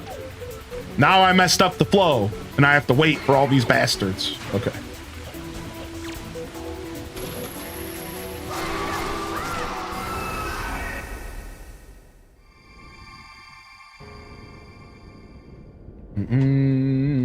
It's because I'm playing with inverted camera, but I think I'm playing... But it only inverts first person, but it doesn't invert the regular, or it's the other way around. Either way, it's been messing with me the whole game, because I'm also playing other video games that don't have inverted cameras. So I'm pulling myself in 5 different directions. And it's just, my camera, between playing this, between playing Spyro, and any other game I'm playing, like 4 or 5 games in my life any given day, sometimes it can be real hard to remember how all this shit works.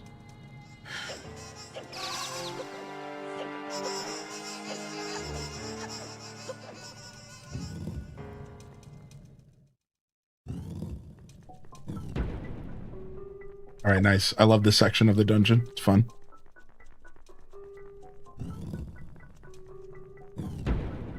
So this is how we get our shortcut back, I believe, which we might want, I guess.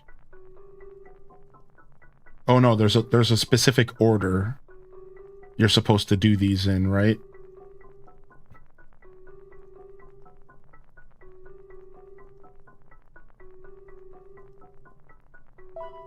Is it just the order in which you fight them, maybe? They tell you in like the other room what the order is. Yeah, I don't remember what it is.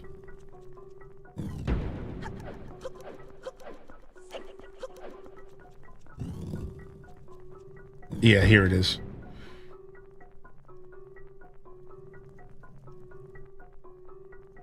I like how they show you. Like, they're like straight up like, this is not a puzzle, but we will pretend that it is.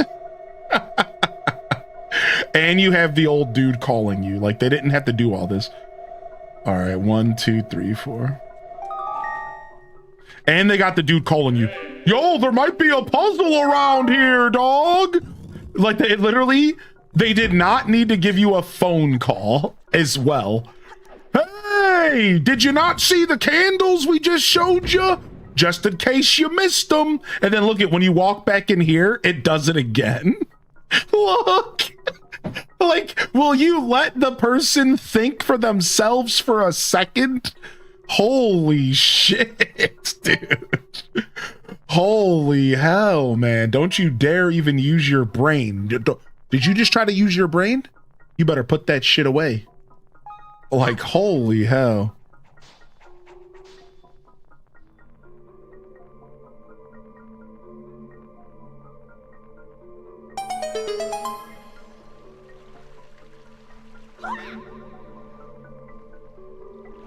They do that because they have to force the player to find this portal. You have to find this portal because they want you to be able to come back here in case you get here and you can't handle it.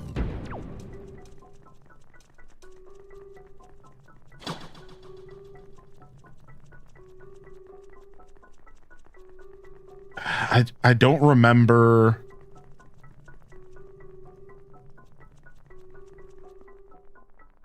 There's something specific that you need to do here. What do we have to do to trigger the Phantom Ganon fight? That's next. That's what I need to do. I need to trigger the Phantom Ganon quest here next, but I always forget what to do to trigger it, and I always sit in this room like an asshole.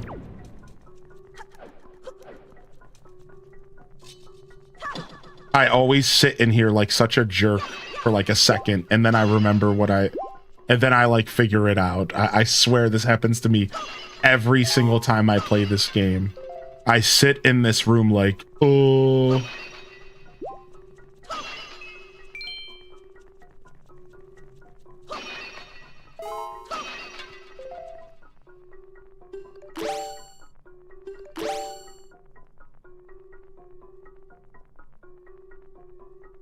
Guess what to leave here. This happens to me every time. I don't remember at all.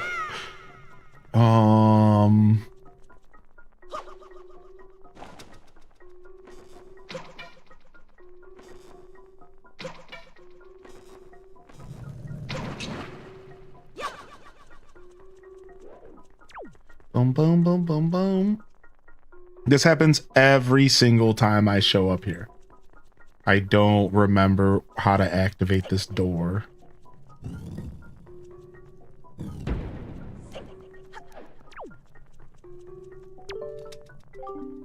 The sword, yeah, I know this. I know what's happening next. I know exactly how this whole thing works, but I always forget how to get in this door. I always forget how to activate the fight. Like, once the fight's activated, I'm fine. But I always forget how to activate this fight, dude. I'm not reading chat because I'm trying to remember for myself. I always forget what happens next here. I don't know why.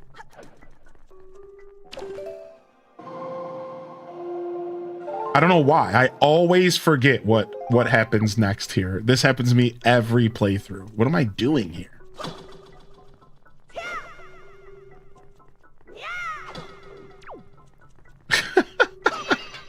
This is so funny, dude. This is so funny. I'm like searching my brain. What do you do here every time you get here? There's something that I'm forgetting that's so simple. Also, when did we get our third bottle? There's something that I'm forgetting here, and that like, and every time I do this, and it's so funny. What am I forgetting about this area? What am I forgetting here? What do I...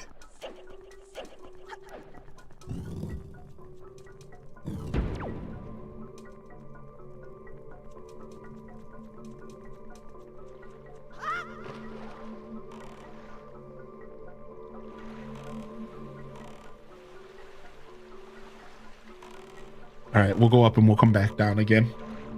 What am I forgetting here? I swear, dude, even the last time I played this, I was like, I remember having this exact conversation with myself and being like, what do I do? How do I start this stupid scenario? And then once you start it, it's cool. It's the Phantom Ganon, and then you have to like learn how to chase the hilt of his sword. And it's really cool. Actually, figuring this out as a kid was cool because I didn't read a ton of like video game text as a kid. So figuring out that the hilt of the sword was the answer was like super cool as a kid. I remember that. Why don't I remember how to get through here?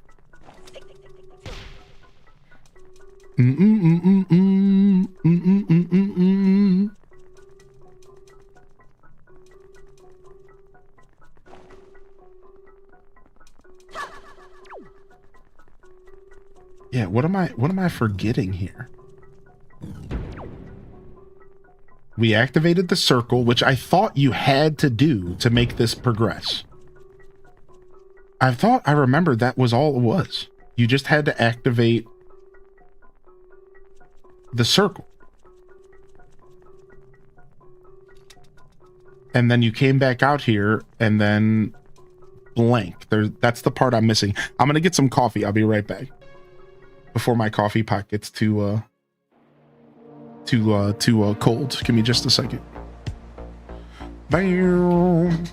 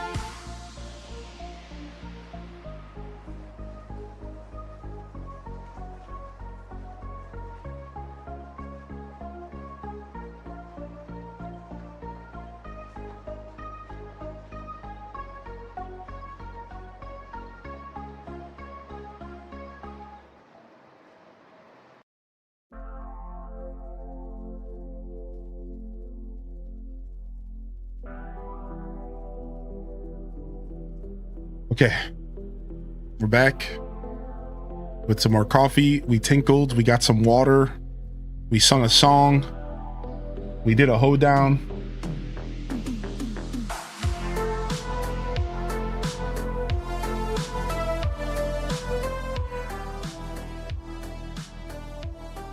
You know, we did the whole thing.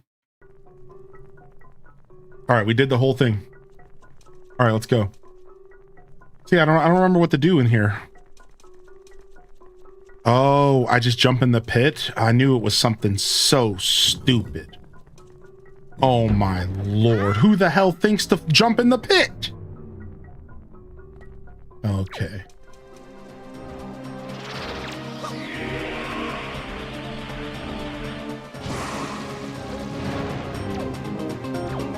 Boom, boom, boom. What up, shapeshifter?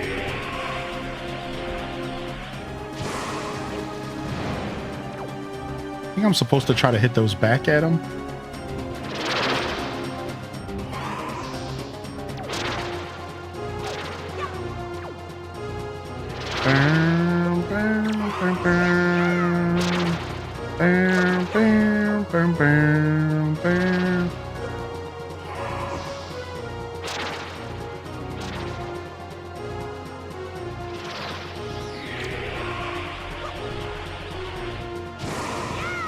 Oh, I spun too soon. Bam, bam, bam, bam, bam, bam. Yeah, I think that's what I'm supposed to do, is hit these back. I think so. It's been a little while. Okay, this is the attack I know what to do with the most. I was just kind of spamming B and hoping.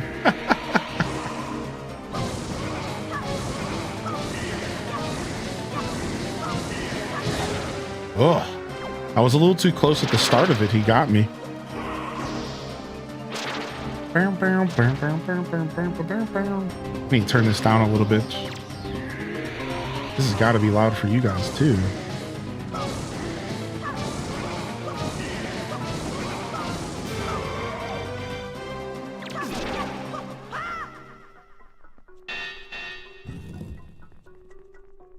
Turn it down a little bit. Bam, bam, bam.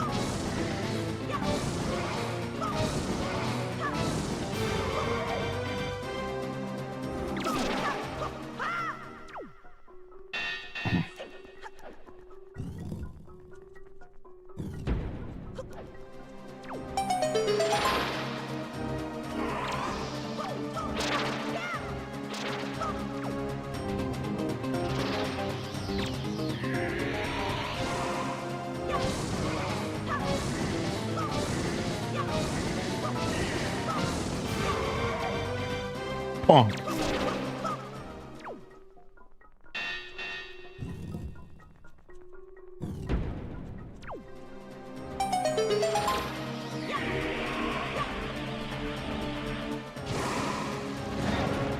Dang, I can't get the timing of that attack down, huh?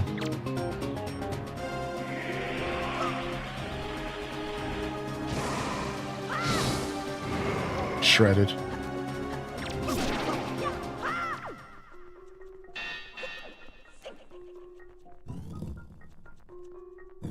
Yeah, Mrs. Pirate. I spent most of my childhood guessing. Yeah, that's the thing that was so amazing to me, is once I figured that out on my own as a kid.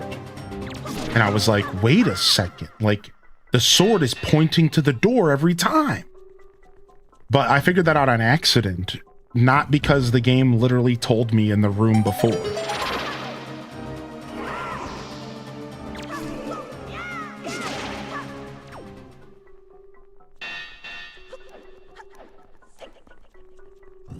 Because, you know, who reads stuff when you're playing video games? Huh. Imagine reading. Dude, the architecture of this room is so cool. This is such a cool arena to fight.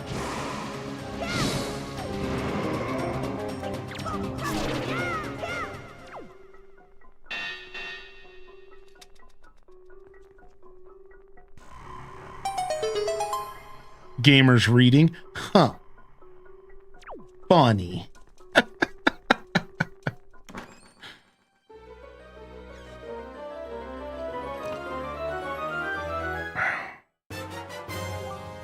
Now we got the light arrows. Now we get to have fun blasting everything in our path with the strongest arrows in the game, which is amazing.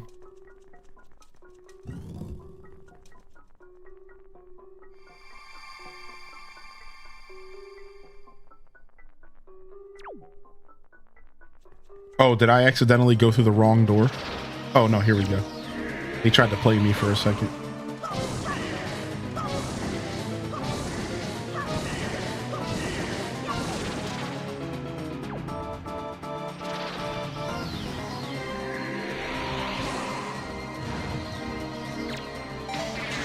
Shredded.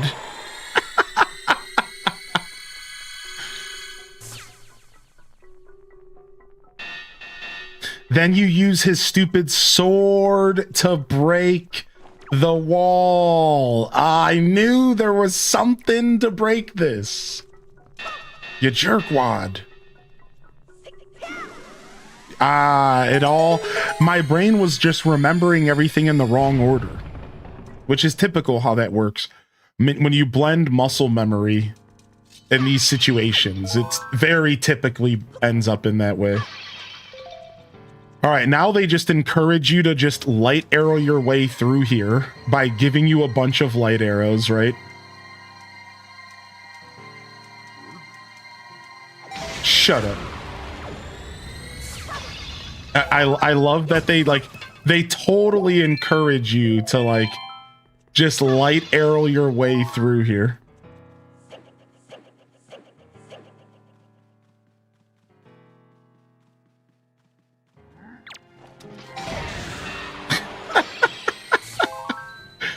The power, dude.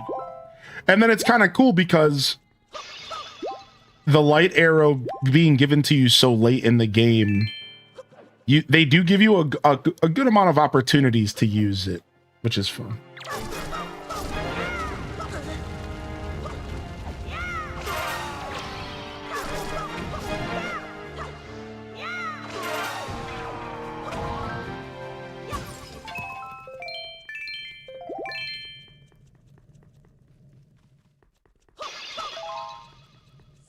Yeah, and then like this part is the most iconic. You walk up here and there's two dark nuts, and they're the highest level dark nuts. They have capes.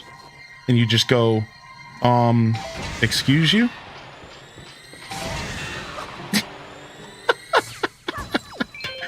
It's just, huh? Excuse you? Who the hell do you think you are walking towards right now? Nice. I've never been to the end of Wind Waker without every item in the game, basically. We don't have our magic shield. We don't even have more than 60 arrows. We don't have our hearts. This would be fun.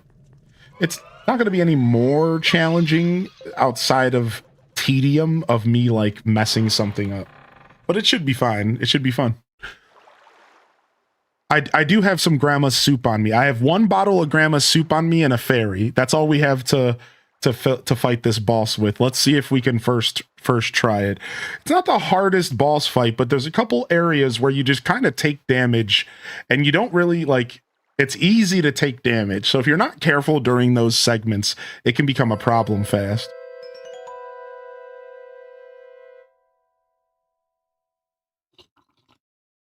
I know this is how Zelda dungeons work, but I find it ironic that Ganondorf, of all people, keep the light arrows in his dungeon. True. Like, you would think that you certainly wouldn't put him in a chest ready to be grabbed. You wouldn't do that.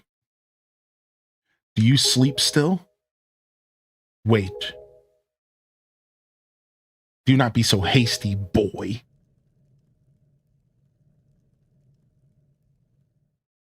I can see this girl's dreams. Oceans, oceans, oceans, oceans. Oceans as far as the eye can see. They are vast seas. None can swim across them. They yield no fish to catch. What did the king of Hyrule say? That the gods sealed Hyrule away? And they left behind people who would one day awaken Hyrule? How ridiculous. So many pathetic creatures scattered across a handful of islands, drifting on this sea like fallen leaves on a forgotten pool. What can they possibly hope to achieve? Don't you see? All of you. Your gods destroyed you. Which he's really not too wrong about, actually. In a weird way, like, he's right. Like, the gods basically erased Hyrule because they couldn't handle Ganondorf. I've been waiting for you, boy. For one like you. Yes, for the hero. Do not betray my expectations. I love this version of Ganondorf because he's almost just seeking a challenge after awakening after so long. Like, it's almost like he's not even, like, worried about winning. He just wants a challenge here. And they did a good job making this boss feel mega freaky. I feel like the puppet Ganon is... At first thought, it was like, what the hell? But the more you get into this fight, the more it's kind of fitting. It really is. It's just, it's weird, man.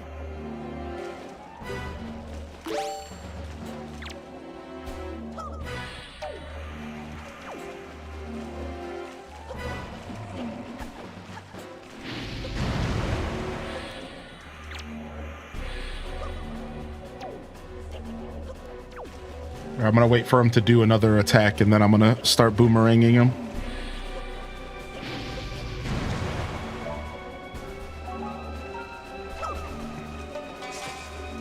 So you can, like, cut down his limbs and make it a little easier to fight him. Or you can just try to straight up light arrow his tail. Right? Like, that's like... You could also just try to just straight up light arrow his tail.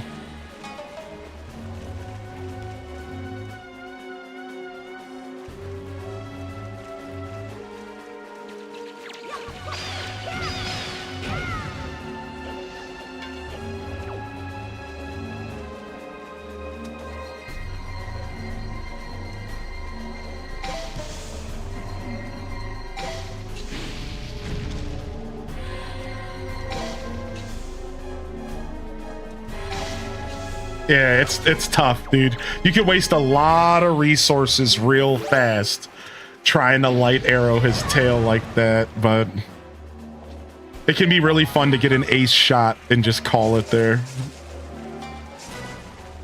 I had to switch the boomerang to the R button so it was actually usable.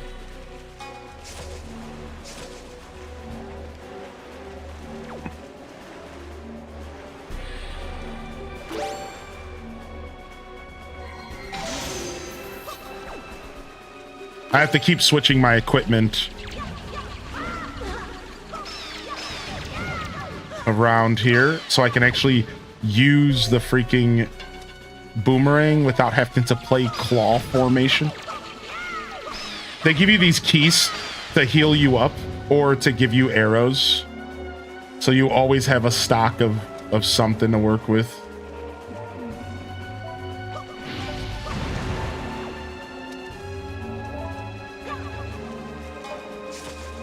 Really, your goal here is to get the tail down so you can attack it. But if you get the arms down, then he can't attack you. At least not for like a second, right? So like, it's kind of nice to get his tail on the ground.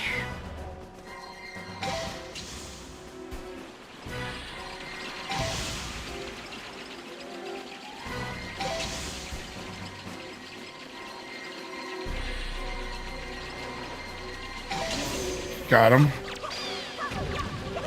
I hate wasting all that magic. There I was about to say, give me some magic, game. Thank you.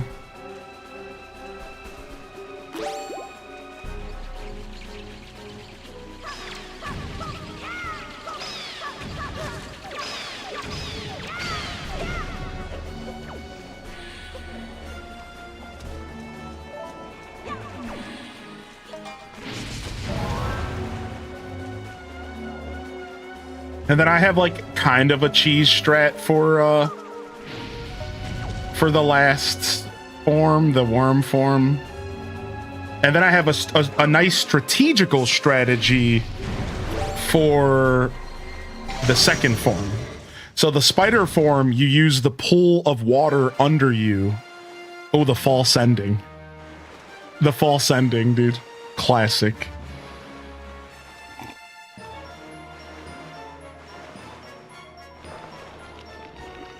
I can't remember, Kerbu. I think it's an option.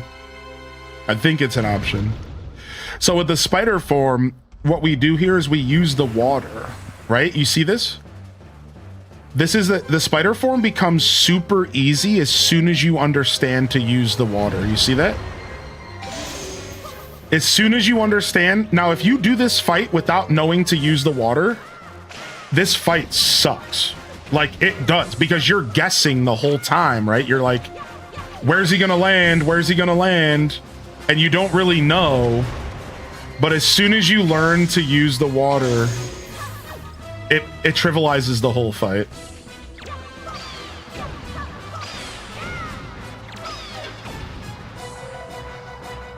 Right, you just do this.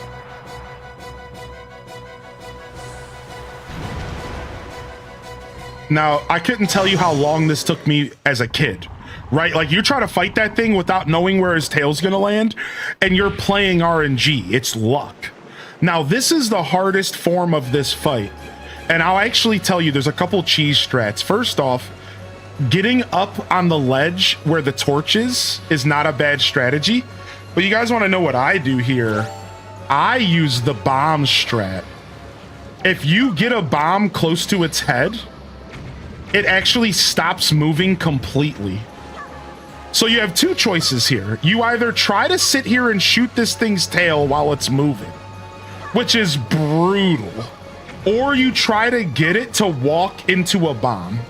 And if it walks into a bomb, it completely just dead stops. I think you might even be able to use the skull hammer to do the same thing here.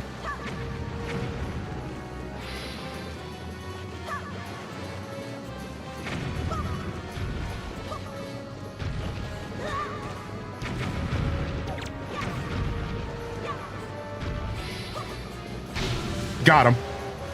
Then you run over here, and you get him. You see that? This is the technique on how to beat this boss here. Except for the fact that he puts these little bugs out, and I hate them so much.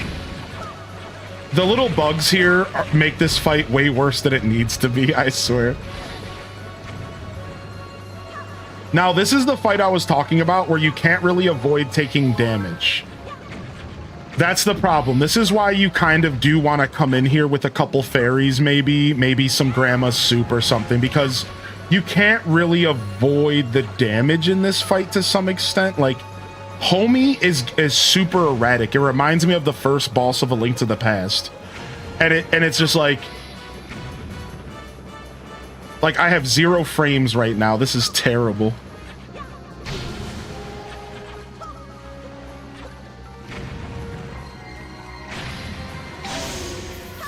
Whew.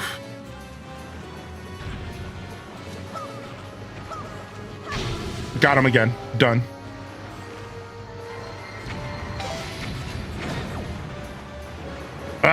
The freaking bugs got me, and I was too lazy to get them off of me. If we didn't get that win there, that would have been a classy win. There we go. Done. So yeah, this fight, dude, the bombs are such a wonderful strategy here. The water is the strategy for the spider, and really the first form doesn't have a good strategy. It's basically just knock the tail down and shoot it without taking too much damage, right? But yeah, fighting Puppet Ganon can be a lot of fun, especially if you know these little tricks. Yes, surely you are the hero of time, reborn. Homie has PTSD. What Link in Ocarina of Time did to him, he's still thinking about it. Link in Ocarina of Time's living in his head rent-free. Your time has come. Come now, stand before me. Dude, the thing about Ganon in this game is he's so menacing. Look at this dude. He's standing above you, staring down, carrying Zelda, and then hovers up, carrying Zelda's sleeping corpse. And as he just hovers up, like he's such a freak, dude. Ganon in this game is such a freak, dude. And when he pulls out these 2 katanas here soon, it is the most iconic moment, dude. I was today years old when I learned to use the water. I've played and beat this game many times. Yeah, the water's the trick, man. Thanks for the first time subscription with the Prime, dude. Thank you, man. Thank you for the first time sub, dude. I really appreciate that. Now, I'm pretty sure we get a chance to heal up here. And we get a little bit of healing and a little bit of magic. We don't need a lot going into the last fight. Really, there's a couple sections in this last fight that feel like damage you can't avoid. But it really comes down to like... It really comes down to...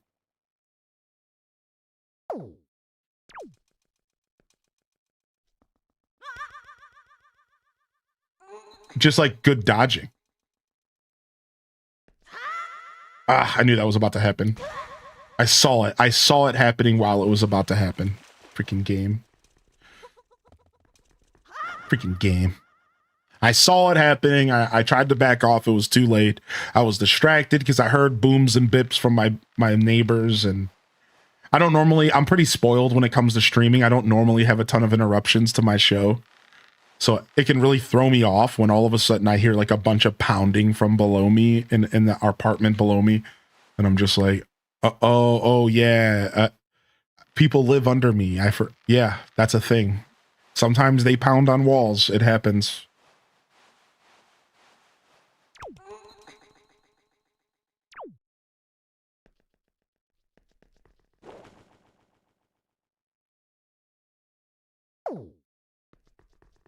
It happens. I love how deafening the silence is. I love how deafening the silence is in this area. It's so deafening. It's just, you're sitting with the silence and you have to accept it as you try to freaking platform your way up this nonsense. And just in case, we will grab, I think there's a fairy hidden here.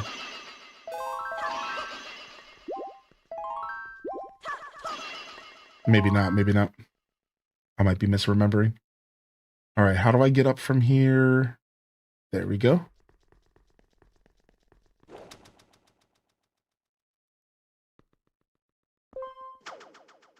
Yeah, my neighbors are always pounding on something. I like my neighbors. They're pretty chill, but they're pretty loud people. Which is honestly not the worst thing because I am a loud person. And the way I see it is like, I would rather live next to loud people so that I can just be loud myself and never feel bad about it at all, than living with quiet people and constantly feeling bad that I might be the loud neighbor. So I like that I have loud, like kind of loud neighbors, because it makes me and my lifestyle just be super validated, because I know that if I'm being a little obnoxious during my stream, it doesn't like really matter. You know what I mean? All right, we don't really need anything else for this fight. We just need this freaking hook shot. That's it.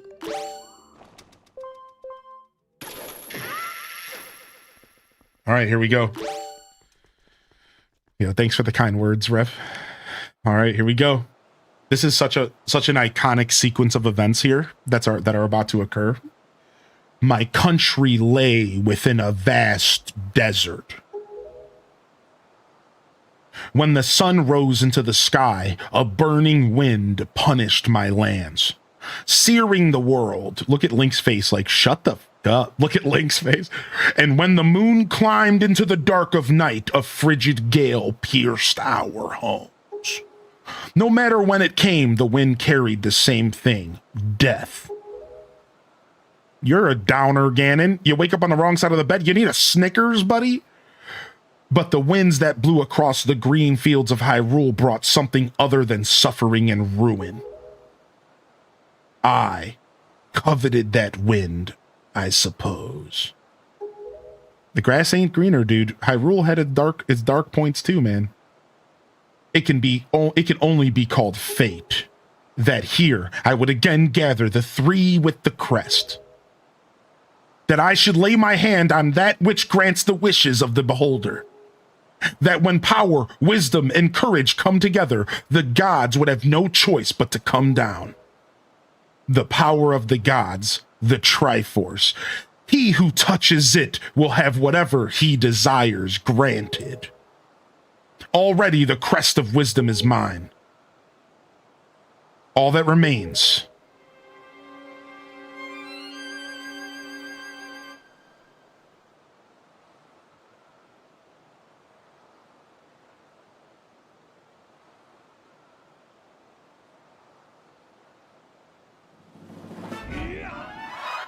And boom. Boom. And guess what? We lost. Ganon wins. All that hard work, all that training, all that Triforce Shard hunting, all that Sage Awakening, none of it mattered.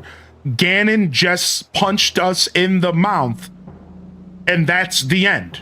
That is how powerful Ganon is. We're just a kid. We're just a boy from an island. We're not the hero of time. We're like a 12-year-old. He just taught us, he just treated us like a 12. He just smacked us literally in the mouth. That's the end of the game. Do not fear, I will not kill you. I merely have need of the power that dwells within you.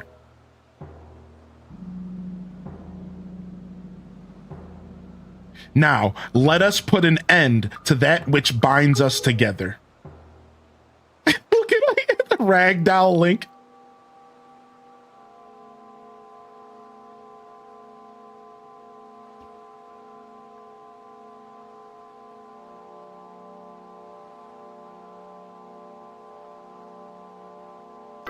The game's over. So the reason I pointed out that Link shows up here and fails again, you guys remember when I pointed that out yesterday? Think about that. So now this is 2 times that this game presents the idea to you that you are not enough. Again, the second time you show up, everyone's telling you you're strong enough.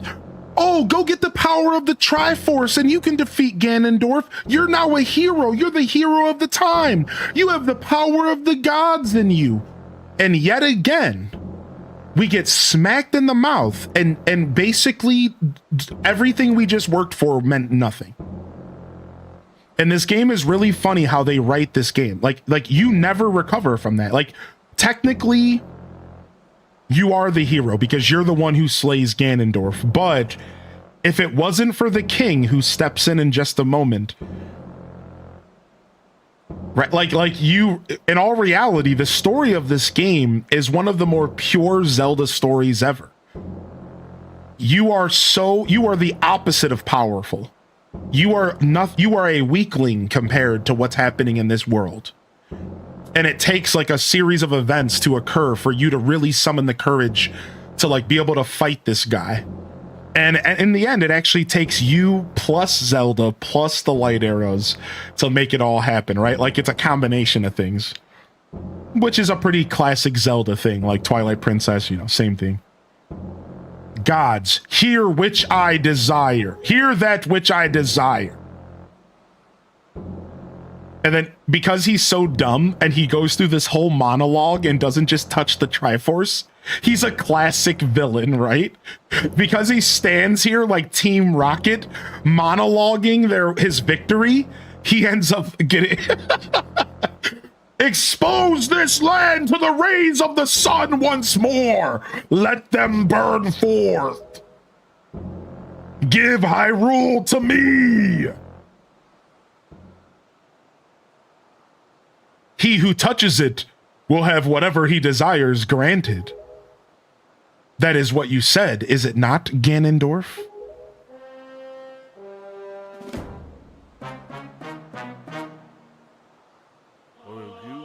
Gods of the Triforce, hear that which I desire. Hope. I desire hope for these children. Give them a future. Wash away this ancient land of Hyrule. Let a ray of hope shine on the future of the world.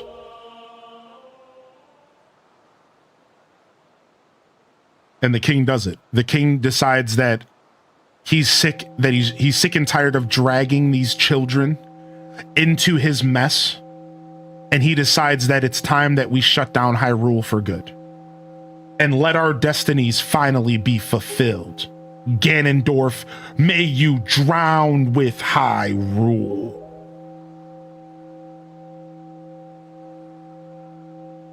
Look at Ganondorf. This is so iconic, dude. Look at this laugh right here.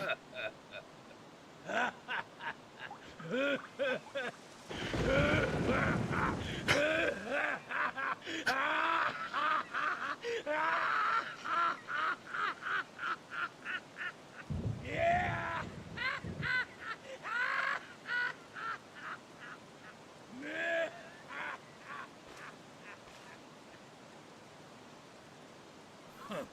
This is foolishness. A future for you?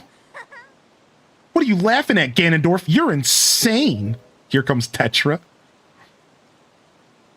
Chat, I'm sorry, I overslept. I think it's time for us to say goodbye to this place. We must return to the world above, back to our ocean.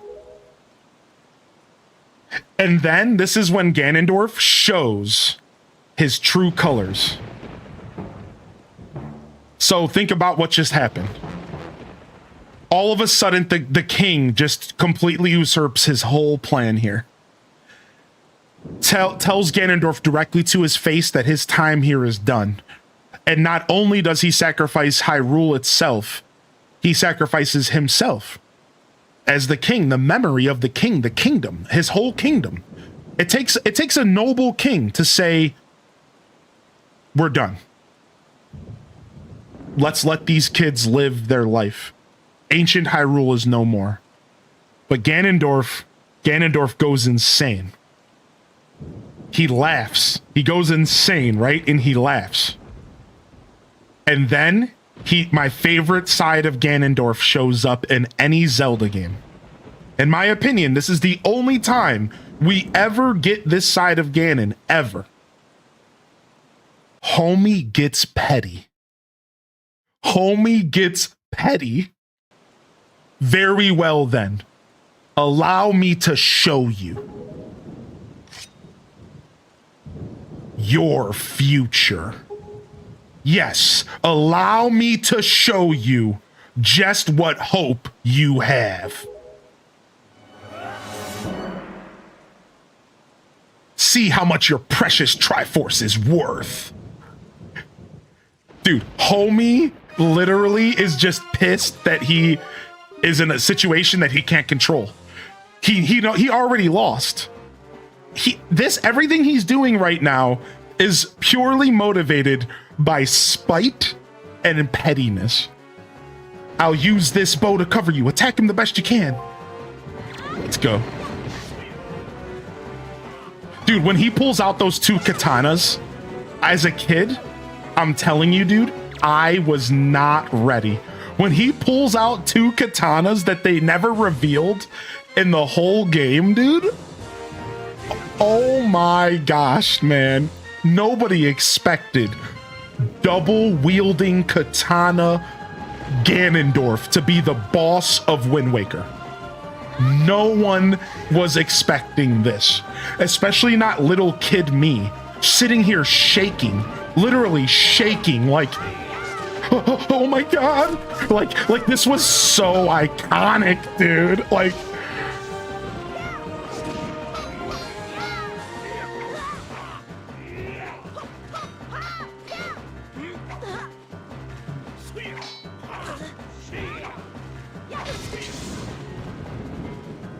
and he hits pretty hard. Like, you can't just be taking hits here. That's it.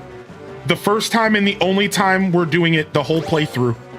It's time to charge up with Grandma Soup! Oh no, no, don't do it! Don't smack a child! No! Ganondorf, the child smacker! Don't do that shit, dude! You're messed up. You're sick, dude. You're sick. Straight, a pimp named Slickback smacked her in the back of the mouth. So now this is where the fight gets interesting, because Ganondorf starts to learn your tricks. They actually do this in Tears of the Kingdom. Anybody play Tears of the Kingdom, they do the same thing. Remember? In Phase 2, when he starts to learn how to dodge your parries? Think about it. Same thing in this game. He starts to learn how to dodge your parries. And then everything that you were doing up to this point in the fight stops working. And you spend a good amount of time in your head here, like, wait, what do I do? You're like, what do I do? Like, and the fight goes on for a bit like this, and you cannot hit him. You just can't hit him. And this is how the fight goes until finally a trigger happens in the fight, and the game tells you to use your shield instead. And then the final phase of the fight happens. You'll see in just a second.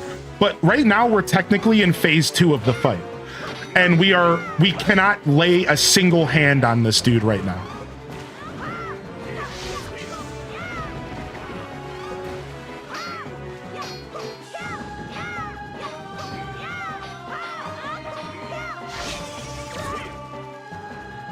Bum bum bum bum bum bum bum bum bum. And I don't even know how to trigger, like, to get out of this. I just fight through it every time and just have fun.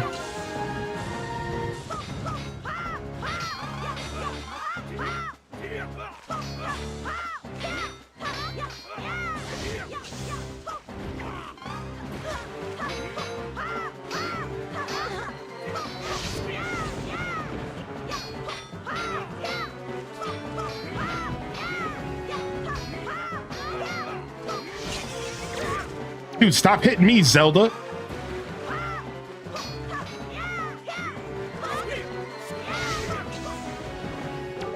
See? You see? You go for a long time. Boom. Chat, you have to distract him. Are you ready? I'll aim for you and use your shield. Do you get it?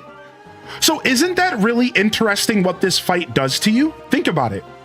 You spend a couple minutes and you can't do anything and you start to freak out. And there's a chance for Ganon to start hitting you and doing damage. And you're like shaking. You're like, dude, the first time I did this fight, you're like, oh my God, I can't do damage. Like, what's happening? I can't hit him anymore. Then the game triggers. All right, final phase. You have to bounce a light arrow off your shield. And this really sucks because she can hit you if you're not careful. And so it's brutal, all right?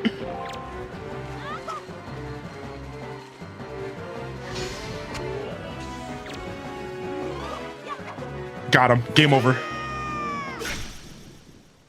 And then, to top off the most iconic Ganondorf, the most iconic ceiling of Ganondorf ever in the history of the Legend of Zelda franchise. Don't at me.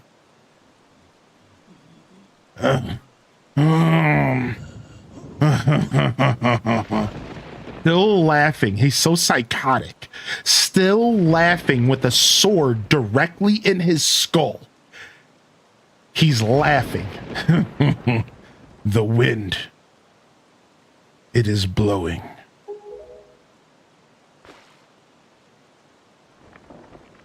And the whole game goes full circle back to the wind again. After he just went through the whole exposition about the desert and the winds. Right? And then it goes all the way back full circle. The wind. It is blowing. Chat.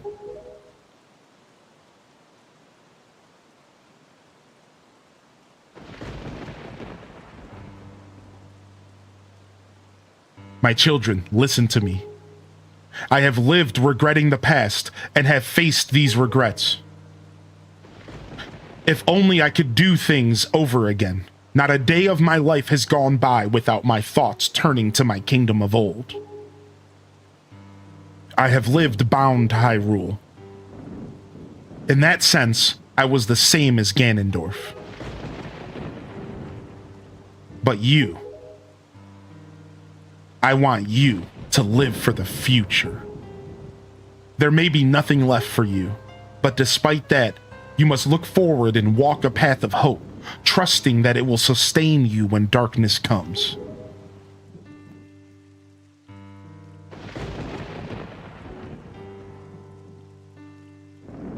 Farewell. This is the only world that your ancestors were able to leave you. Please forgive us.